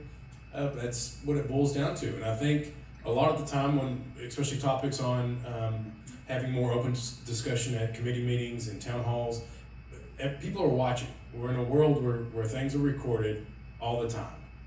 This is recorded right now. Fiscal court meetings are recorded. They're put on YouTube twice a month. That helps keep people in line a little bit. But in the end, we're all adults. We have to agree to disagree sometimes, and we move on. But our goal and our job is to do what's best for the constituents.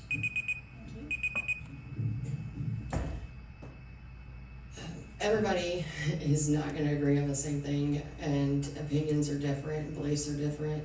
All I will do is I will maintain what I think is right for the constituents in my community. I will stand to that belief, but I will do it respectfully. that's why I'll handle a disagreement.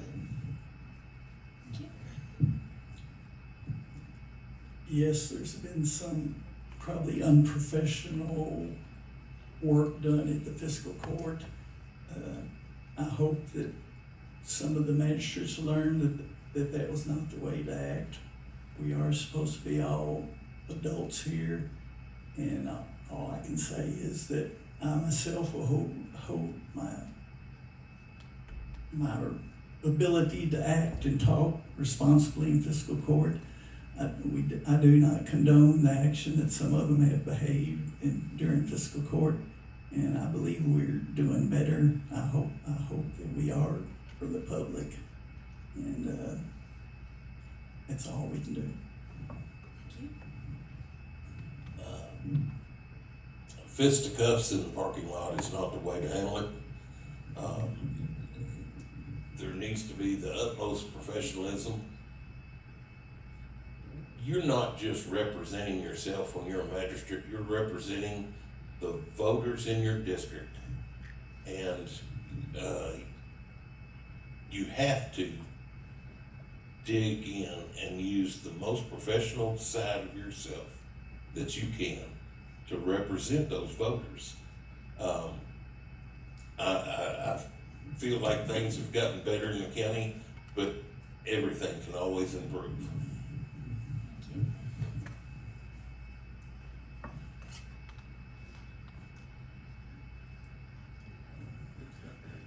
I think disagreements or passionate opinions, so however you want to classify it, comes from policy issues, not politics. If you look at our court, and for those of you who've been there are 4 magistrates on the left, there's 4 magistrates on the right, there's a judge in the middle, there's a county attorney to the judge's right, and there's a clerk to the judge's left. And each one of those persons represents a party. Out of those 11 individuals, 9 are Republicans and 2 are Democrats. So I don't think it's a political issue when we have disagreements. It's policy issues. And as long as we show respect for each body of government, the executive to the legislative and the legislative to the executive, on a mutual basis, most of these problems would never come to fiscal court and to the public. But unfortunately, some people don't play by the rules, and it happens. Thank you.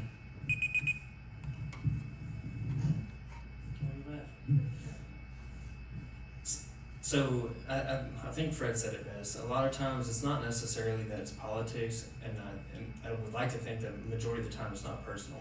But I do think in certain situations, sometimes some things get out of hand with words at court. I personally don't think that I've ever raised my voice or attempted to do anything with malfeasance or maliciously or anything like that. But there are certain times where I do know that several of us take this very seriously, and that we have absolutely stood behind our word and stated that. And I do know of a certain situation I personally was involved in, and I think that we've gotten past that. We moved forward. But I do think being an adult doesn't mean you can't have disagreements, and I don't think that that's fair to make that statement. I think it's actually right if we're all getting along, and if there's no disagreements, or there's even in a professional way, if there's no disagreements, then somebody's not thinking. But I think it's okay for us to have disagreements and be able to come through it and come on that better on the other side. I actually agree with that. If there's no disagreement, then somebody's not thinking. That's why we're meeting as a fiscal court. That's why we have ideas. That's why we share those ideas. But evidently the days of Aaron Burr and John Alexander Hamilton are past, and we won't have any duels. But we're gonna disagree. And keep in mind that each magistrate represents the entire county.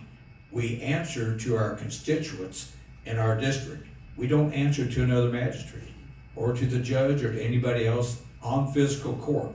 We answer to the people that we represent. And we just need to keep that in mind. Represent those people, voice what you believe they want you to represent, and keep your cool.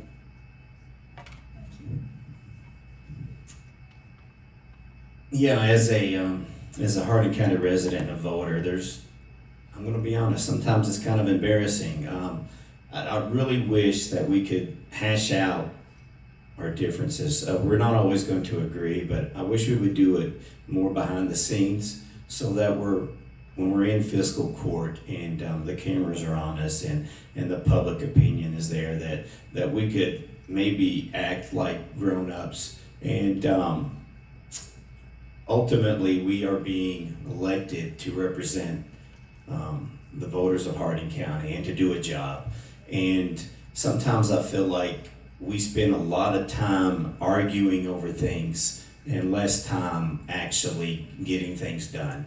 And that's what it looks like. That's what you hear people complain about. And whether or not that's accurate or not, I just wish that we could work together better than what we have been.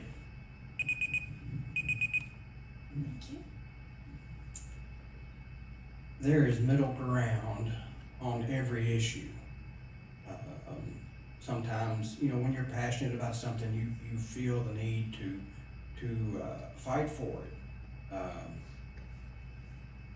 That has to be tempered with perception. It's got to be done the right way. You've got to find a way of getting your point across cleanly and as politely as possible. I'm pretty passionate about certain things, and me and my wife had this discussion often, and she's back there looking at me right now. But when you're passionate about something, you hold your ground sometimes, and you dig in your heels, but in the end, there's some middle ground usually to be found.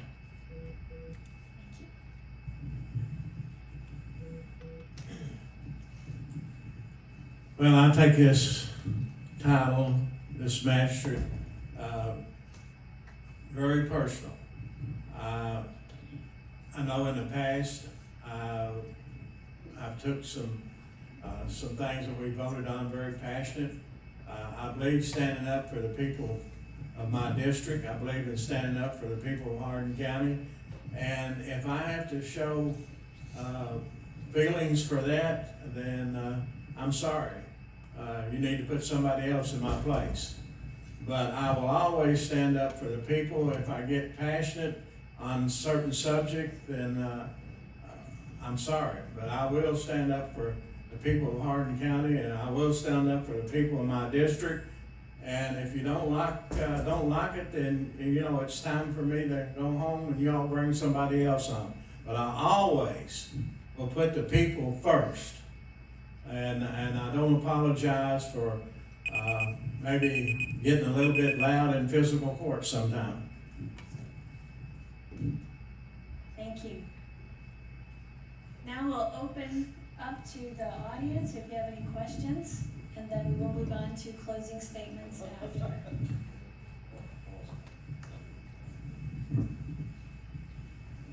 Test. Okay.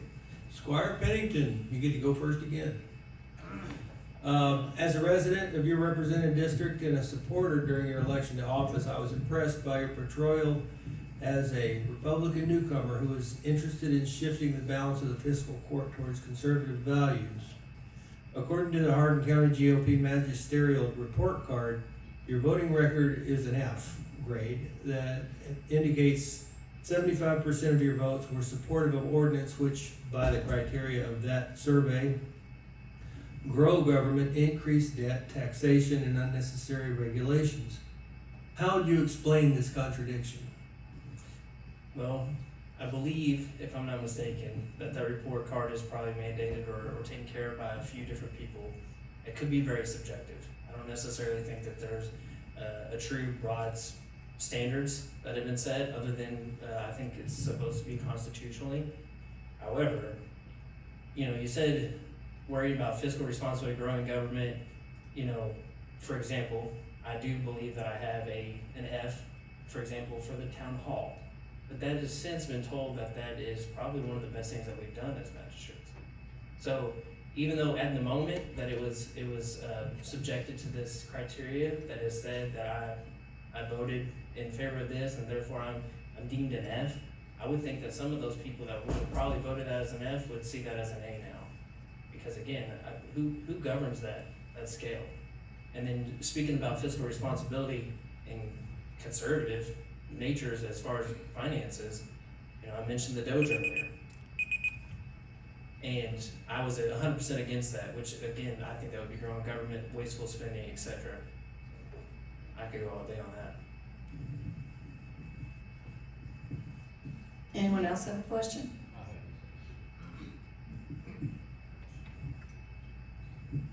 And I would like to, each and every one of y'all to comment on this if you don't, if time allows. But the county commissioned an emergency service study in 2024.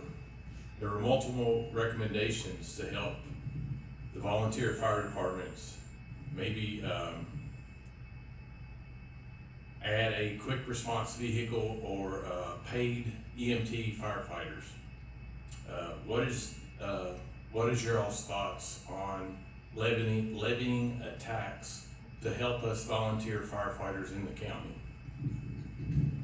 I got the microphone. I guess I'll go ahead and start for a fourth or fifth time. Want it? I'll go real quick. You know, John, you know that I've been a part of those discussions. I am fully in favor of trying to be proactive and responsive to our county's needs for emergency service. I've been there 100% every single time. It is one area that I will not shake away from. However, the biggest thing that it comes down to is how are we going to pay for it, right? So the conversation is there's multiple ways it can be done.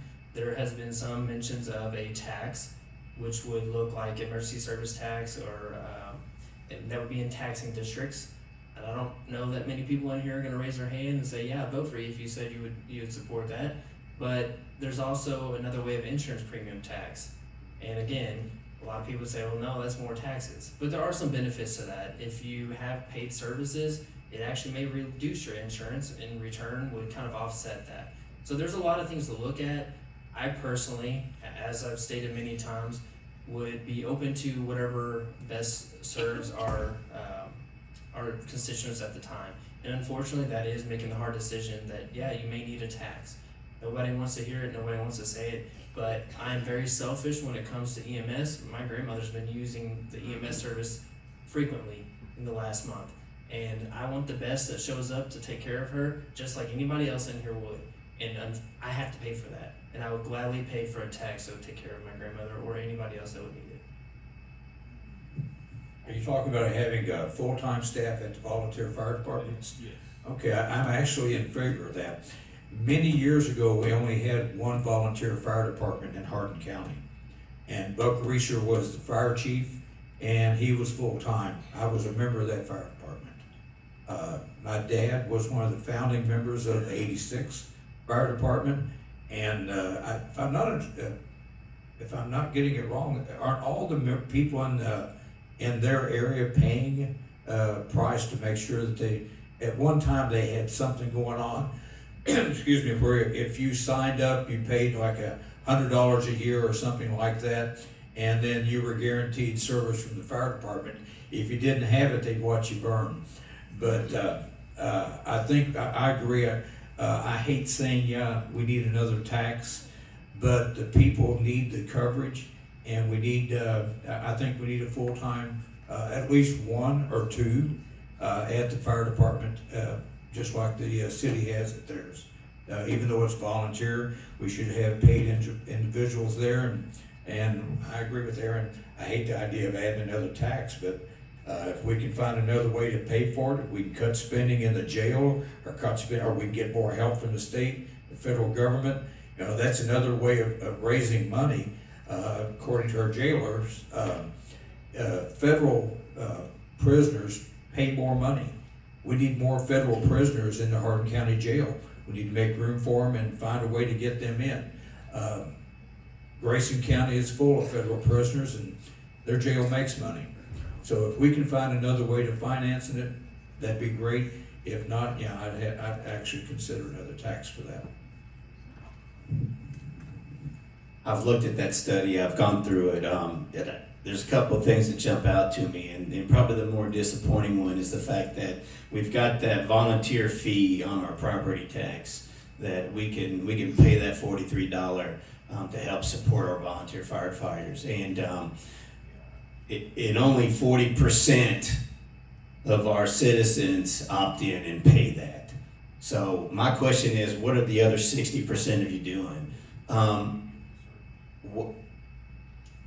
So that's disappointing to me.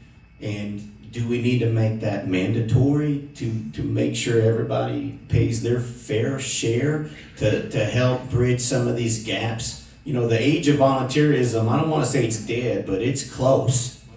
And we don't have the volunteers to really support those fire fighters anymore. And the needs of our county continue to grow.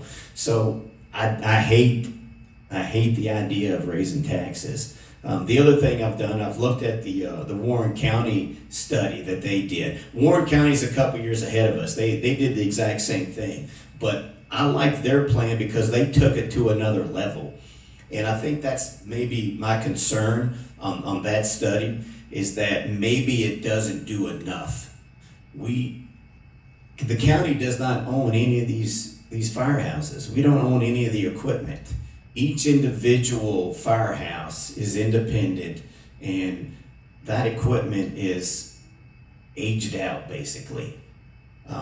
We don't just need firehouses, we need equipment. We need full-time firefighters, and that's the next step. And the only way we're going to get there, I fear, is having either some type of an insurance tax that Aaron mentioned. The benefit, if you do tax your home insurance, if we do this the right way, if we follow the model that Warren County used, then these ISO ratings that the insurance companies use will actually improve, and the cost of our homeowners insurance will go down. So maybe you pay a little bit more up front, but then over time they come back down, and I would hope you could wash that. If you look at Warren County, they're starting to see some of that. The insurance ratings for Elizabethtown are like a 1 or a 2, which is, I think, 1's the best. And in the county, it's like 9 or 10. So that's why your homeowner's insurance in the county is so much more. But we desperately need better fire and emergency services in our county. That's part of the infrastructure that we need to improve to attract additional development in our county. And until we do it, it's probably not going to happen. I'm gonna try to talk to a lot of that, just for the fact, because I'm personally involved with that and I appreciate the question. Insurance surcharge can be, if done appropriately. I did the study, or looked at the studies, going from a ISO rating of 9 to a 5, which is, I think, the best a residential can get is a 5. Drops 35% potentially on an insurance bill. That's pretty significant. I mean, that is for a few dollars in tax. So, you know, you'd be increasing your bill up front, but in the end, your bill would be coming back down potentially. Through the additional staffing, we've looked into that. I think we are a prime candidate. This county would be a prime candidate to receive a SAFER grant through the federal government to put on. I think you can get 5 firefighters for 5 years. I may be misquoting. Don't hold me to that, but it's definitely, the burden of the firefighter shouldn't be the motivation to do away with something, because there are avenues to get firefighters on. Okay, other money sources out there for that. You know, in the long run, yeah, you're probably going to have to pick that tab up. But this is a can that has been kicked down the road for decades, my whole career. We've done more with less. The department I'm on has an annualized budget of about $55,000. That's it. You know, that's not going to pay the fuel bill a lot of times. We've got some money in the bank from some other things set back, but long term, that's just not sustainable. And it's not so much the equipment issue right now. We've got decent gear. Our trucks are a little out of date, but you know, I drive a used car too, so, but, the manpower is the issue. Nobody wants to volunteer. Nobody, it's not that they don't want to, they can. Every family, 2 incomes on both sides. Wife working a job, husband working a job or 2 jobs. The kids are all working to provide the lifestyle that they're accustomed to. You know, times were simpler back in the day when you had volunteer fire departments. Started, basically. What was it, about 1970, somewhere in that area? When did you mention? 1970s when I was, Right. on Hardin County. And the term fire department is kind of not accurate in our area. We have our own boards. We are a fire company. You know, if you say department, you know, that kind of stimulates a thought that it's part of a government entity. We are not. We get a little bit of a subsidy from the county in terms of insurance and a few other things, but that's about it. So a tax, it's going to be a hard sell up front. I think it's needed, and I would probably be a yes after seeing some conclusive data on it.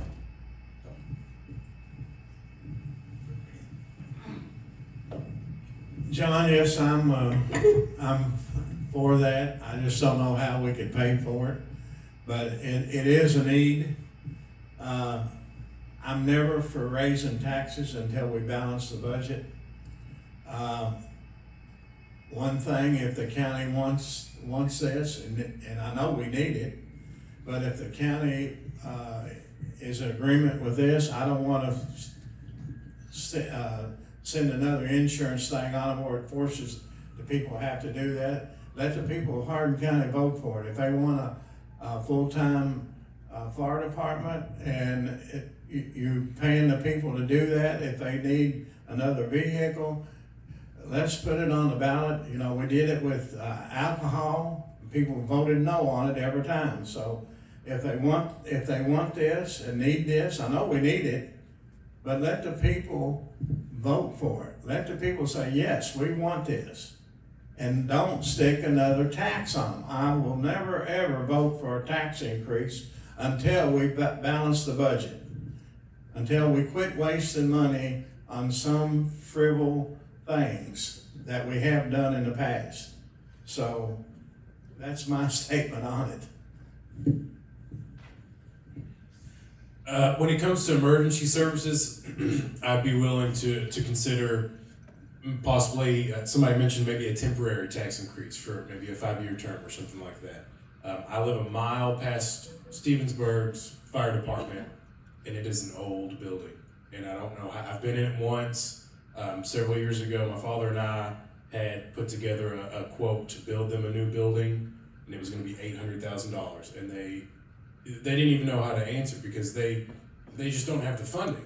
Some communities have the ability to give their volunteer fire departments money for new gear or to help fix, you know, new tires on the truck, whatever it may be. And some communities don't. And I know in Stevensburg, we do have a great crew. They've helped me once with a field fire after a windstorm took down a pole and caught a field on fire. They were there within 5 minutes. Had I been 15 miles down the road, my neighbor would have lost his house. My whole, you know, acreage would have burned, and I couldn't have done it. So I'm thankful for our volunteers. Taxes, it's a tough subject, but I think when it comes to emergency services, a majority of the constituents in Hardin County would agree that one day when they need it, it's gonna pay. It's gonna pay off for sure. I'm gonna try not to get too off subject or personal in this matter.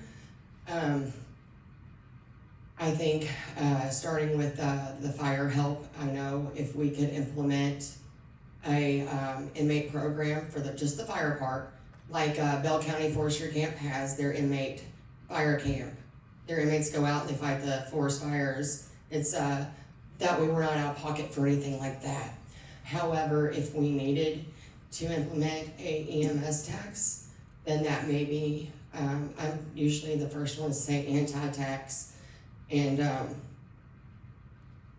on March 21st, my husband was killed in a motorcycle accident, 8.9 miles from the main EMS office.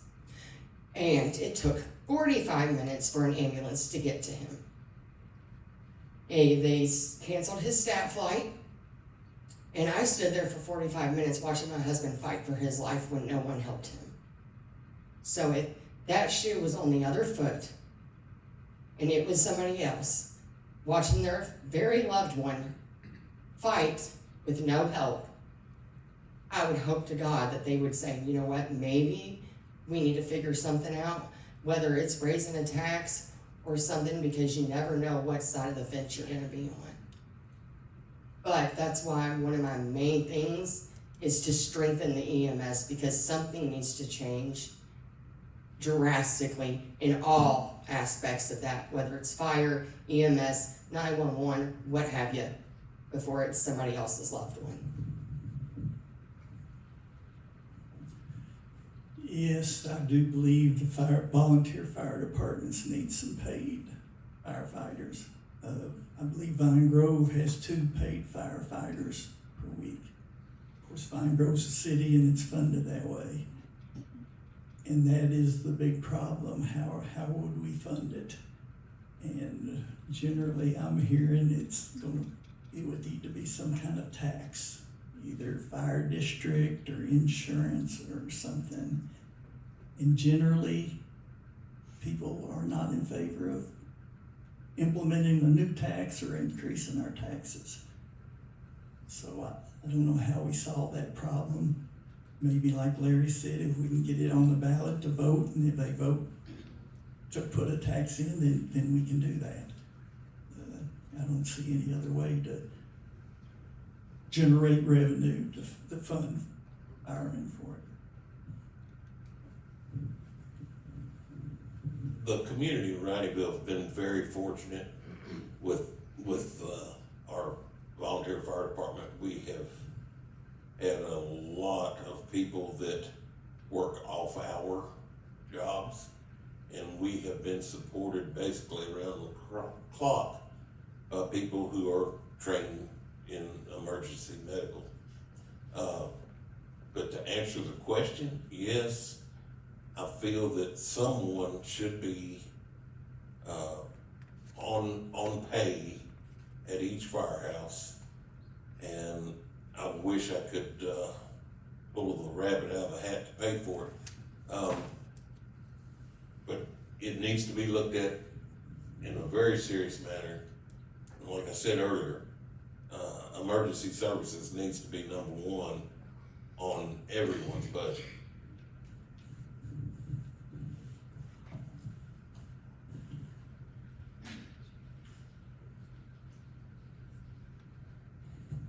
John, you asked the toughest question you could have probably asked. This has long been an issue, excuse me, in our county.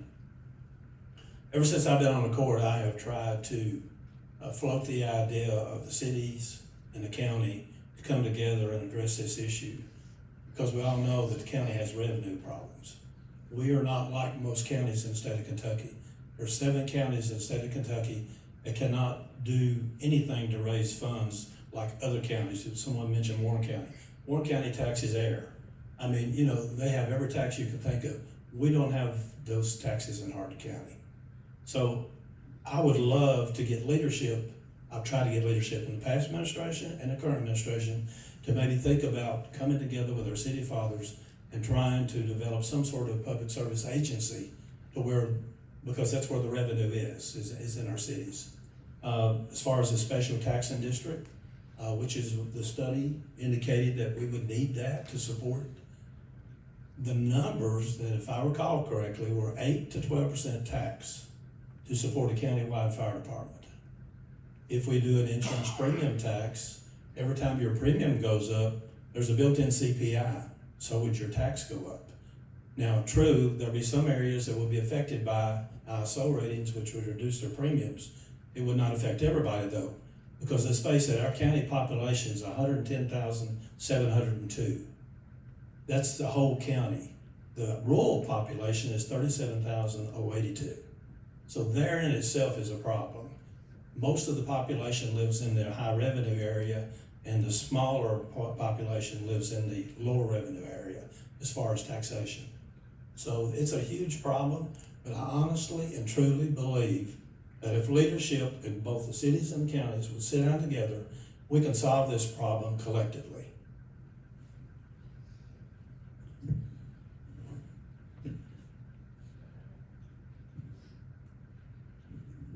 I was gonna say, I like this question. Y'all watch Fire Country? No. Okay, so Fire Country is inmates that are about ready to get out. They join this Fire Country group, and they go on a mentor through the fire department to learn how to save lives, and that helps them their last year or so of their punishment. So I will definitely take this to push on the legislative, because I'm assuming it would probably have to be passed with legislators first. I would think. Am I correct on that? Yeah. Something. So I will help push that. I have a daughter that's incarcerated that just is sitting there doing nothing. So I think that would help our inmates to better themselves when they come out too. So I'll look into this as well. And go ahead, Jen, for your closing statements. So now we will move on to our closing statements. Each candidate will have 2 minutes. We'll begin with you, Mr. Humphrey.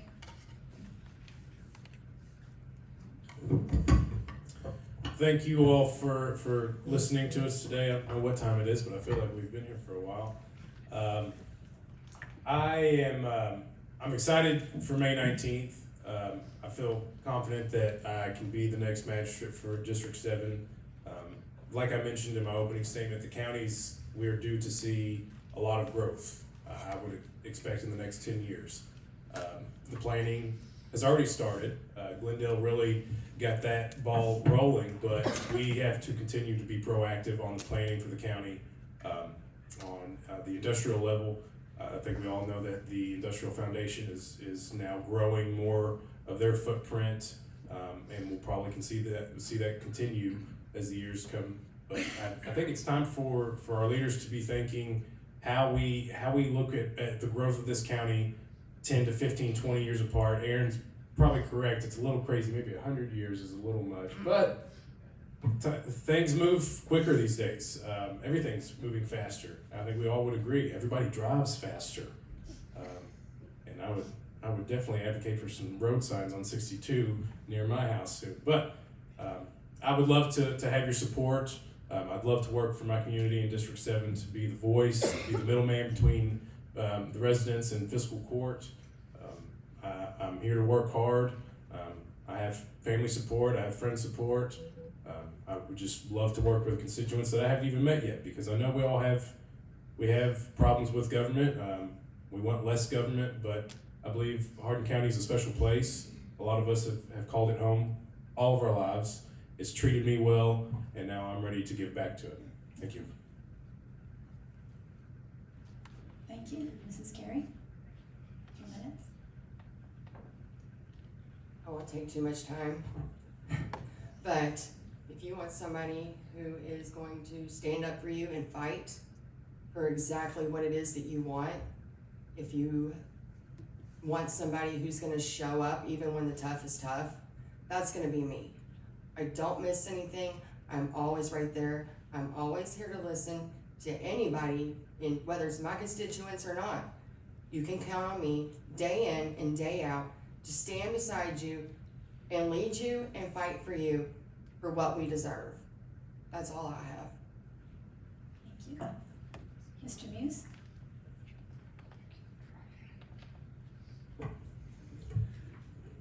I'm running for re-election for magistrate. Reasons I think you should vote for me. We've improved emergency services. We've replaced several ambulances that had 300,000 miles or more on it. We added a new ambulance station down at White Mills where response times was like 40 minutes, and now they've gone down to 14 minutes. We're in the process of moving one of the ambulances out of Radcliffe to the Vine Grove area. That should improve our response times for Rineyville and Vine Grove.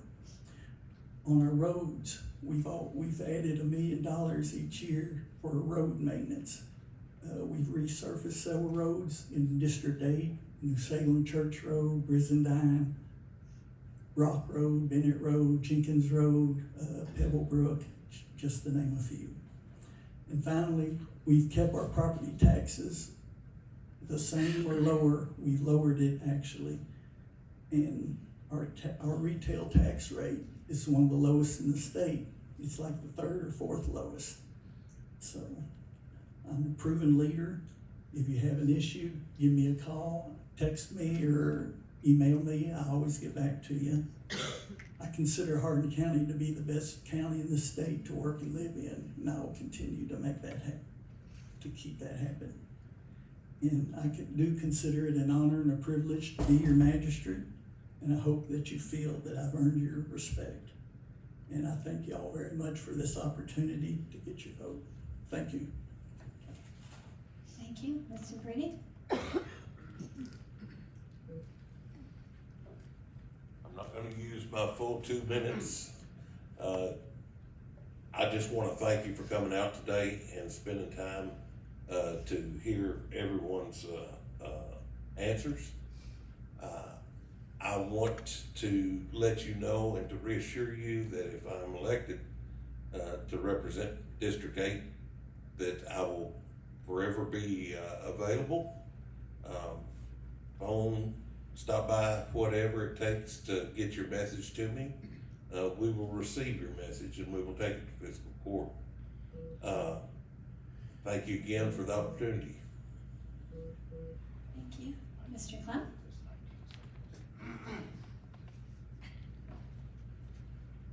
Sitting there too long. I've had the privilege of serving on fiscal court for the past 15 years and now 3.5 months. During this time, I played a key role in some of the most significant decisions that any court has ever had to make and probably ever will make. Decisions that will shape both the future of our county and of the lives of future generations. Throughout my service, I followed 4 guiding principles. Always do what is right, put into the work that's required, show people I care, and always consider policy over politics. In closing, I'm always available to all citizens of Hardin County for any assistance needed. And I want you to know that integrity will always be my compass. I humbly ask for your vote on this primary, May the 19th. And I thank each and every one of you for being here. God bless each and every one of you, our county, our state, our country, and most of all, our troops and their families. Thank you. Thank you. Mr. Pennington?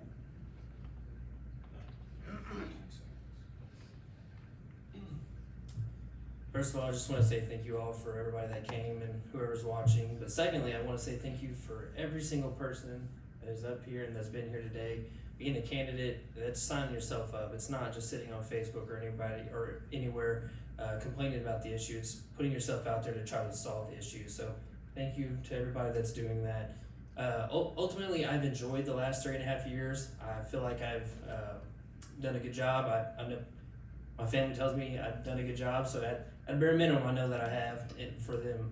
But, you know, it's been said that I have an F on the report card, but to me that the F stands for fiscally responsible, finding new solutions, and just ultimately at the end of the day, whenever I make a decision, I stand behind it, I stand firm. That's another F that I stand behind. And whenever I do it, I don't just think about myself, I don't think about my community. It's easy for probably myself in the 5th district, you know, I could say, well, the city will take care of it. But I also have to think about the county. I think about every single constituent that's out there. And so for me, it's easy to sit there and say, hey, that's something the city will take care of, but I want to be proactive and I want to find new ways and new relationships and find new sources of money to help solve some of our problems that are around the county, like the volunteer fire department. It doesn't necessarily affect me directly being in the city, but it is a problem, and it's a problem that maybe one of my family members or somebody else may face, and I want to be there to answer for that. So I ask for your vote May 19th. Thank you all. Thank you. Mr. Ray?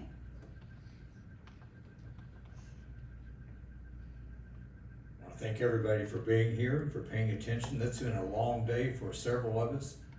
We've covered a lot of materials. I also want to thank the incumbents that are sitting here, because listening to them has given me some ideas that I hadn't thought of before. And it's been a real help. They've covered some areas that they voted on that I may or may not agree with, but I did see where they were coming from on some of their decisions. Years ago, I lived in Jefferson County, and it was a very heavy Democrat area, and my U.S. Congressman was Gene Snyder, a Republican. And Gene did something then that we do now with the internet, but Gene sent out a letter to all of his constituents asking, what's your opinion on this? We're getting ready to vote on it. And I think we need more of that. He followed up on that, and he won the election every single time, simply because he kept the constituents involved in what was going on. And I did not realize until just this last couple of years when I got interested, just how much money we have passing through Hardin County. I'd like to see the budget in 1955, see what it was then. I'm sure it wasn't the millions. I don't know, many of you don't remember Everett Dirksen. Some of you old guys will. He was a Democrat senator from Illinois, and this was back in the 60s. And he made a statement that stuck with me. He said, $1 million here and $1 million there, and pretty soon you're talking about some real money. And that's what we're faced with here. It's not just $1 million here, $1 million there. It's money that belongs to the citizens of Hardin County, and we're the custodians of that money. And if I'm elected, I promise I will take good care of your money. Thank you. Thank you. Mr. Reynolds? I appreciate y'all coming out and those watching online. I know it's been a long day. I'm asking you to trust me. I mean, that's what a vote is, isn't it? You're putting your trust in me, and I'm going to do everything I can to earn that trust and not let you down. I'll work diligently with the judge and the other magistrates to create plans for our future that work and that are geared for the citizens of Hardin County, not big business, not someone up in Frankfurt. And I'm going to do everything I can to keep you informed every step of the way. I take this job very seriously, and I'm prepared to put more time and effort into it than anyone else. I'll have you know that from day one when I filed to run for this position, I've been going to fiscal court meetings. I've been going to every committee meeting that I can get to. And I think that's important. I think if you want the job, you have to be prepared to put the time into the job. And I am prepared to do that. My campaign slogan is Hardin County First. And that means our citizens, that means our government employees here in the county. It means taking care of our tax dollars through fiscal responsibility, and that means smart growth. And I think that last one's the key. I think we need a 20 to 30 year vision for Hardin County, a long-term economic development plan that puts us on this road path, this map of how we're going to develop out this county the way we want it to be developed, not to bring in the data centers, the solar farms where we don't want it. That we should have a voice in this, and we need to put together this plan because that'll grow the tax base. Let's grow the tax base, not increase the tax rate. And if we do that, we can pay for our emergency services that we need. Thank you. Thank you. Mr. Buckles?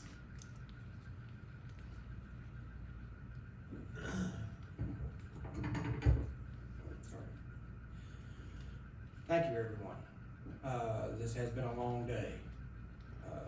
There's a lot been said. And I want to thank everybody up here just as well, just like everybody else has, because it is truly eye-opening. And we all have a lot of the same goals. We all seek peace and in everything we do. And I'm going to echo what Aaron said about the 100 years. You know, 250 years ago, our forefathers let us get to this point. So I don't think 100 years may be too far to go.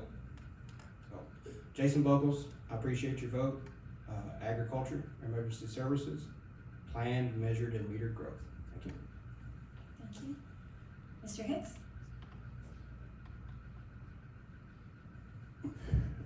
Well, I had a whole lot to say, but you can't say very much in 2 minutes, so I'm gonna cut this short. District 7, I was born here, raised my family here, and Lord willing, I hope God sees fit to bury me here. But I ask you for your vote. This is not a time that we need to bring some new people in. We've got a lot going on in this county, and it's not time for bring new people in. Let's keep what we got, and we don't have to start over. We don't have to have a training period here. Let's just be busy at doing what we're doing. You know, I'm a firm believer in transparency. My phone number is available 24/7. I made my phone number available when we had the snowstorm and ice storm. For 2 weeks, I was almost on the phone constantly trying to help people. I even took my truck out and opened up some driveways for people that didn't have a truck, little cars you couldn't get out. But I'm very proud of being one of the people that got the ambulance down at White Mills. We had a terrible time limit there, anywhere from 45 to 46 minutes.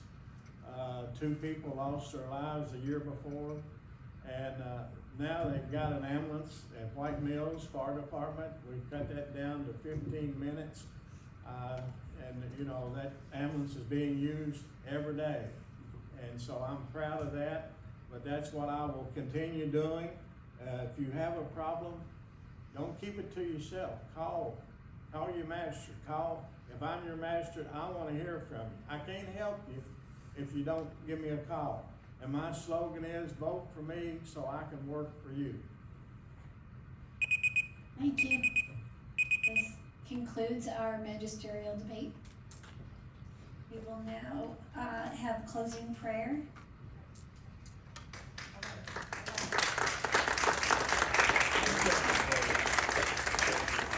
Give him another round of applause.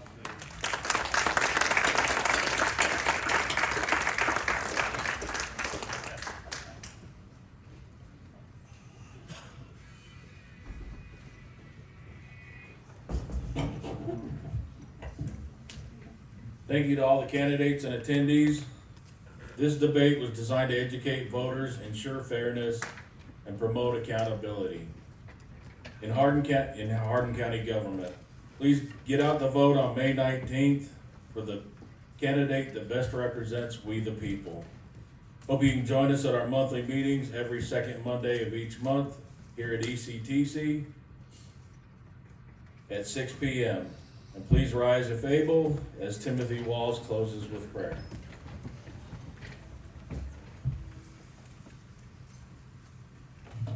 Let us pray. Lord, for those who seek to lead, instill in them hearts of integrity. Strengthen their hearts to act honestly, responsibly, and ethically.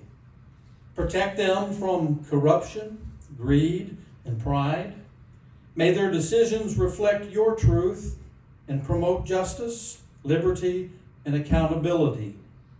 Guide them to serve selflessly, prioritize our citizens' welfare, and uphold righteousness. Let their leadership inspire trust, peace, and unity in our county. May integrity guide every policy and action, ensuring your blessings, your protection, and your prosperity rest upon our Commonwealth and on our community. May we always place our faith and trust in you. And I offer this prayer in the name of the King of Kings, Lord of Lords, Jesus the Christ. Amen. Amen.